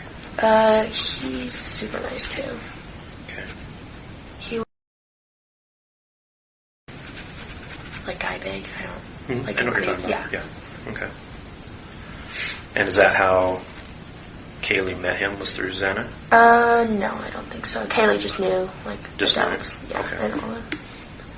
Okay. So can you kind of explain a little bit about their interactions? Were they kind of starting a dating relationship, or were they just kind of friendly with each other? I don't really know. They would talk a lot, and I think she kind of liked him, but it was just like a beginning thing. Okay. Nothing Was there a lot of serious. flirting going on between the two of them? I think a little. A little? Yeah. Okay. Had you ever stayed the night at your guys' house? No. But she stayed with him like a few times, I think. Maybe twice. Okay. Do you know where he lives? Mm-hmm. Okay. Okay. Do you know if he's ever been to your house? Yes, yes. Okay. Is that just from the normal coming to the parties type stuff, or had you ever been over there when there wasn't a party? No. Not that I know of, other Not that than, you know of. yeah, maybe homework with someone sometime. Okay. All right. Is there any other that you know that are either hanging out with Kaylee recently? I don't know if they ever like hung out, but I think she liked him and they were kind of talking a little, but then they didn't. Who was that?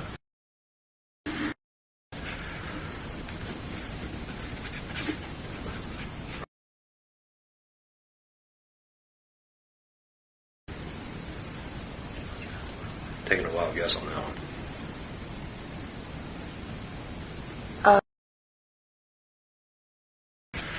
And is he then? Mm-hmm. Okay. So what do you mean by they kind of were hanging out for a while, but nothing ever came of it? So what? I think they were just kind of flirting. Okay. And they've talked like before, I think. And then it just kind of came up again, but then nothing really came out of it. And did this all take place after her and broke up? Yes. Same with Mm-hmm. So these didn't start before or anything like that? It just everything started afterwards? Mm-hmm. Okay. All right. And what about you? Do you have a current or ex-boyfriend? No. Okay. Any guys that, the flirty starting of a relationship or anything? I had one guy his name was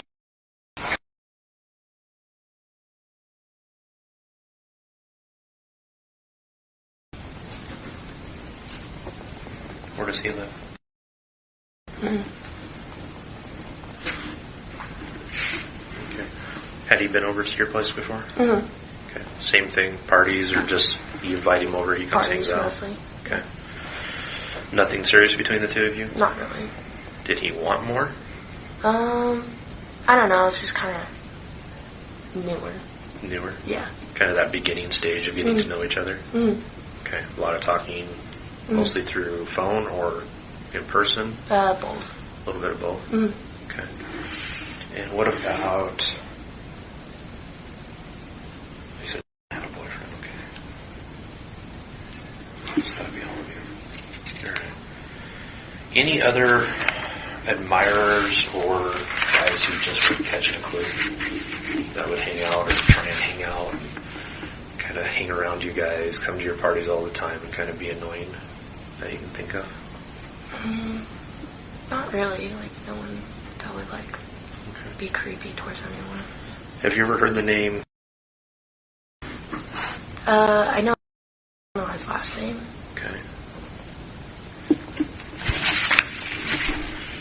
His name just came up, so I'm not even sure if he's involved. I can't remember. I'm trying to remember who told it to me now. What do you know about one do you know? All I know is that he's super nice. He was friends with and all of them. And he had a long-time girlfriend, but then they broke up recently. That's all I know. And yeah, the I'm referring to was it? Okay, that might be the same one then. Okay. So a nice guy though? Mm-hmm. I've never really had a conversation with him. Okay. He was always nice whenever So I'm going to ask a point-blank question with, does he sell drugs of any kind? Not that I know of. Not that you know of? Mm-mm. Okay. What about it? Is that a name you're familiar with? Okay.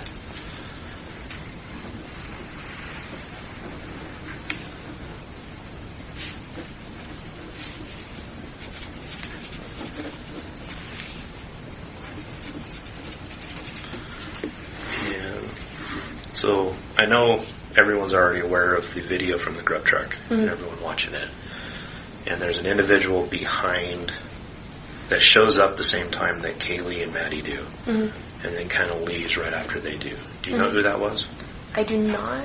Have you seen that video? But I have seen the video. Okay. And I know people think they know who it was. Do you know anyone last name of? I don't know him personally, but I've heard the name. What have you heard? Well, I heard recently that, I forget who said it, but someone said that their boyfriend or something said that they never want to get in a fight with him because he has anger issues kind of, and is known for beating up people. But that came third, fourth party basically? Yeah. Do you know, might be able to figure out who would know direct of hand, so we could talk to that person about him? I think it was told me that who was, but I'm not positive on that. And do you know who her boyfriend is? Yeah. Do you know last name?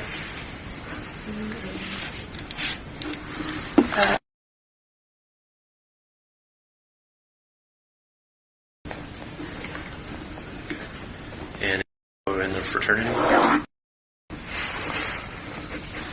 Okay. So you think that maybe might have been? I'm pretty sure he was, or that's what I've heard. You've heard that he was? Yeah. Okay.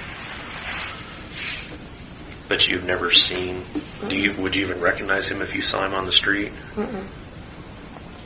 So you probably have no idea if he's ever been in your house or anything like that? I don't think I've never heard anyone say anything about him. But. Okay. When you were watching the grub truck video, did you see anyone else that was standing behind Kaylee or Maddie while they were getting their food that you recognized? I thought I recognized someone. I'd need to see the video again. Yeah, and I don't have it up. It's I can... booked in as evidence. I know there was a bigger guy wearing a dark Carhartt. I have no idea who that was. Okay, but you know who I'm talking about, right? Yeah. Okay. I can look up the video. That's fine. I'll let you. I don't know how to really run that Twitch stuff, so I'm sure you guys do a lot better than I do. I just know it's right towards the end before they closed.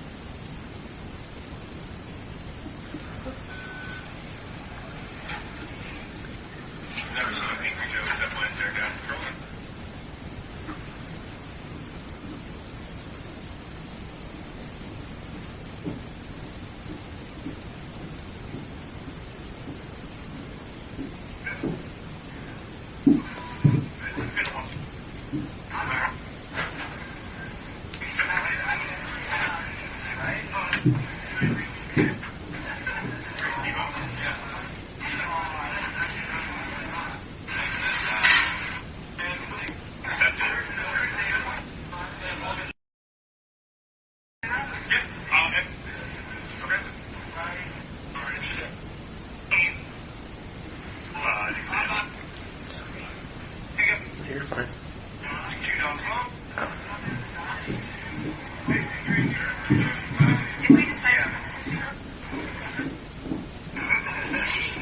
One 5 cheese, one basil pesto, 2 pork tacos, $24.50. You're getting close. It's bad I don't remember that order. I watched it too many times.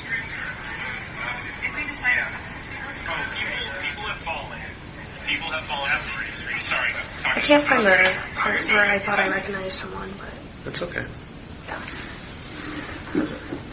Are you a freshman? No, I'm a sophomore. You're a sophomore, okay. So you just may not know enough of the people that would hang out down there. So. I know some of the people that work at the corner club, though, that Okay. maybe if he was there.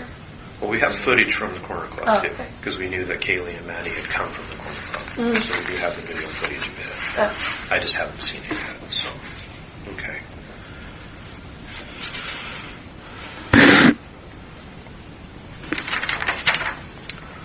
So you guys have a router in your house for the internet? Wi-Fi? Yeah. Okay. Whose account was that under? Katie. Okay. Do you know the password or username for it? No. Do you know if I it's... think the password could be the same. Wait, do you need the Wi-Fi password? That part I don't know. I don't know if I need that one or if it's going to be a different password. It should be for the actual Spectrum account. There's maybe it's probably the an same. administrator Yeah, there should be an username administrator and password for the router. It would be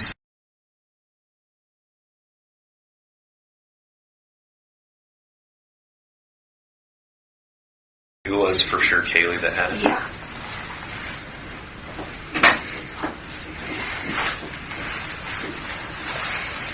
Okay. What was the so it wasn't a private, or it was a private account and it wasn't just open to anyone that came in, right? Mm-hmm. Or did you have two different ones? No, just one. Okay, so what would be the login that you would use when you logged into it? Like the password?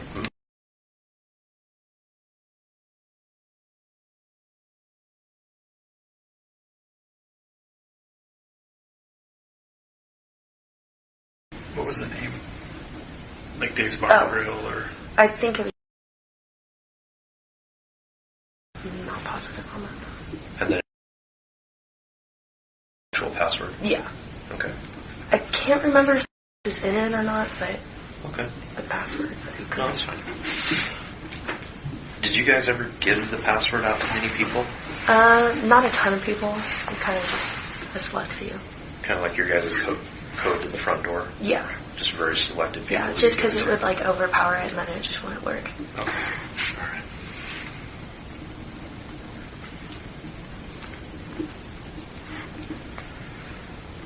So obviously I know since you've moved in, you guys have had a few parties at the house. Mm-hmm. Because I've been to at least one noise complaint there. Mm-hmm. Right towards the very start of the year.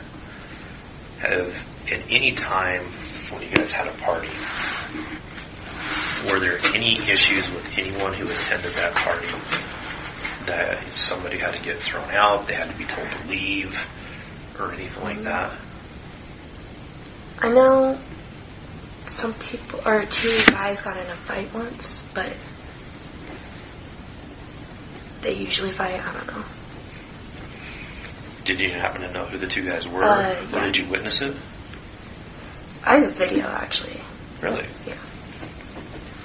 Who were the two guys fighting? Someone sent me.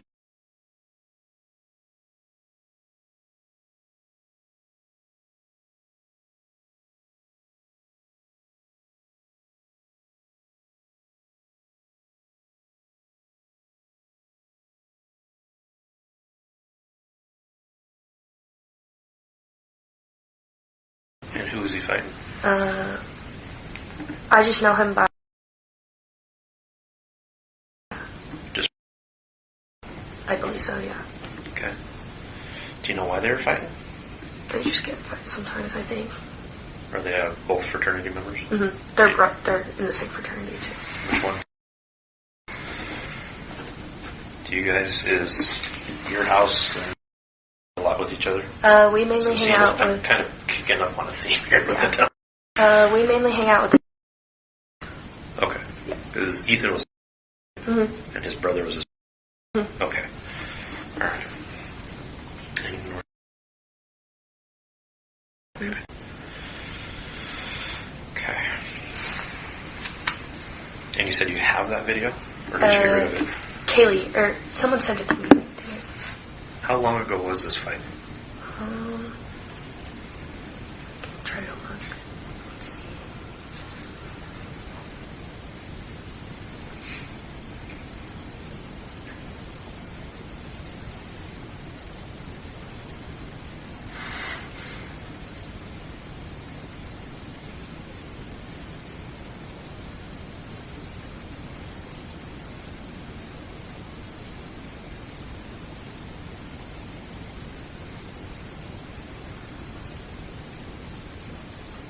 Was it sent to you as a normal text? Yeah, I think it was. Okay. We might have it then, since how we downloaded your phone. Oh. We might already have it. I think it to me, but and she got it from someone else. But So you didn't actually see the fight? You just saw the video? Well, I saw a little bit of it. Okay. Not really, just one of them just laying on the floor, just like. So you saw the aftermath of it? Yeah. Okay. Do you remember when that was? A week ago? 2 months ago? It wasn't a week or 2 weeks ago. It was maybe like a month ago. About a month. Okay.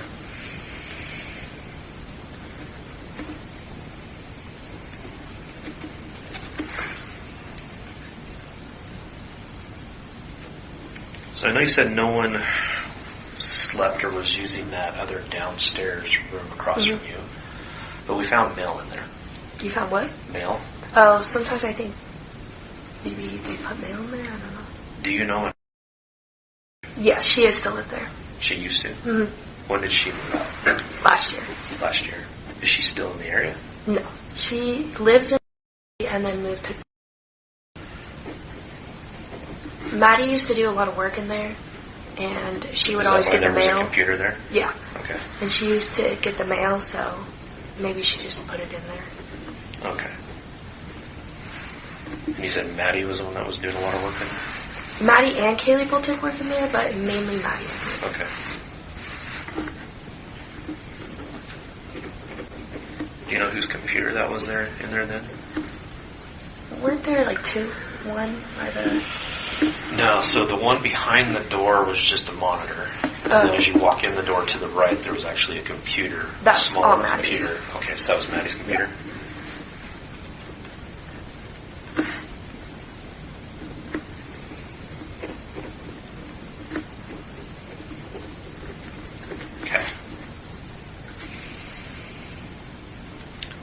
had jobs?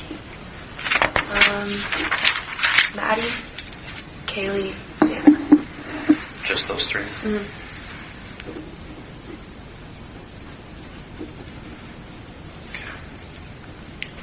And which two worked at Mad Greek? Maddie and Xana.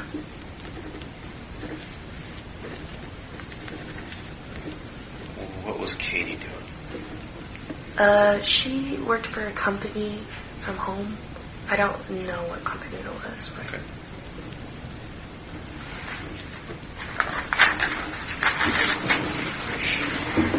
And was this company who she was working for the reason she was going to move to Texas? Or was thinking I of can't leaving the remember. area? It might have been, but I think she just kind of wanted to try to start Just want to go somewhere something else. Yeah. Okay. And Maddie also worked for another company, but Was it the same one? No, it wasn't the same one. I don't know the name of it. She did that one from home and then worked at Mad Creek too. So they both worked from companies from at home, Mm-hmm. but not the same one. Yes. Okay. Do you know what the other one did? The one that Maddie was working for? Did she ever talk about what she did? She sent me she made this list where you could sign up to get a call with her. Okay. And she sent it to me because she wanted to show me what she would make or whatever. Did she make stuff or was she trying to sell stuff? I don't really know. I think she was interviewing people or something for the job. I'm not positive. Okay. Was it a big company or was it a local company she was doing stuff for? I believe it was a company because when she was for summer, she worked for them at the office. Okay. But it's all business stuff, and I don't know much about that. Okay. So she worked for them actually in their facility Mm-hmm. during the summer, but then when she went back up there, she was just doing it through the online stuff. Yes. Okay. That makes a little more sense. Thank you. Mm-hmm.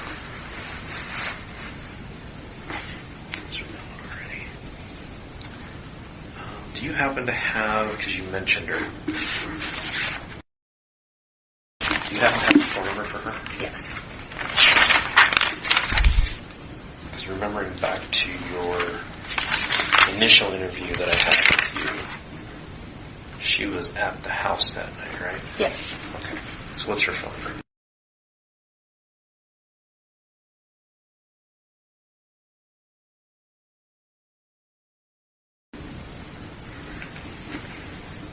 Thank you. Mm-hmm.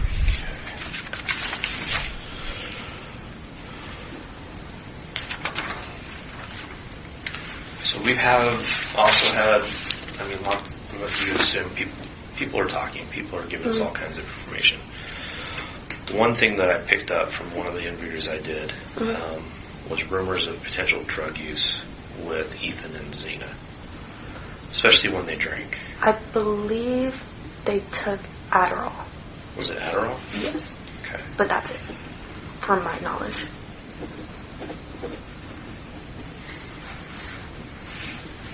And how did you hear that? Well, Have you ever witnessed that them do night it? I saw them take it, yeah. So you saw them, how were they taking it?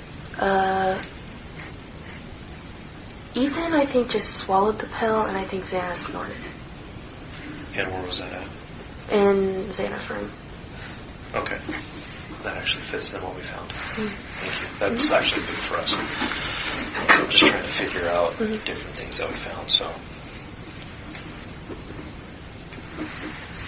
Did someone have a prescription for Adderall? I don't know who they got it from, but no, neither of them did. Okay.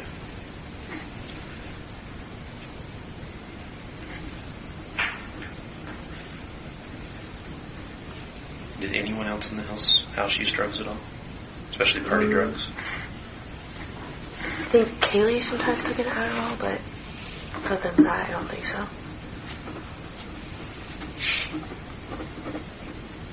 And was it Adderall or something? All I know is that it was Adderall, yeah. Okay. All right.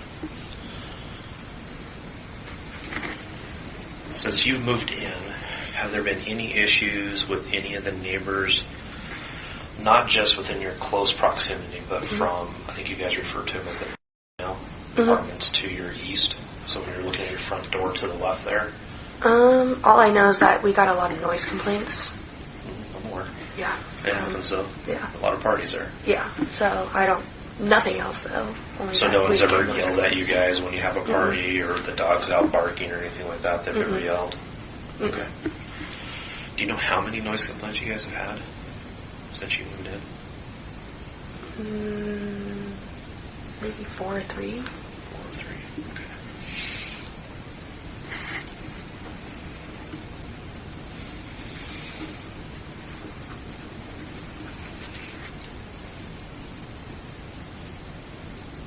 So when you've had your parties, have you ever noticed anyone that would be in the house that was kind of out of place or loitering around in areas that everyone else wasn't, like your guys' bedrooms or upstairs or anything like that?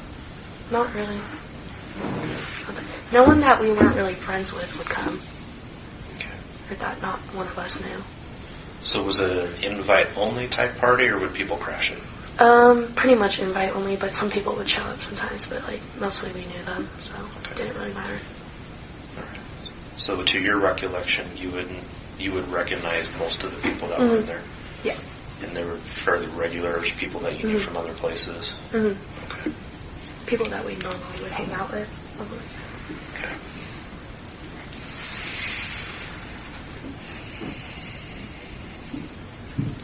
So before I get back into the timeline again, is there anything else that you can think of that we need to know? Anyone else you think we need to talk to that might be able to help direct us in the right direction?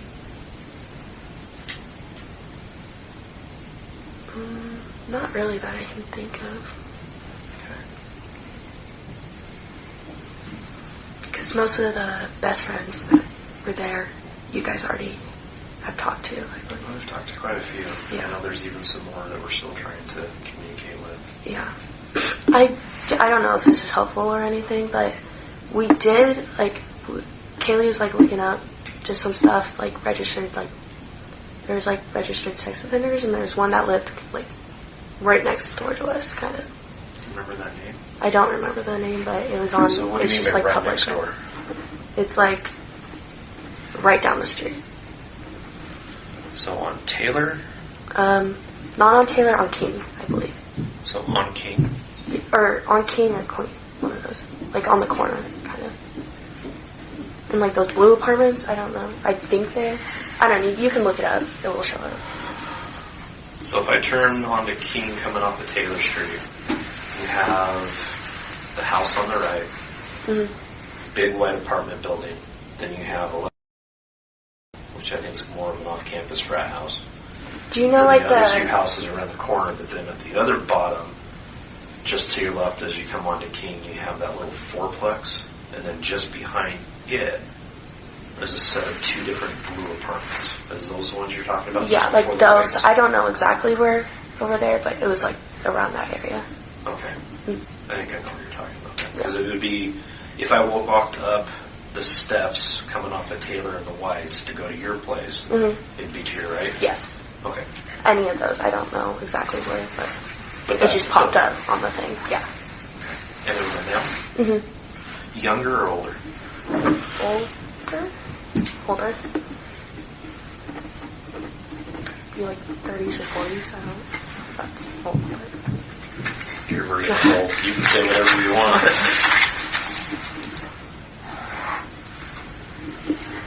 Being your age and thinking people my age now are old, and now I'm this age, so it's all about where you're at in your life. Could I ask a couple of questions on that? When was Katie looking up sex offenders? Not too long ago. Probably either a week ago maybe. And did she tell you why she wanted to look these offenders up? No. She always was kind of into crime podcasts and stuff like that, and those kind of shows. I think she just randomly looked it up. So is she doing it kind of more for curiosity or fun? Yeah, it was curiosity, I believe. So she likes to watch crime shows? She watch them quite a bit? Yeah, I believe so. Okay. So there was nothing of I just had a weird interaction with some guy and curious to see if he might be a sex offender or something? We were all shocked to find out That she did it? No, that it was that close. Oh. Yeah. Another question, though, that brings up, though. So, I believe it was Kaylee had 2 different incidences that she's reported to other people. Do you know what I'm talking about? Yeah, the Winco and then the backyard thing. Yeah. What do you know about those?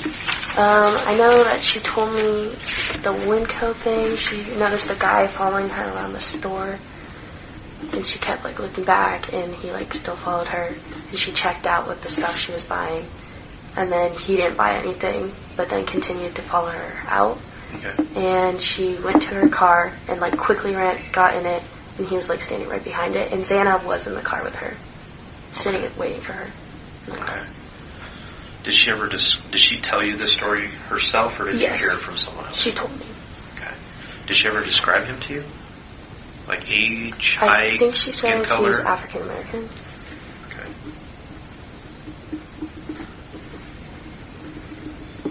Did she say about how old she thought he was? Definitely on the older side, but not So back to your 30 to 40s? maybe, or 20s, maybe, older So 20s. late 20s, Yeah. 30s? Did she say that, or that's what you're guessing? I think that's what she said. I'm not positive. Okay, so you're not positive on if she even talked about an age? No. Okay, and that's fine. I think that's what she said, though. I don't know. That's okay. Do you know when that was? I can't exactly remember. I would guess a month ago or something like that. Okay. So prior to or after Halloween? Prior to, I'd say. So sometime maybe mid to late October? Yeah. Okay. I think. I'm just trying to narrow it down. Because we might be able to still go back and pull video footage. Oh, okay. Do you know if she bought something when she was there? Yeah, she did. Did she normally shop there? Did she normally shop there? Yeah. Okay. Because Winco's the cheapest, so we usually... Do you know how much she bought? I know she bought a case of White Claws. I don't know if she bought anything else, but... I'm going to ask it anyway. Is that fairly normal for her to go there to buy a case of White Claw? Yeah. Okay. How do you know she bought White Claw on that time? Because she was getting it for Xana, I believe. Okay, so she was there to buy it for her. Would she pay with that for cash or a credit card? You know? I think Winco only takes card at self-checkout, and I believe she did self-checkout. So she used a debit card? I think Winco has to take credit, but I'm not positive. It's They either take debit cards. debit or credit, yeah, one of those. Most of the machines, I believe she there's 2 or 3 that are wooden ours specifically. There's a couple that are cash only sales, and there's others that are Yeah, our Winco here, you can't use Cash. cash at all. No, you can only use cash or debit card, no credit. Oh, it's that way. Yeah, I know there's that's how it something is weird with about ours, this yeah. here. So, and that makes sense. Okay. But my point is, if she's used, would her normal shopping be to use her debit card there? I'm actually not positive. Do you know if she ever used Xana's card to make the purchase? Xana usually gave cash because she would use her tip money from her job to whoever got it and give it to them. I don't know. Kaylee So used you the don't know if cash she or used- used right. her phone. Okay. But it's at least something to follow up on. So, okay. Was it more at night or in the afternoon? Night. Night. Now and then. And do you happen to know where she banks? What bank? I think most people up in Idaho use Idaho Central, but it's not Especially positive. most of our college kids that Yeah. are using it because they're push on campus. Yeah. Which I think we may already have her card. Oh, okay. And what's the, I was going to say, what's the girl's name? Kaylee? Kaylee. Do you know if she had an app on her phone that would have banking? Like the kids your age use banking Oh, apps? maybe just to check it. Yeah. Yeah, she might have. Okay. Would have it there then too. Okay. So that's all the other questions I have. Anything come up with you? So I just had a couple of quick things. So you had said somebody recently said that he had maybe had some anger issues and you want to get in a fight with him? Yeah. Was that before or after this incident? After. Okay, so that was something that came up after you did. Mm-hmm. Had you ever heard of him before that at all? No. And then, I heard that he really has no association with anymore.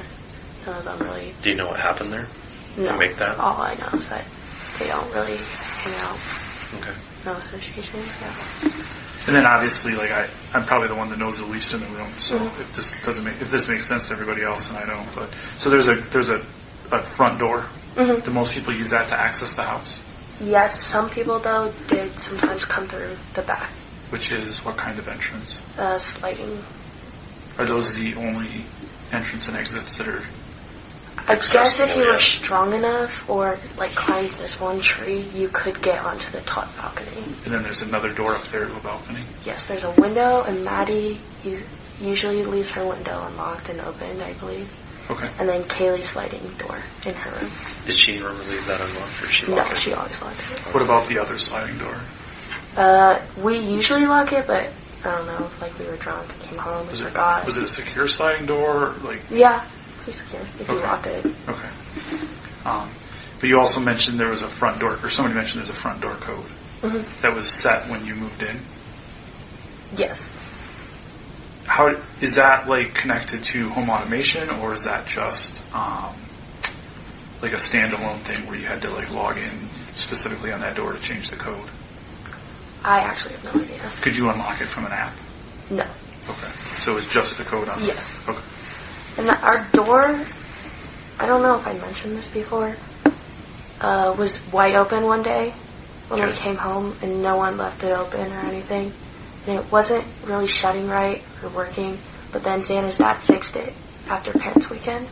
Okay. So that would have been the week before, right? Yeah, and the screws were kind of unloose on the door.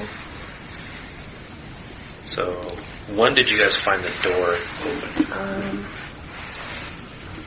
Well, clarify, it's not the screws on the locking mechanism. It's the actual screws. On the like in hinges. the plate? Yeah.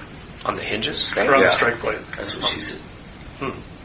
So was it the hinges on the door that it swings on, or on the strike plate where the mechanism comes in and catches? Like the door like swings on. Like right over like this side? So like Well, these- I don't know. My here? dad noticed it. Okay.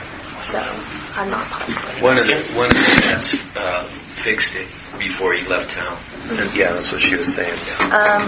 This was November 4th at like 10:57 a.m. Did anybody in the house have any home automation stuff? Amazon, Alexa, Echoes, things of that nature? Okay. What time did you guys discover that door wide open? At like 10:57 a.m. around that And time. how do you know that? I just have a video on my phone from It's us. pretty specific. Yeah. When you guys got home, Did you video the actual door open and No, we videoed us walking around with like. so when you golf went clubs into just to it? check each room. Yeah. Okay. So you found it open. There's the golf clubs in the room just to your right. Yeah, Ethan's golf clubs. Okay, so you went in, each of you went in and grabbed it, and then you were recording as you were walking to make sure no one was in the house? Yeah, and just checked every room. Did you ever report that to us? I don't think so. Okay.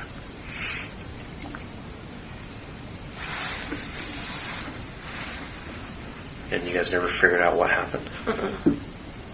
Okay. Was Murphy still in the house when you guys got there? Yeah. I actually do not know. Or was he locked up in his cage up in If that Kaylee's was, room? Kaylee went home for the weekend. That weekend. Okay, so she would So she have they taken were the not dog there. with her? I don't remember if she took him or if she gave him for the weekend. Okay, all right. And so you said you had an Alexa. Mm-hmm. Any other home automation stuff? Ring doorbell? Mm-mm. Other video cameras that somebody had to keep an eye on the dog during the day? Mm-mm. Because one of us was usually home at some point. You say you guys came home at 10:57 on the 4th and found this door open. Mm-hmm. How long had you guys been out of the house that morning? Well, Xana left for work. I went to pick up Maddie from class, and just came with me. And then we went and got coffee, and then brought Xana coffee at work, and then came home. So what time did you leave? What time was it? You said you found it at I picked 10. up Maddie maybe around like 9:20, maybe. So 9:20 whenever in the her morning? class got out that day. Okay. So a couple hours you were gone?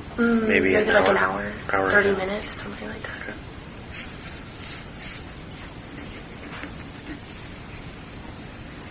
And then no one else would have been in the house at that time? Because you said he No. went to pick we Maddie called up. Ethan too and asked if he was there, and he said he hadn't been there. Okay. Did you talk to any of the other people who you'd given the key to? Mm-mm. They were probably just at their house at the time of class. Okay. And what door did you exit out of? That door. So Out of that maybe door. it didn't shut fully, and it was windy that day. Who was the last one to walk out? Maybe Dan or Xana, one of them. I don't remember.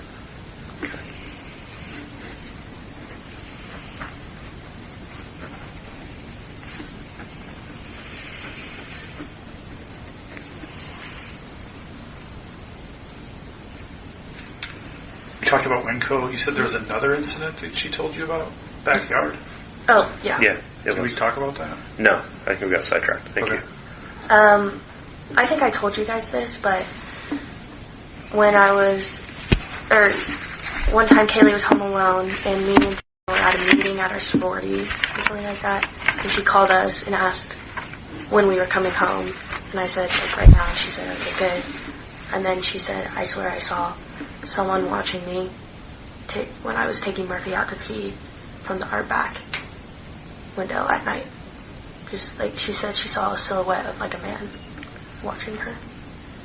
So like someone was in the house watching her? No, like in our backyard, like up Okay. that hill, kind of. Where that parking lot behind- is? Yeah. Like a neighbor? I don't know. Well, the Just a man. apartment building to the east, its parking lot wraps around the back side of their back portion of their house. Mm-hmm. So there's a little bit of a landing with a bunch of parking up there. And what night was that again? I don't remember that night. Do you remember, was it like around the same time as the Winco incident, before or after? I want to say that was before. Okay, so early October to mid-October? Yes. Or even before that? Remember if the weather was... Well, what meeting had you gone to? Yeah. We went to a chapter meeting, which is every Monday. I believe it was chapter. It could have been a sisterhood, but also our sorority was put on suspension from a certain time. And then we got back and did it. So there's a time period where we weren't going to chapter, but I forget. You said she called you or messaged you? Called me. Do you still have that on your phone maybe? Or would it be deleted by now? It iPhone? could be on there, but it's Is it an been iPhone? a long time A long time ago? Yeah. Okay. It's more than 2 weeks. It's not in recent. Okay. Other than saying she saw a silhouette of a man, Mm-hmm. did she give you any identity in terms of features or race or? Mm-mm. Okay. About how far away would that be? Depending on where the guy was standing. Yeah, I don't really know. And it was dark, so 40, 70 feet through trees and bushes. Did she say if he was doing anything or just standing there? I think she said he was just standing there and staring. Okay. So no talk of maybe if he was up there smoking or anything like that? Mm-mm.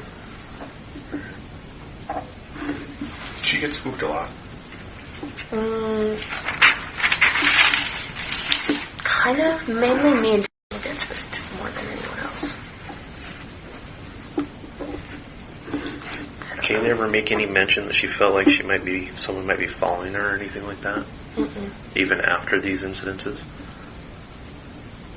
No. Okay.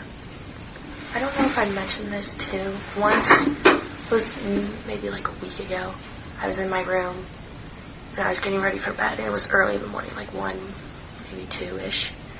And I heard like a scream outside my window, and I got really scared, so I called like everyone in the house and no one answered because they were asleep. But I called one of my friends and she picked me up, and I slept at her place. Okay. And you said it was around 1 o'clock? Mm-hmm. I actually might have just called Maddie, but... You said it was a week prior? Yeah. Okay. Who came and picked you up? My friend.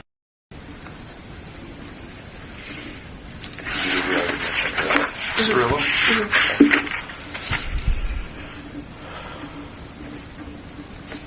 The scream, does it sound like either a male or a female? I don't know, but it was like, it didn't seem like it sounded like a scared scream, but... So not like somebody partying and hollering? Mm-hmm. Like, it made me scared, but... Okay. I don't know, maybe if someone was like scaring their friend, like, I don't know, like spook them or something. Okay. But I sleep on the bottom all by myself, so I was like, I wanted... Right. Yeah. And your window's probably the easiest to get to? Yeah. Because of where it's at? Probably mine are...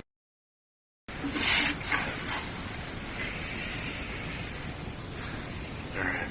I can't think of others, but there might be more. But I'd like to kind of go back now to some of the events kind of starting really early Saturday when you woke up, and then kind of going from there. Okay. So kind of a 24-hour period is what I'm looking for. So what time on Saturday did you get up? I don't know, actually. I got up later than all them. They all went and got coffee and food. And then I woke up and no one was home other than Ethan. And me and Ethan were just hanging out upstairs. But you remember what time you woke up? Probably like 10 or 11 maybe.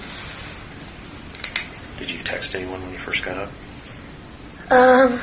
No, I figured that they just went and got coffee or something. Because I went upstairs and no one was there. And then I tracked them and they were getting coffee. So. You know what? I tracked them and they were at Taco Bell, so I guess. Did you track them? So you had, was that like through an app that you have? Yeah, Find My Friends. Okay. Does that log when you track them? Okay. But you said Ethan was there though? Mm-hmm. And where was Ethan at? He was just sitting on the couch.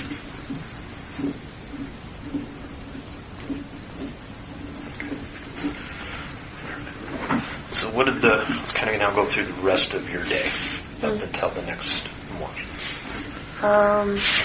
Then they came home and we all got ready in Kaylee's room. Or me, Maddie, and got ready in Kaylee's room. And Kaylee. So the four of you. Mm-hmm.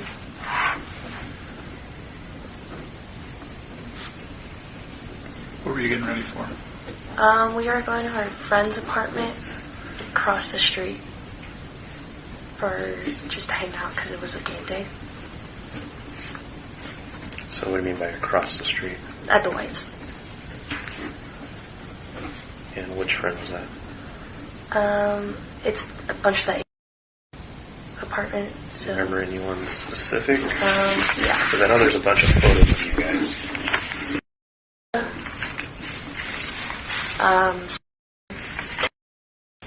I think those three live there, and I think there's one more. What about... That's not her apartment, but she lives over there. Okay. So what were the names then?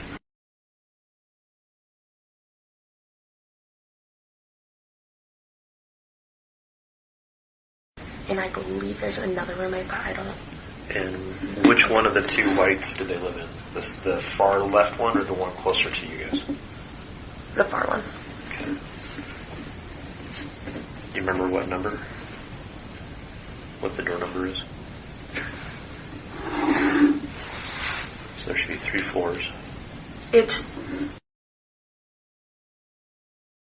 on like that side. On like. So if you're facing it.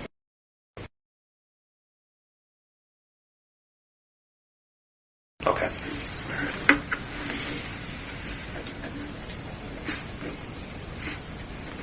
And what time were you guys getting ready at? Maybe I have a picture. I do. Before 1:26. It's probably like 11, 12, something like that. And what time did you go over to?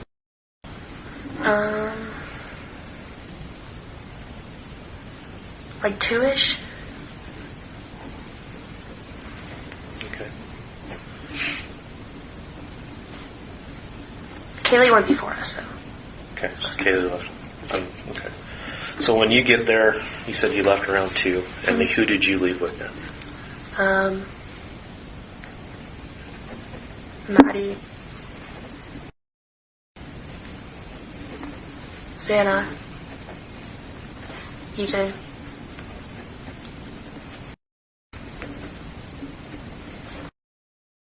Oh wait, no, not there. She was working.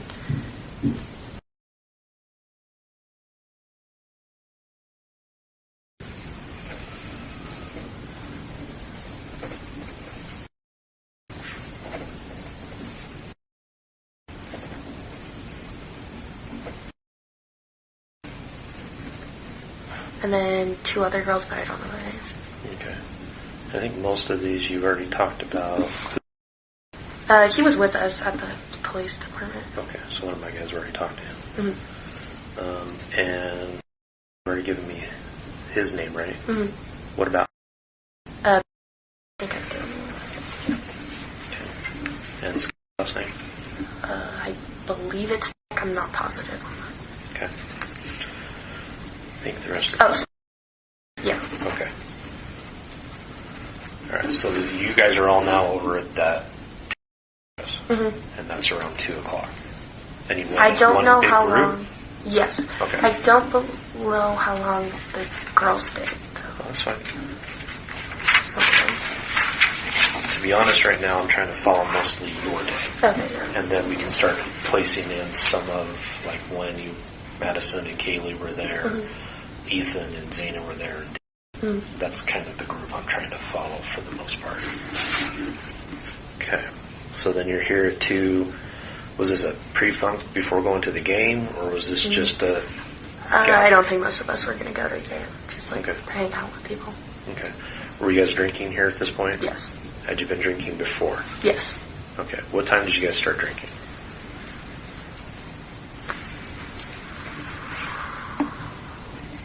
Maybe like 11:30. So as you guys were getting ready? Yeah, something like that, or 12. We were all ready by the point. When you started? Yeah. Okay. And what were you primarily drinking? I had, at that point, Just throughout the night? mimosas and high noons. That's it. And high noon? Mm-hmm. And then I did play Rage Cage later in the night, but I don't know what it was. What's Rage Cage? It's like a drinking game. Can you explain it?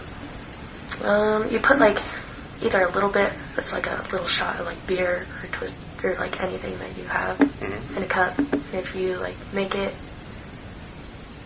like there's empty ones, and if you make it, you move it on. But then I don't know, it can get stacked, and then you have to drink. And then What are you trying to make into it? just ball. Okay. So kind of similar to beer pong, but a little It's just more variation fast of paced. it. Okay. And you could wind up drinking a whole lot more alcohol. Yes. Especially if you're not very good at it. Mm-hmm. Okay. All right. So after how long do you think you were here at the Taylor Street address? Or when did you leave it? I might have a video. Me and Xana left together at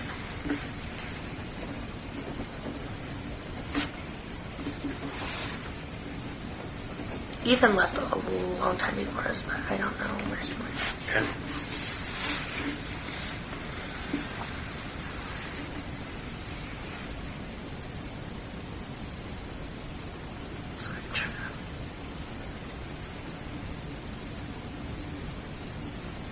You got a good idea of the alcohol consumption in Idaho? No. There was a lot of alcohol there, though. That much I'm aware of. I think they'll know more today after the autopsies are done. It was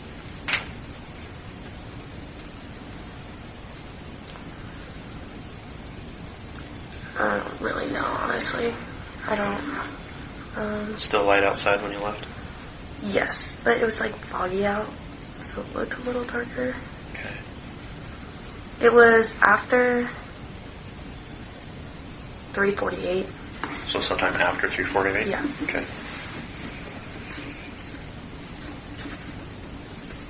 And Ethan left sometime before that? Mm-hmm. I believe he left. No, he didn't. Never mind. And what about Maddie and Kaylee? And Maddie, Dylan? Kaylee, and were still there. Okay, so they stayed. Yeah. Okay.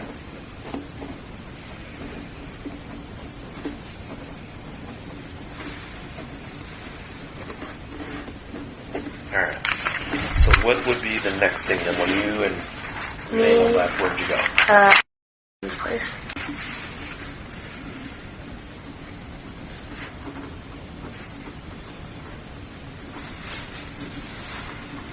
Is with someone? And then someone else. So that would be the other house down the road a little bit. I know that address then. I don't need you to give that one to me. So you and Zayna left there. Mm-hmm. How long were you at? Not that long, I don't think. I texted Maddie and asked if they all went home, and she said yes, and then we left like shortly after that. Okay, what time is that at?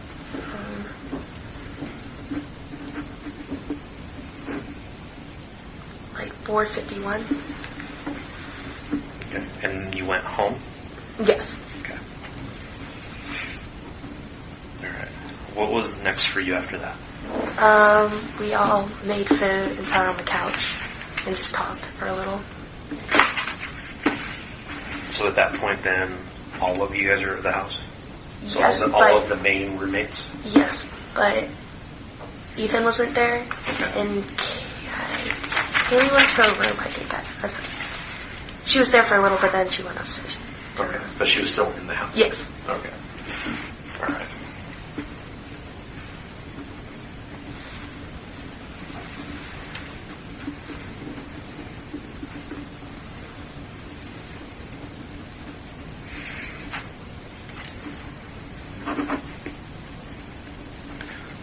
What would be next for you then?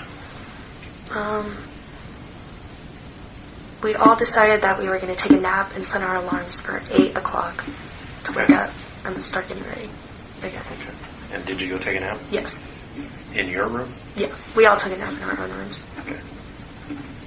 Maddie might have been with Kaylee, though. Okay. Was that fairly normal for them? Yeah. Okay. They've been best friends since, like, elementary school. Okay. And did you get up at 8 or did you get up before that? I got up, like, at 8. Do you remember what time you went to your room and laid down? No. Maybe 6-ish. Okay.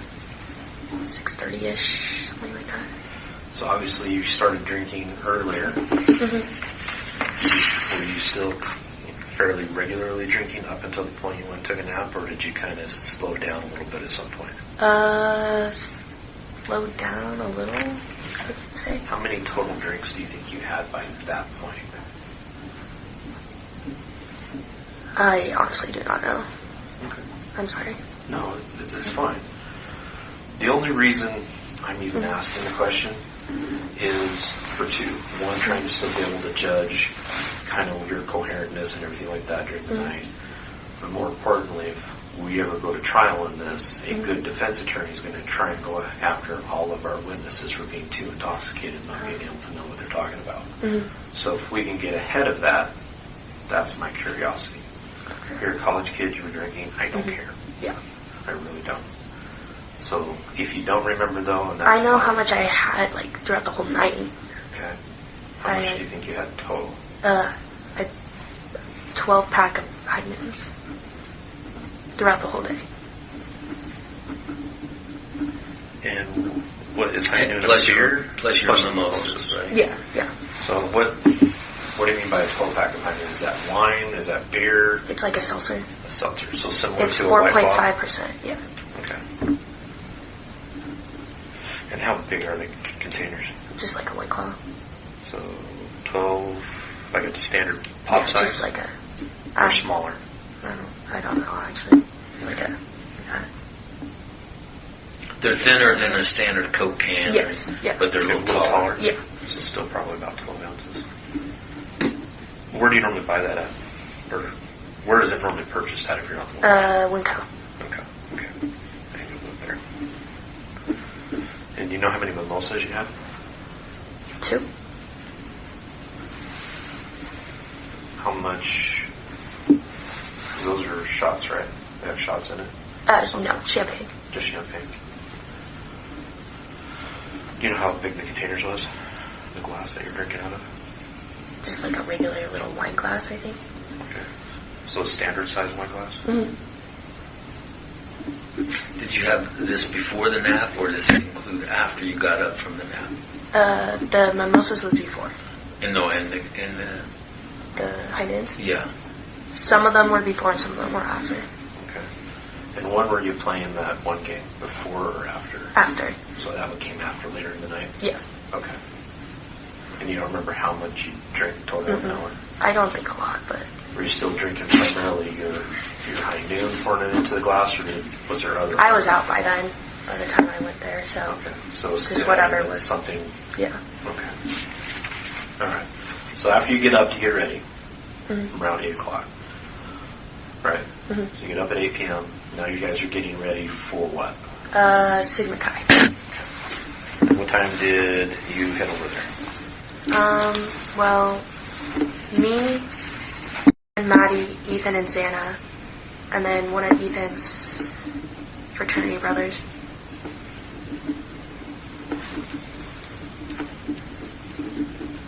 Okay. Went around 9-ish, maybe. Right at 9, before 9? I don't know. Did it Just take you guys around real that long time. to get ready? Yeah, not really. Okay. Do you know who this other fraternity member was? He's a freshman, that's all I know. I don't know his name, though. Okay. So you guys go over there around 9-ish. Mm-hmm. Do you go straight? Where did you go to? Because there's the individual apartments and then there's the main portion of the house. Well, actually, me and Maddie left first. Okay. They weren't that far behind us, though. They were just a little behind us. Okay. And we went to our friend's room to put our drinks in there. Okay. And then we sat there for a second, but then went and found Xana and Ethan in Ethan's brother's apartment. Okay. Okay. And then we hung out with Ethan, Xana, and Ethan's brother Yeah. for a while. Okay. And then people would like come in and out and just say hi and talk and stuff. And then Maddie said that she was leaving to go to the club. Okay. Where was Kaylee at this time? At our house getting ready to go to the club. So Kaylee never came over with you? Mm-mm. Okay. So then Maddie presumably then walked from there back to your place and then they left? Yes. What time was that at? I do not know. It was, I can tell you after time.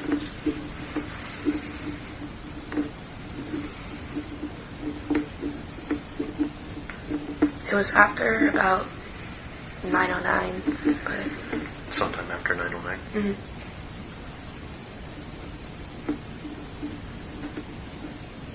Okay. So you're now still in its apartment, right? Yes. So now it's you. Is still there?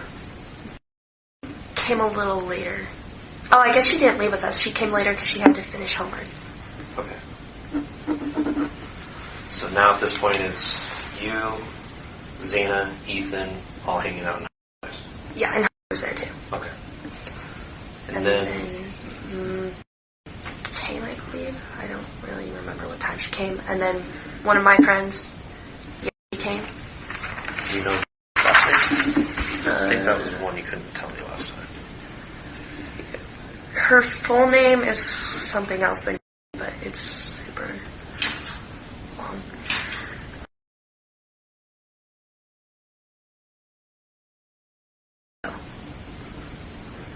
And that's her last name? Mm-hmm. So what's her actual first name? or something like that. You have it spelled there? No, it just says. Yeah, it just goes by though? Yeah. Okay. Do you know where Yellow lives? She lives at the sorority house.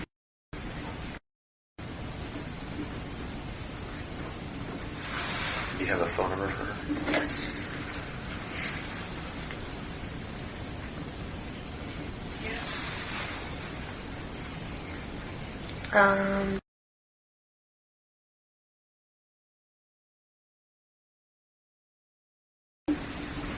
Okay.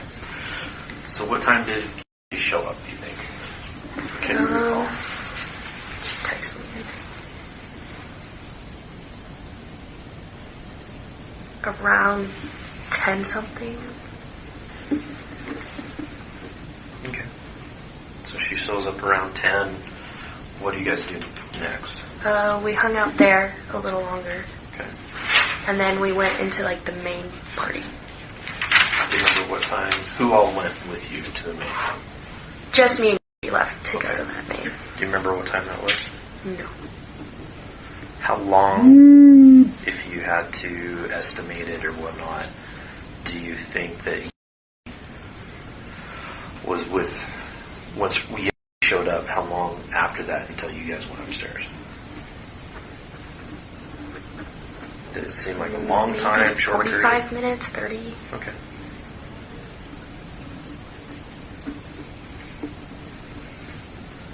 Was still there at that point? I can't remember actually. Okay.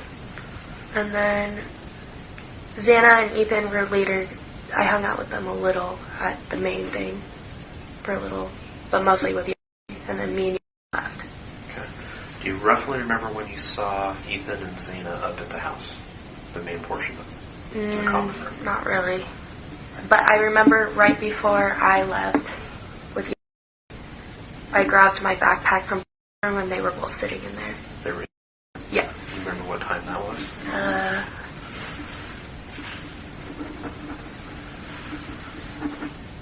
It was after 12:17 a.m.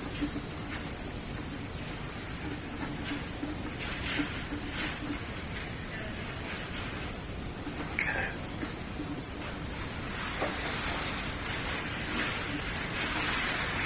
Were they in there by themselves, or was there anyone else in there? From my knowledge, it was just them sitting on the couch. Yeah. Okay. And then you and you go to Back to. yeah. Okay. At this point, I wasn't there. Just. Okay.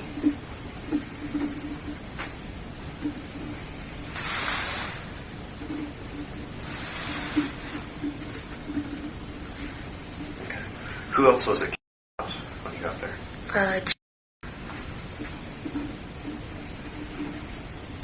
Our friend. Male or female? Male.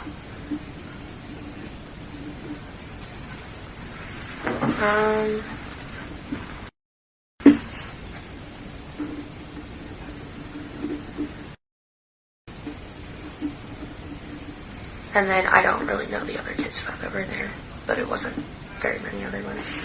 Was there at all? No.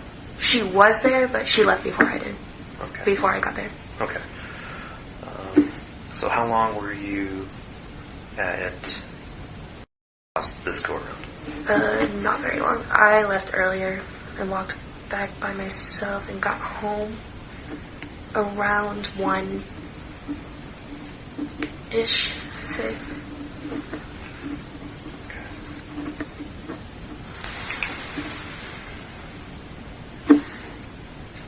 And when you got home, he was there? Just.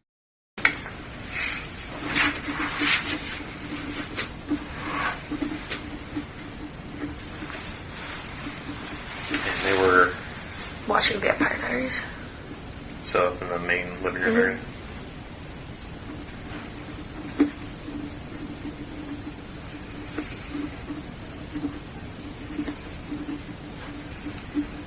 Okay. What happened after that? Then I came home and we watched Vampire Diaries for a little. And they were already watching it though when you got there? Okay. And then left. Remember about what time she left? I do not. After 1:21-ish. Why do you say that? I just have a picture with them at 1:21. With? Mm-hmm. Okay. So when you're referencing these times, you're able to recall them because you have photos? And so, when you say it's after when this it's time... like a specific time. Are your photos timestamped? It's just on Snapchat, so it says, like, when you hold it down, it will say, like, it'll show what time it was, yeah. Okay, so it shows what time the photo was taken or what time it was posted? What time it was taken. Okay. And saved, yeah. Okay, so then and that's how you're refreshing to see the time periods that you're giving us on your photos? Yes. Perfect. Okay. So, then left shortly after you took the photo at 1:21. She left after that photo. Okay, so I you don't guys know how you took the photo further okay, along, but and then she left. What happened next? And Maddie and Kaylee came home. Well, I went to her room and I was just watching the show by myself.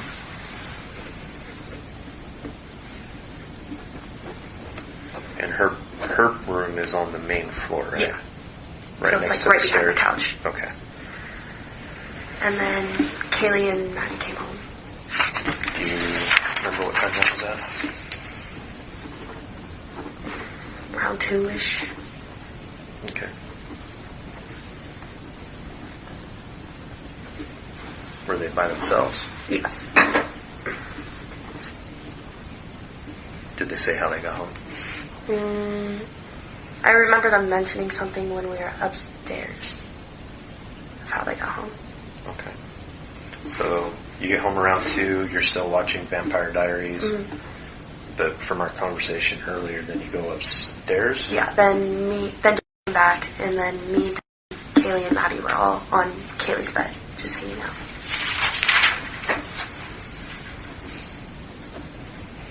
And you're on Kaylee's? Mm-hmm. From the bigger bedroom upstairs? Yeah. Okay. Do you have a photo about what time that might have been by chance? Yes.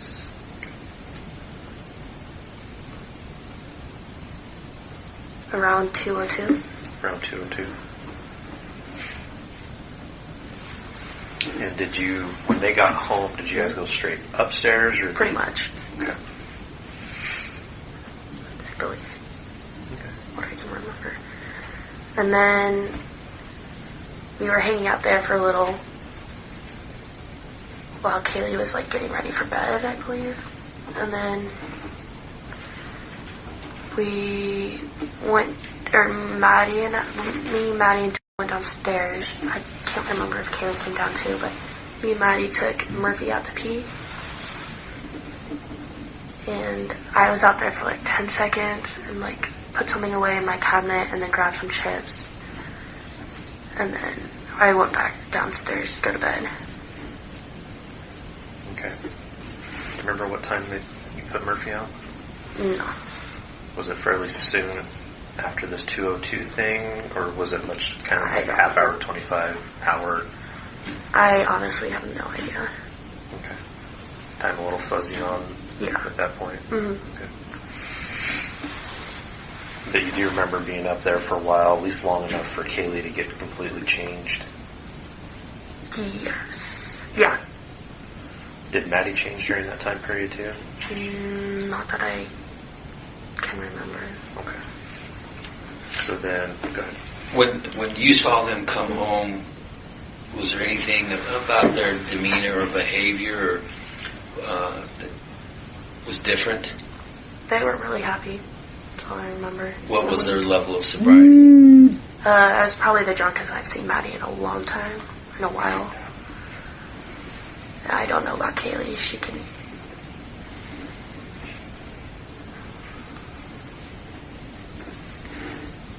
But you said you hadn't seen Maddie that drunk for a long time. Yeah, for a long time. She doesn't usually get that drunk. But you couldn't tell Kaylee? Not really.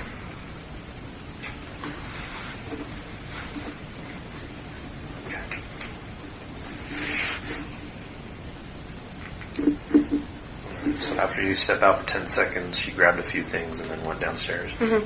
What did you do when you got to your room? I watched the show for a little. I don't remember how long I watched it though. And then I just went to bed. And the name of that show again was? Baby Daddy? Do you remember the episode? No. And how were you watching it? On my iPad. And was it through your like Hulu, Netflix? Hulu. Okay. And is that a Hulu account you have? Yes. Is it your account that you pay for, or is it your parents? My parents pay for it. Okay.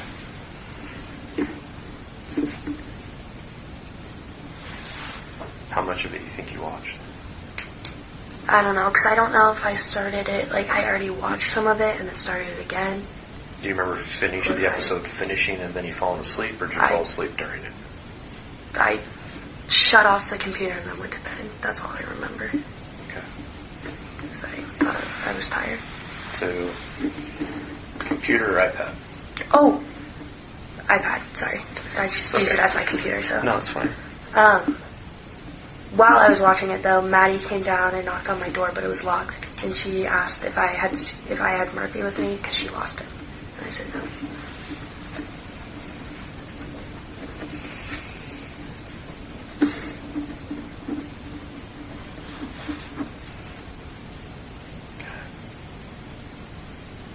Was that shortly after you started it, or quite a ways after you started it? I don't remember. Okay. I would say maybe shortly after. Do you normally lock your door? Yes, I lock it every night. Okay.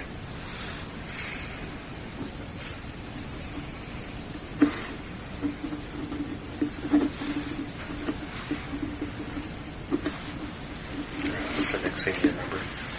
And then the next thing I remember, I woke up because I heard like a firecracker type noise. And then I saw like a little sparkler or something under the door. And then it like kind of went out. And then it's all like, I don't know, I was still half asleep and still pretty like, I don't know, tipsy I'd say. And then I just didn't really know what was happening. And then I remember either called me or I called.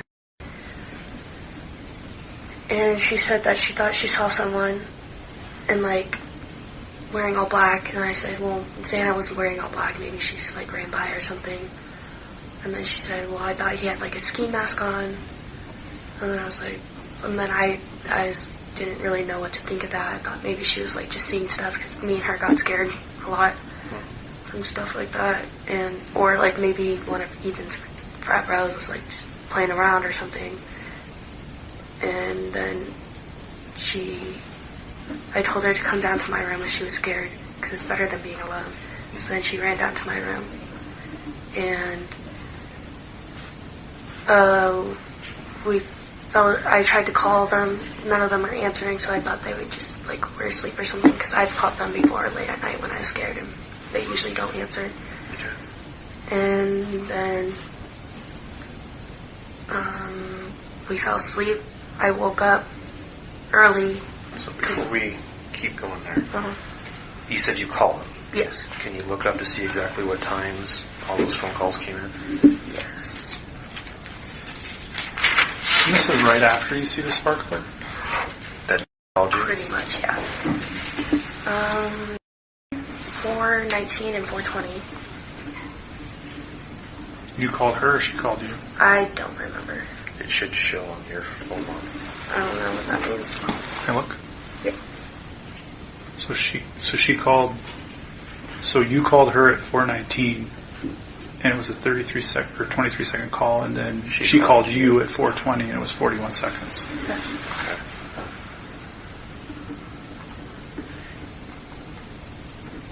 So you called her first, and then she called you back.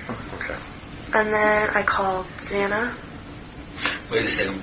When you called her at 4:19, what did you say to her? I said, did you hear that? Like, because I thought, like, the sparkler or whatever. And she said, I think she said yes. And I said, well, what was it?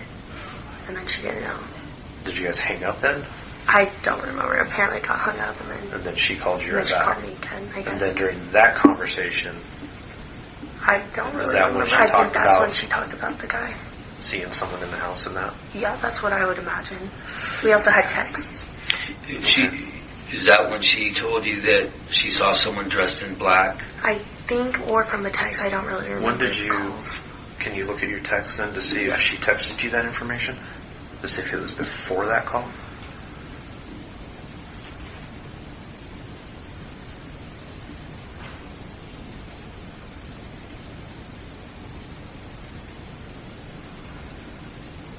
Around 4:22, so it was after the call.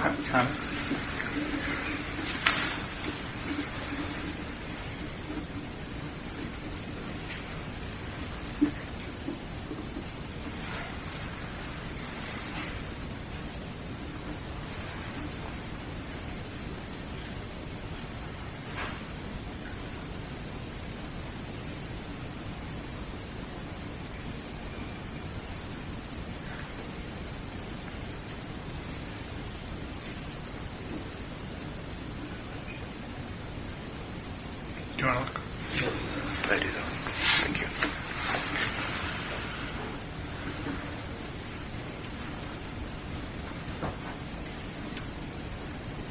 So that was in a text communication Yeah. that she said she saw someone. I don't remember if it was both It's or in one here. or the There's, other. it's definitely in there. She Yeah, talks it's in about there. black Could and a have been ski both, mask. though. I just don't remember.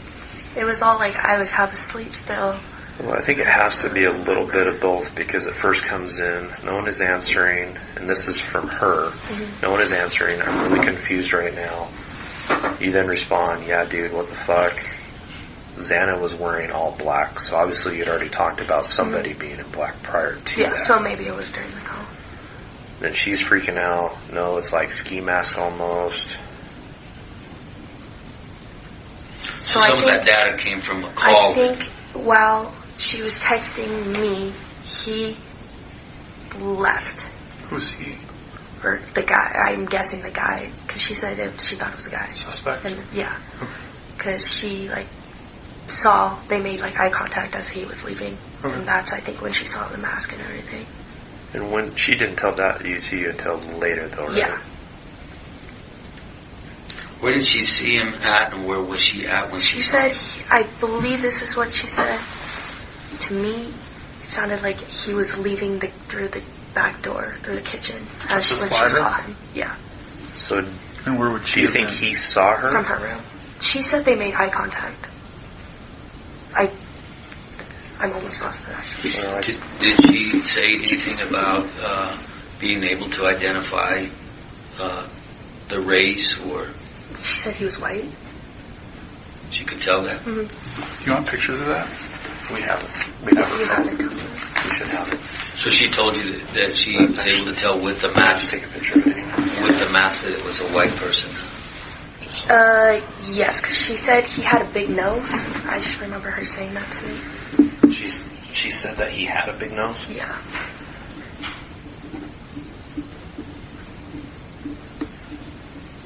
And then she ran down. Yeah. I think he was leaving. Yeah, because you made some comment about, she's making a comment that her phone's about to die, and then you told her to run down to you, and then that's when she came back down shortly after that, from what I can tell. And what did she say when she got there? I don't really remember. Just that she was scared and we didn't really know what was happening. Did you cover this with her initially, this section? With her? Yes. Yeah, I've Okay. covered quite a bit of this. This is still tracking with what she's told me from the Okay. beginning. Because did she tell you about whether this person had anything Like in his hand. in his or anything hand? like She that? said it looked like a vacuum. So I didn't know what that meant. I thought she was just seeing stuff because she was drunk still. Did she tell you the shape of what she saw? She said it looked like a small vacuum that he was holding. So I was confused. I was thought she was imagining something. Okay. I'm going to grab some notes here. Okay.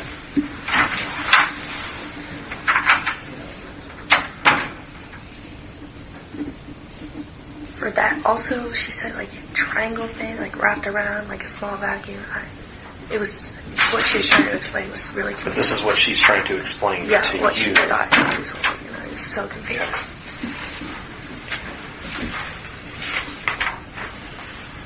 So just a quick question about the messages. Like you tell her to run down there, and then she says, "I'm screwed though." Scared. Oh. I'm guessing that's what she meant. Well, I'm guessing that's what she meant. I picked up on it. Yeah. That's what I was kind of tracking too, is that she was scared right now. And then you didn't call 911. You didn't reach out to anybody else outside I the thought house? she was like imagining something. I didn't. Has she ever imagined something like this before, or? Well, no, but she was still half asleep and still drunkish. So I was like, maybe it was just some kid like coming in.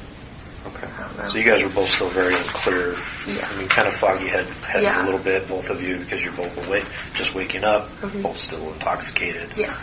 Okay. Did you guys go and explore any? No, we were too scared to leave because just in case someone would like kick Did back she, in. Or besides seeing the guy, did she say she saw anything else at all? But she all said that she there was told something me. around his waist and it was like a vacuum. Something like that. Around his Yeah. waist I don't or know. his It hand? was so confusing. She was trying to explain it. I just was not getting it. Okay. And then, do you want to know what time I called the others? In just a minute. Some segment in there, did you ever hear, either before or after the firework, the sparkler or whatever woke you, did you ever hear Murphy? Oh, yeah, I heard Murphy bark a little. And then I heard, like, the pong table that was in our family room. Like, it's just, like, a table that was in our family room. Kind of moved, but I thought, like, Ethan, he's a pretty big guy, so I thought he, like, was drunk and just hit it. But I don't know what time. Was that before or after he heard? It was all kind of all at once, I feel All at like. once? Yeah. But I don't know what time Ethan or Xana got home, so I was just guessing. But shortly right after you heard Murphy bark, the beer pong table get bumped, and you heard the firecracker sparkler. Yeah. It was all that kind of also jumbled kind in of one. when? That's what. And I did think you I pick heard up and Kaylee call? playing music too. Okay. Dancing with Murphy. Also said that she heard music and Kaylee and Murphy dancing. Okay, but you don't know what time that would have been. I'm guessing around 4 in the morning. Okay. So right before you guys start to communicate. Yeah. But right after you heard Murphy bark, the pong table, and the sparkler, that's when you called. Yes. I think it might have been right after, maybe, I don't know. Okay. It's all blurry. Right. From you referenced earlier time 2:02 in the morning. Mm-hmm. From 2:02 to 4:19, did you get any missed calls Oh, yes. from any of your other roommates? Maddie called me at 2:53, but I don't know why. I missed it. At 2:53? Yeah. Okay. So what we're trying to pin down is a time frame where other people in the house are still active, still alive, still talking, still communicating. So it's important for you. We're trying to narrow that window, right? So if somebody's communicating with you, trying to communicate, texting, snapping, anytime after 2 to that 4 o'clock window, he really needs to know that. Do you track your sleep at all? No. Okay. So at 2:19, we know Maddie's trying to reach. 2:53, she called. 2:53, Maddie's trying to reach you. Yes. Yeah. Okay. I'm Could that have also... guessing it's because she lost Murphy, and I just And missed that's the what call. I was wondering, if maybe that was the same time period. Because you were already asleep when she knocked on the door. No, I was watching the show when she knocked on the door, so I'm guessing That that's could have been around right that time. about that same Yeah. time period. And, yeah, that's all. Okay. Did you describe any color with this sparkler or this sound that you heard out of your door? It just looked like a little flame sparkler type thing. So was it white or red? It was like orange-ish. Orangish color. That's what I remember. And do you know what time it came to your room? Is there anything in it that can tell you that? Around 4:25. That was the last That's message okay where you now. told her to run down? Yeah. Yeah. And then I called Xana at 4:21. So before down. Yes. And then I called Maddie at 4:22. So right after you talked to, Yeah. you called down. And then I called Ethan at 4:22. And no answers, right? Yeah. Voicemail? Did you hear the phones ringing from where you were? Mm-mm. I didn't hear a scream. I didn't hear anything. FaceTime or just regular phone calls? Just regular phone call. And then I accidentally FaceTimed Kaylee at 4:30, but then I called her again at 4:31. And was there by that time? I believe so, something like that. Okay. And then, I also called Maddie again twice at 4:29 and then 4:30. Okay. And all of these, no responses or anything? Yeah, but they never usually answer my phone calls that late at night, so I thought they were asleep. Okay. So that would be normal. Yeah. If they were up, would they have normally answered? Yes. Okay. Okay.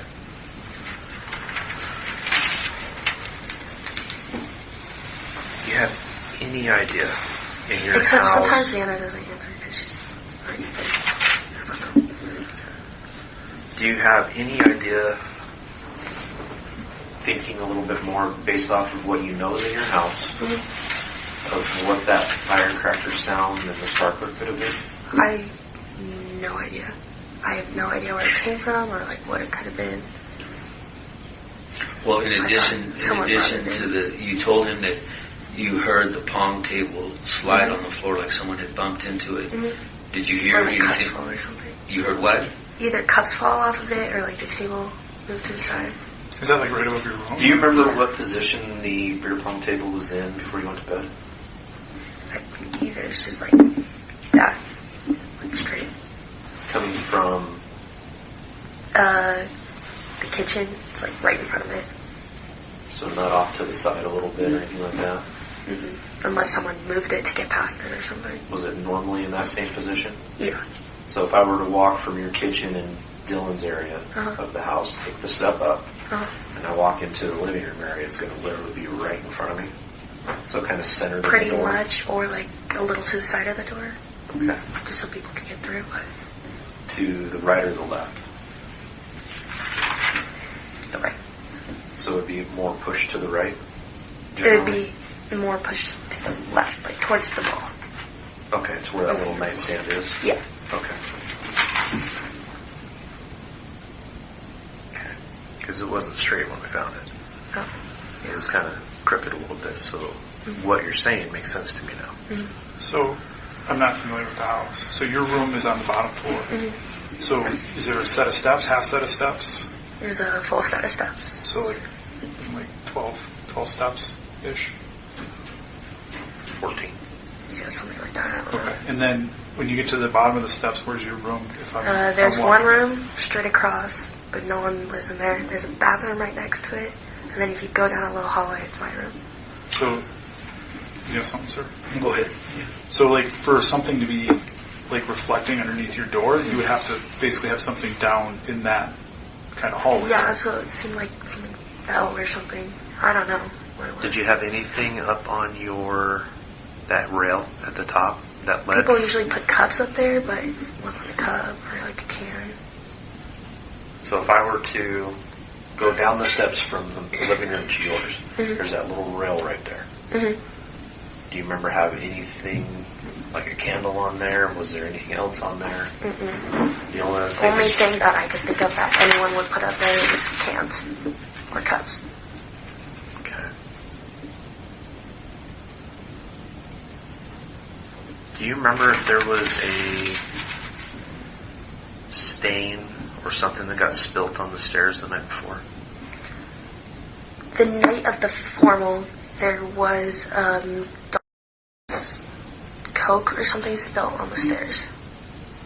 Like towards the bottom, the Towards middle, the or top. towards the top? Okay. That's what I remember. Okay. When you went to bed, do you remember Were there like a lot of cans or anything like that on the floor down at the landing next to the front door? There was a box of, I believe, my Heinens and like a backpack. Do you remember any loose cans that you... People put loose cans there all the time. I don't know. Okay. But you don't remember stepping on it or stepping around it when you went to bed? Not really. Were there quite a bit of lights still left on in the house? Yes. My hallway light was left on. And I believe most of the other lights were left on, but... Okay. I don't know. I don't know if they turned it off when I went to bed or anything. Okay.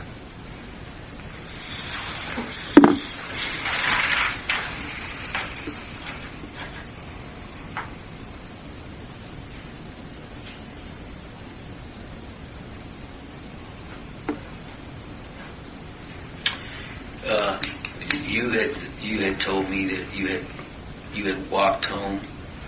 When you walked home by yourself, you got home at 1:21 a.m. Around that time, that's just when I had that picture. How did you tie that to something? Just because that's when I had that picture of me like.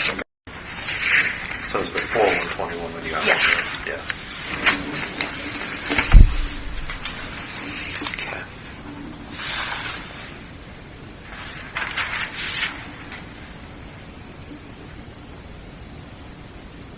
So when you get home,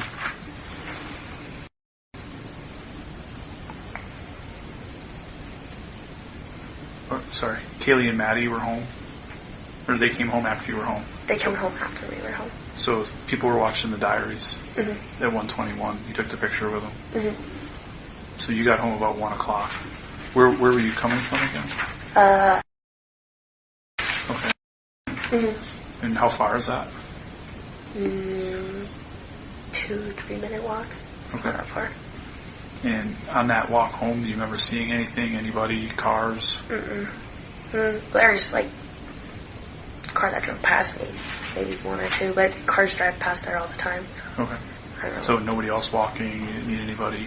Mm-mm. And then which door did you come in? The front door. And that's not, is that on the same level as your room? Or is Yes. that okay? Did you walk all the way to King, then around to Queen, or did you take the cutoff? Just the cutoff. Okay.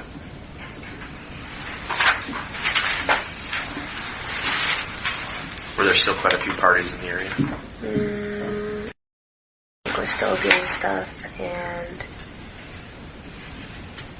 I don't know, that's all it really seemed like. But Was there a lot of other foot traffic still? no one really, I don't think, was out when I was walking, but Was it cold? yes. Yes. I believe so. It was like foggy that whole day too. Like, I don't know. It looked weird. Do you recall whether told you that this person she saw, whether he had the shape, if there was a shape of something she saw in his hands, whether it had a shape to it? Well, she just told me that she thought it was a mini vacuum. So. She didn't just try to say it was circular, it was round, it was a triangle. She said like something wrapped around or something, and then a mini vacuum. So something wrapped around his waist. I don't know, yeah. And then holding something else in his hand. Like she said it was like a mini vacuum. I don't know what that would be compared to. Yeah. Okay. So what happened? So after you tried calling everybody, no one answered. Did you guys just then go to sleep, or did you do anything else? I fell back asleep because I was still out of it, and I don't know if she did right away. And then I woke up again earlier that morning. About what time? Do you have the times? You have some times from your phone, right? Yeah. I called my dad at 7:30. Then he didn't answer, and I fell back asleep. What did you call him for? My tooth hurt really bad. It's like inflamed, right? And he's a dentist, so I was just wondering what it was. And that was around 7:30? 7:30, yeah. Okay. And then he didn't answer, and I just fell back asleep. And then I called him back at 8. He also didn't answer. And so then I called my house at 8:01. And they didn't answer. And then I called my mom at 8:02, and she finally answered. And was still in the room? Yes. Was she out I can't cold, remember or if she was up or not. I think she was kind of up. And then I called my mom and asked her to put my dad on the phone, and then she said he'd call me back. And then he called me back at 8:09. And then I took Advil for my tooth. And then... Did you have it in your room? Yeah. Okay. And then I told about my tooth because she was up. And then I fell back asleep, and I don't know if she went back to bed. Because none of them would have been up that early anyway, so... Okay. And then... So you go back to sleep? I fell back asleep. I don't know if she did. And then I woke up again and noticed that none of them were up still. How did you notice that? Xana's Snapchat location wasn't on yet. And it usually is at that point by the time I woke up. Which was? Which time was that? I want to say 11:30ish, maybe 11. Sometime between 11 and 11:30? Yeah. Was Dylan still in your room? Yes. And then we were kind of freaking out because we were like, well, they would have been up by now. And so then I called my friend and told her that we were like scared and didn't know what was happening, and so she offered to come get us. And then we called because we knew that I was with her and would come over and like help look around the house.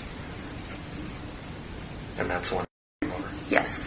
Did you make any attempts to call roommates that morning after you woke No, up? because I knew I would either hear them walking maybe upstairs or Xana would have been up. For the Snapchat location? Yeah. And you were afraid? Why? Because they weren't answering and no one was walking, and there's like Xana's location was up, so I was like, something's not right. So then we got scared and called it. And then she sent over, and then she followed with shortly after he came over. So when they come over, do you know what time they arrive? No. Would know better because she called it. Okay. Okay. But when they came in the house, how did they enter? Just came in. He knows the code, so he came in. And then where did he go? And then we came out and we went up the stairs, and then he said, you guys need to get out and call 911. So was he ahead of you? Yes. When you came out of your room, what did you see?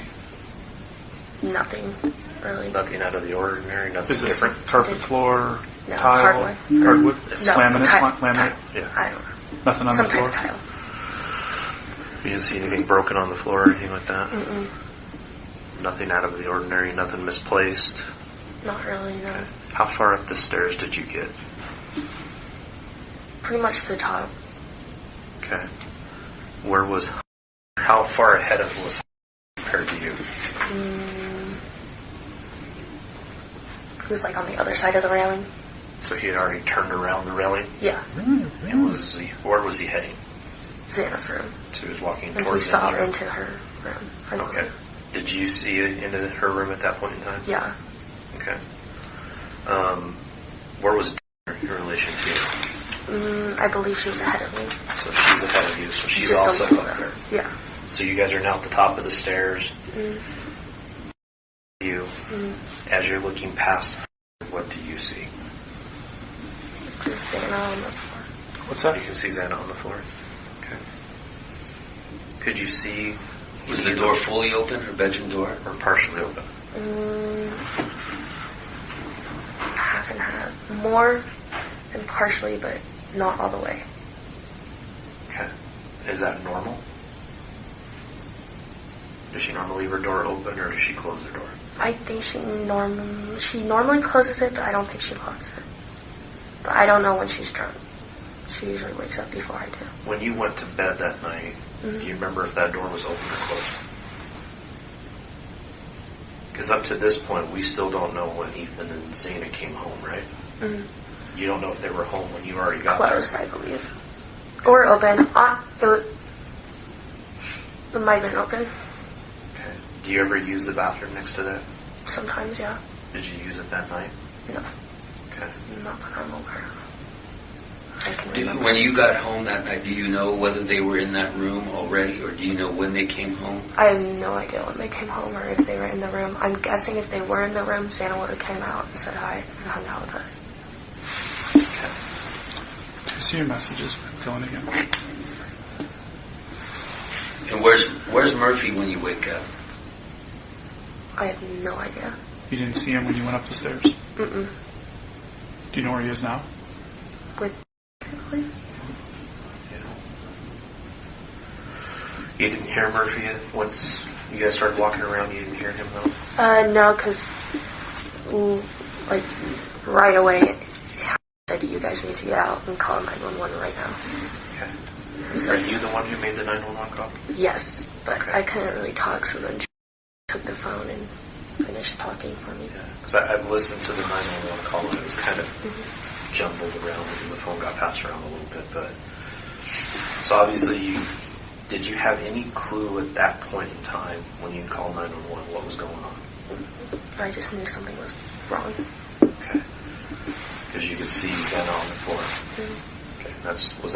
Have you ever seen her in that position before? Has she ever passed out on her floor before? Not this year, but I believe she used to when she used to get like super drunk, but she hasn't really. Okay. And from that distance, did you just see her, or could you see? I just saw her and then I left because I didn't want. So when you called 911, where were you at? Outside. So when you said you need to go, you actually turned around and left, or did you stay there for a second? We all like walked down the stairs and then he said, you guys need to call 911. So did he walk you down the stairs? Yeah. Okay. And then he went back up, I think, to check it out. And you and were still downstairs? At the landing or just on the outside? On the outside. But he went back up?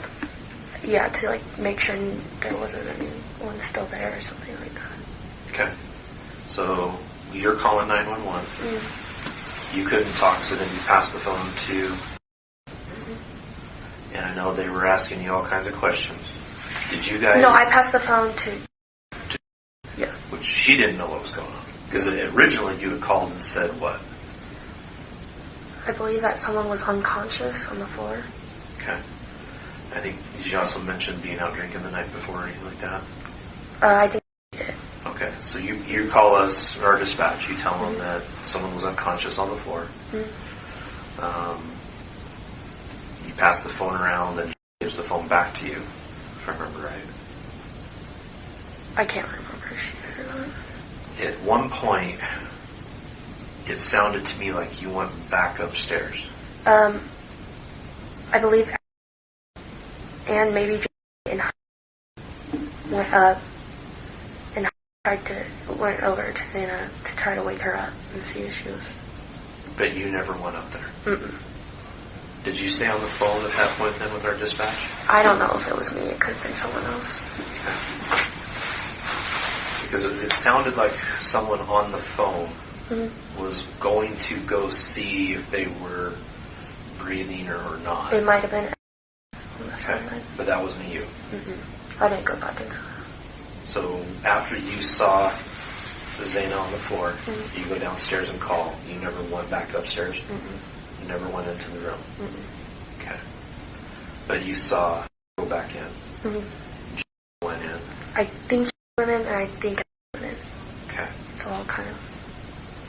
Okay. Did it ever be on the phone? Was she ever on the phone? I don't think so. Were you still standing outside when our first officer showed up? Yes, but I was super scared, so I walked over to, where the white stairs are.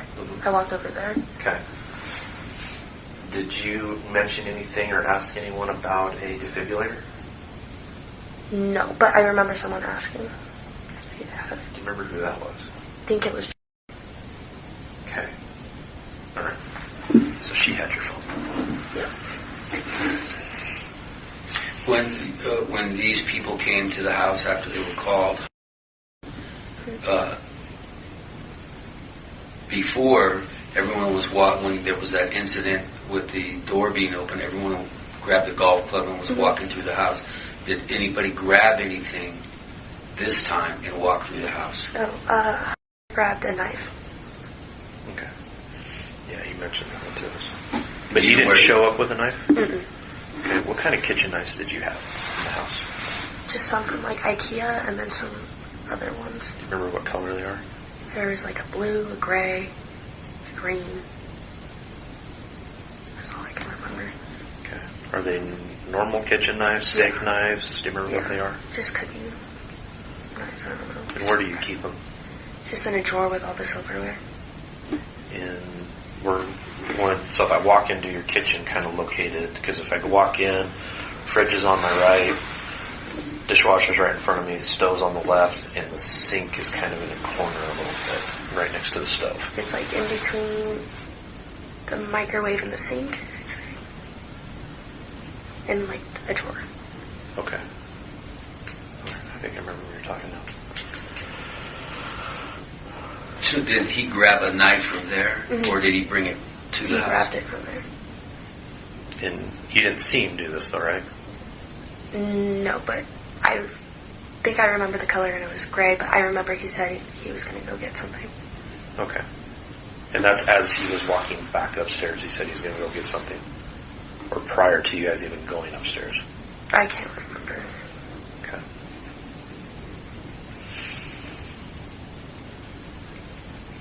Was this a set that someone bought, or were there individual knives? Well, this one was a set, but there was also individual ones. Do you remember how many were in the set?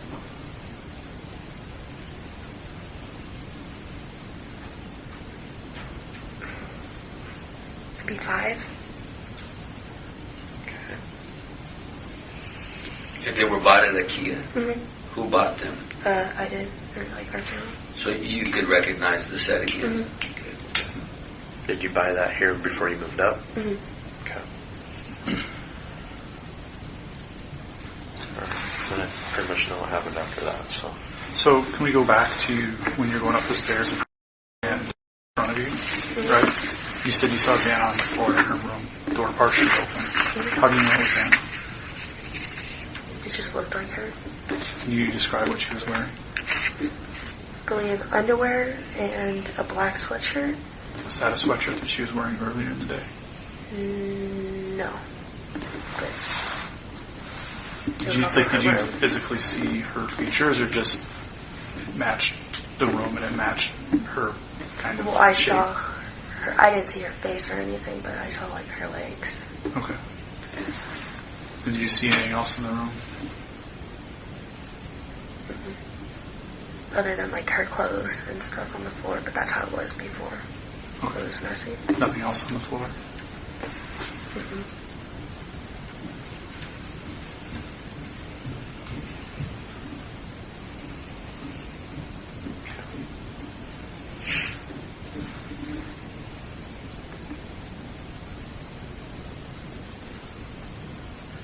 Do you know for sure who came into the house and did that? And did what? Whatever happened to your friends? Do you have an idea of who may have come in and done that? Mm-hmm.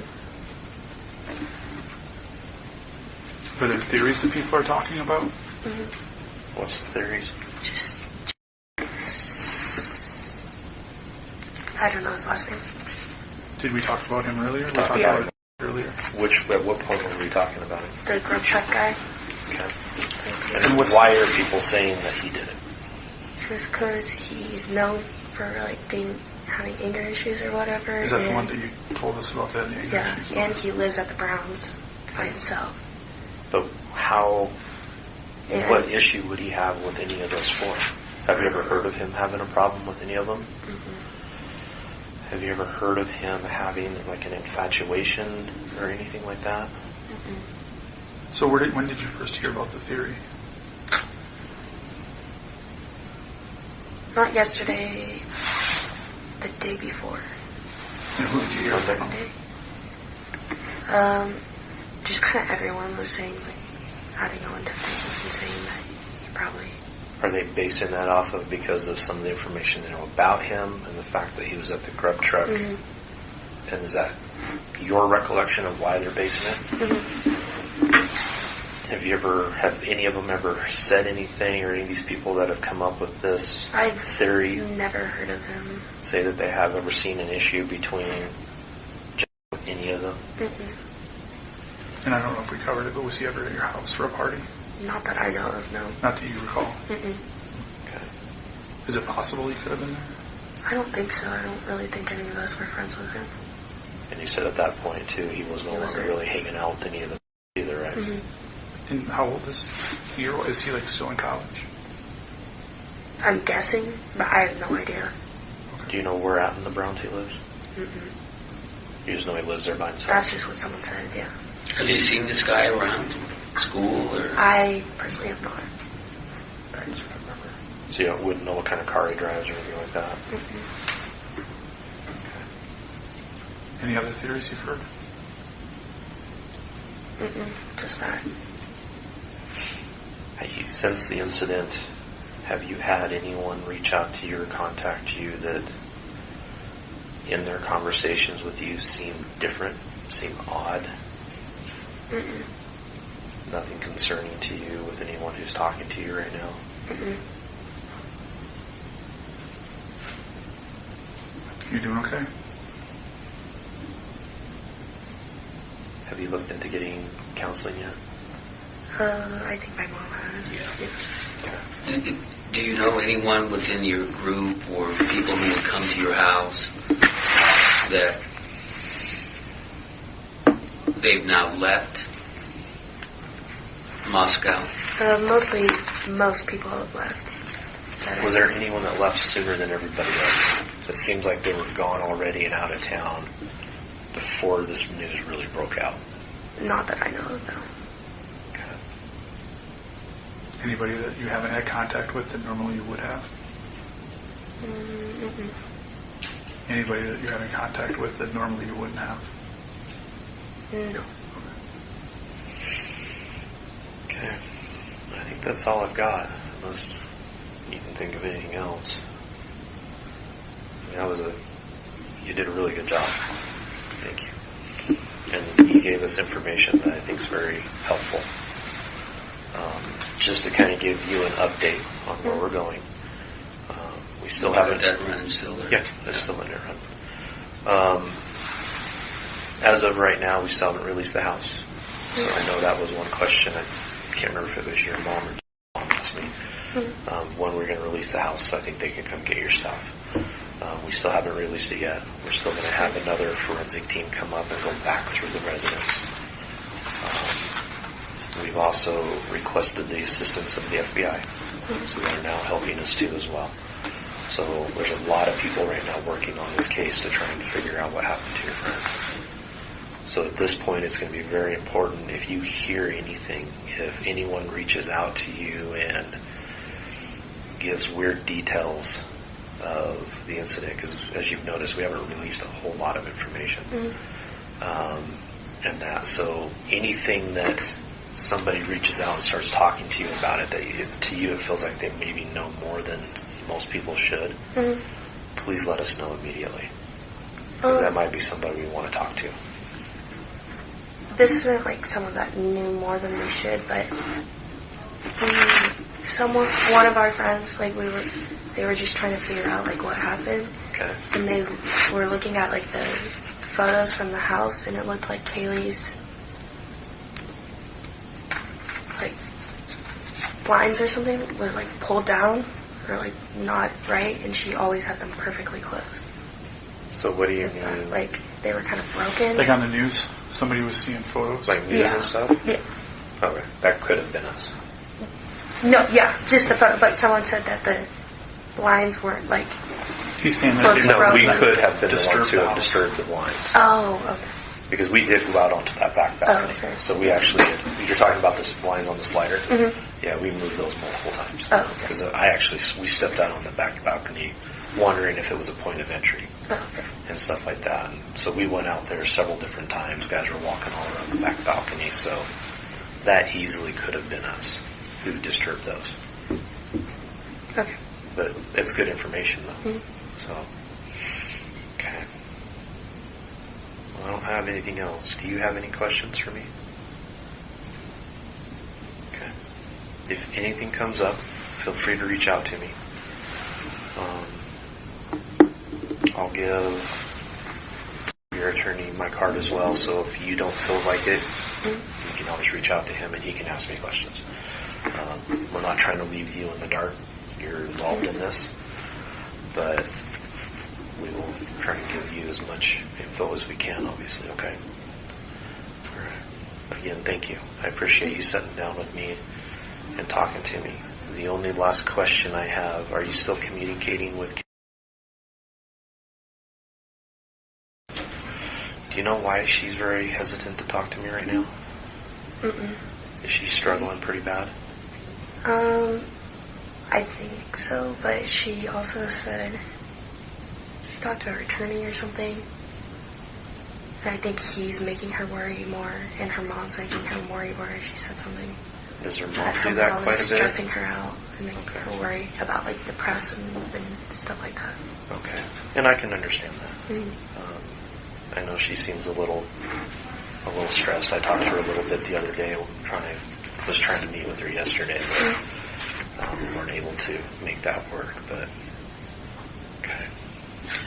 One question I have, other than the alcohol that you talked about and Adderall you talked about, is there anyone in the house that you're aware of that takes prescription medication or treats for any therapy, anxiety, mental illness, any of that?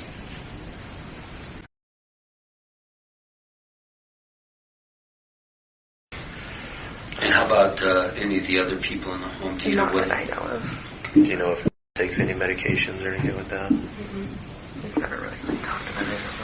Okay.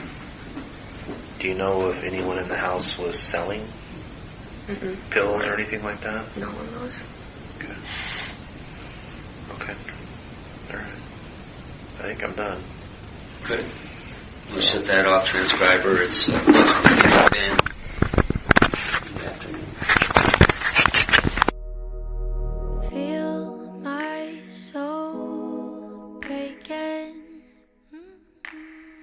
Thoughts get so wicked. I've been making friends with my nightmares to fall asleep.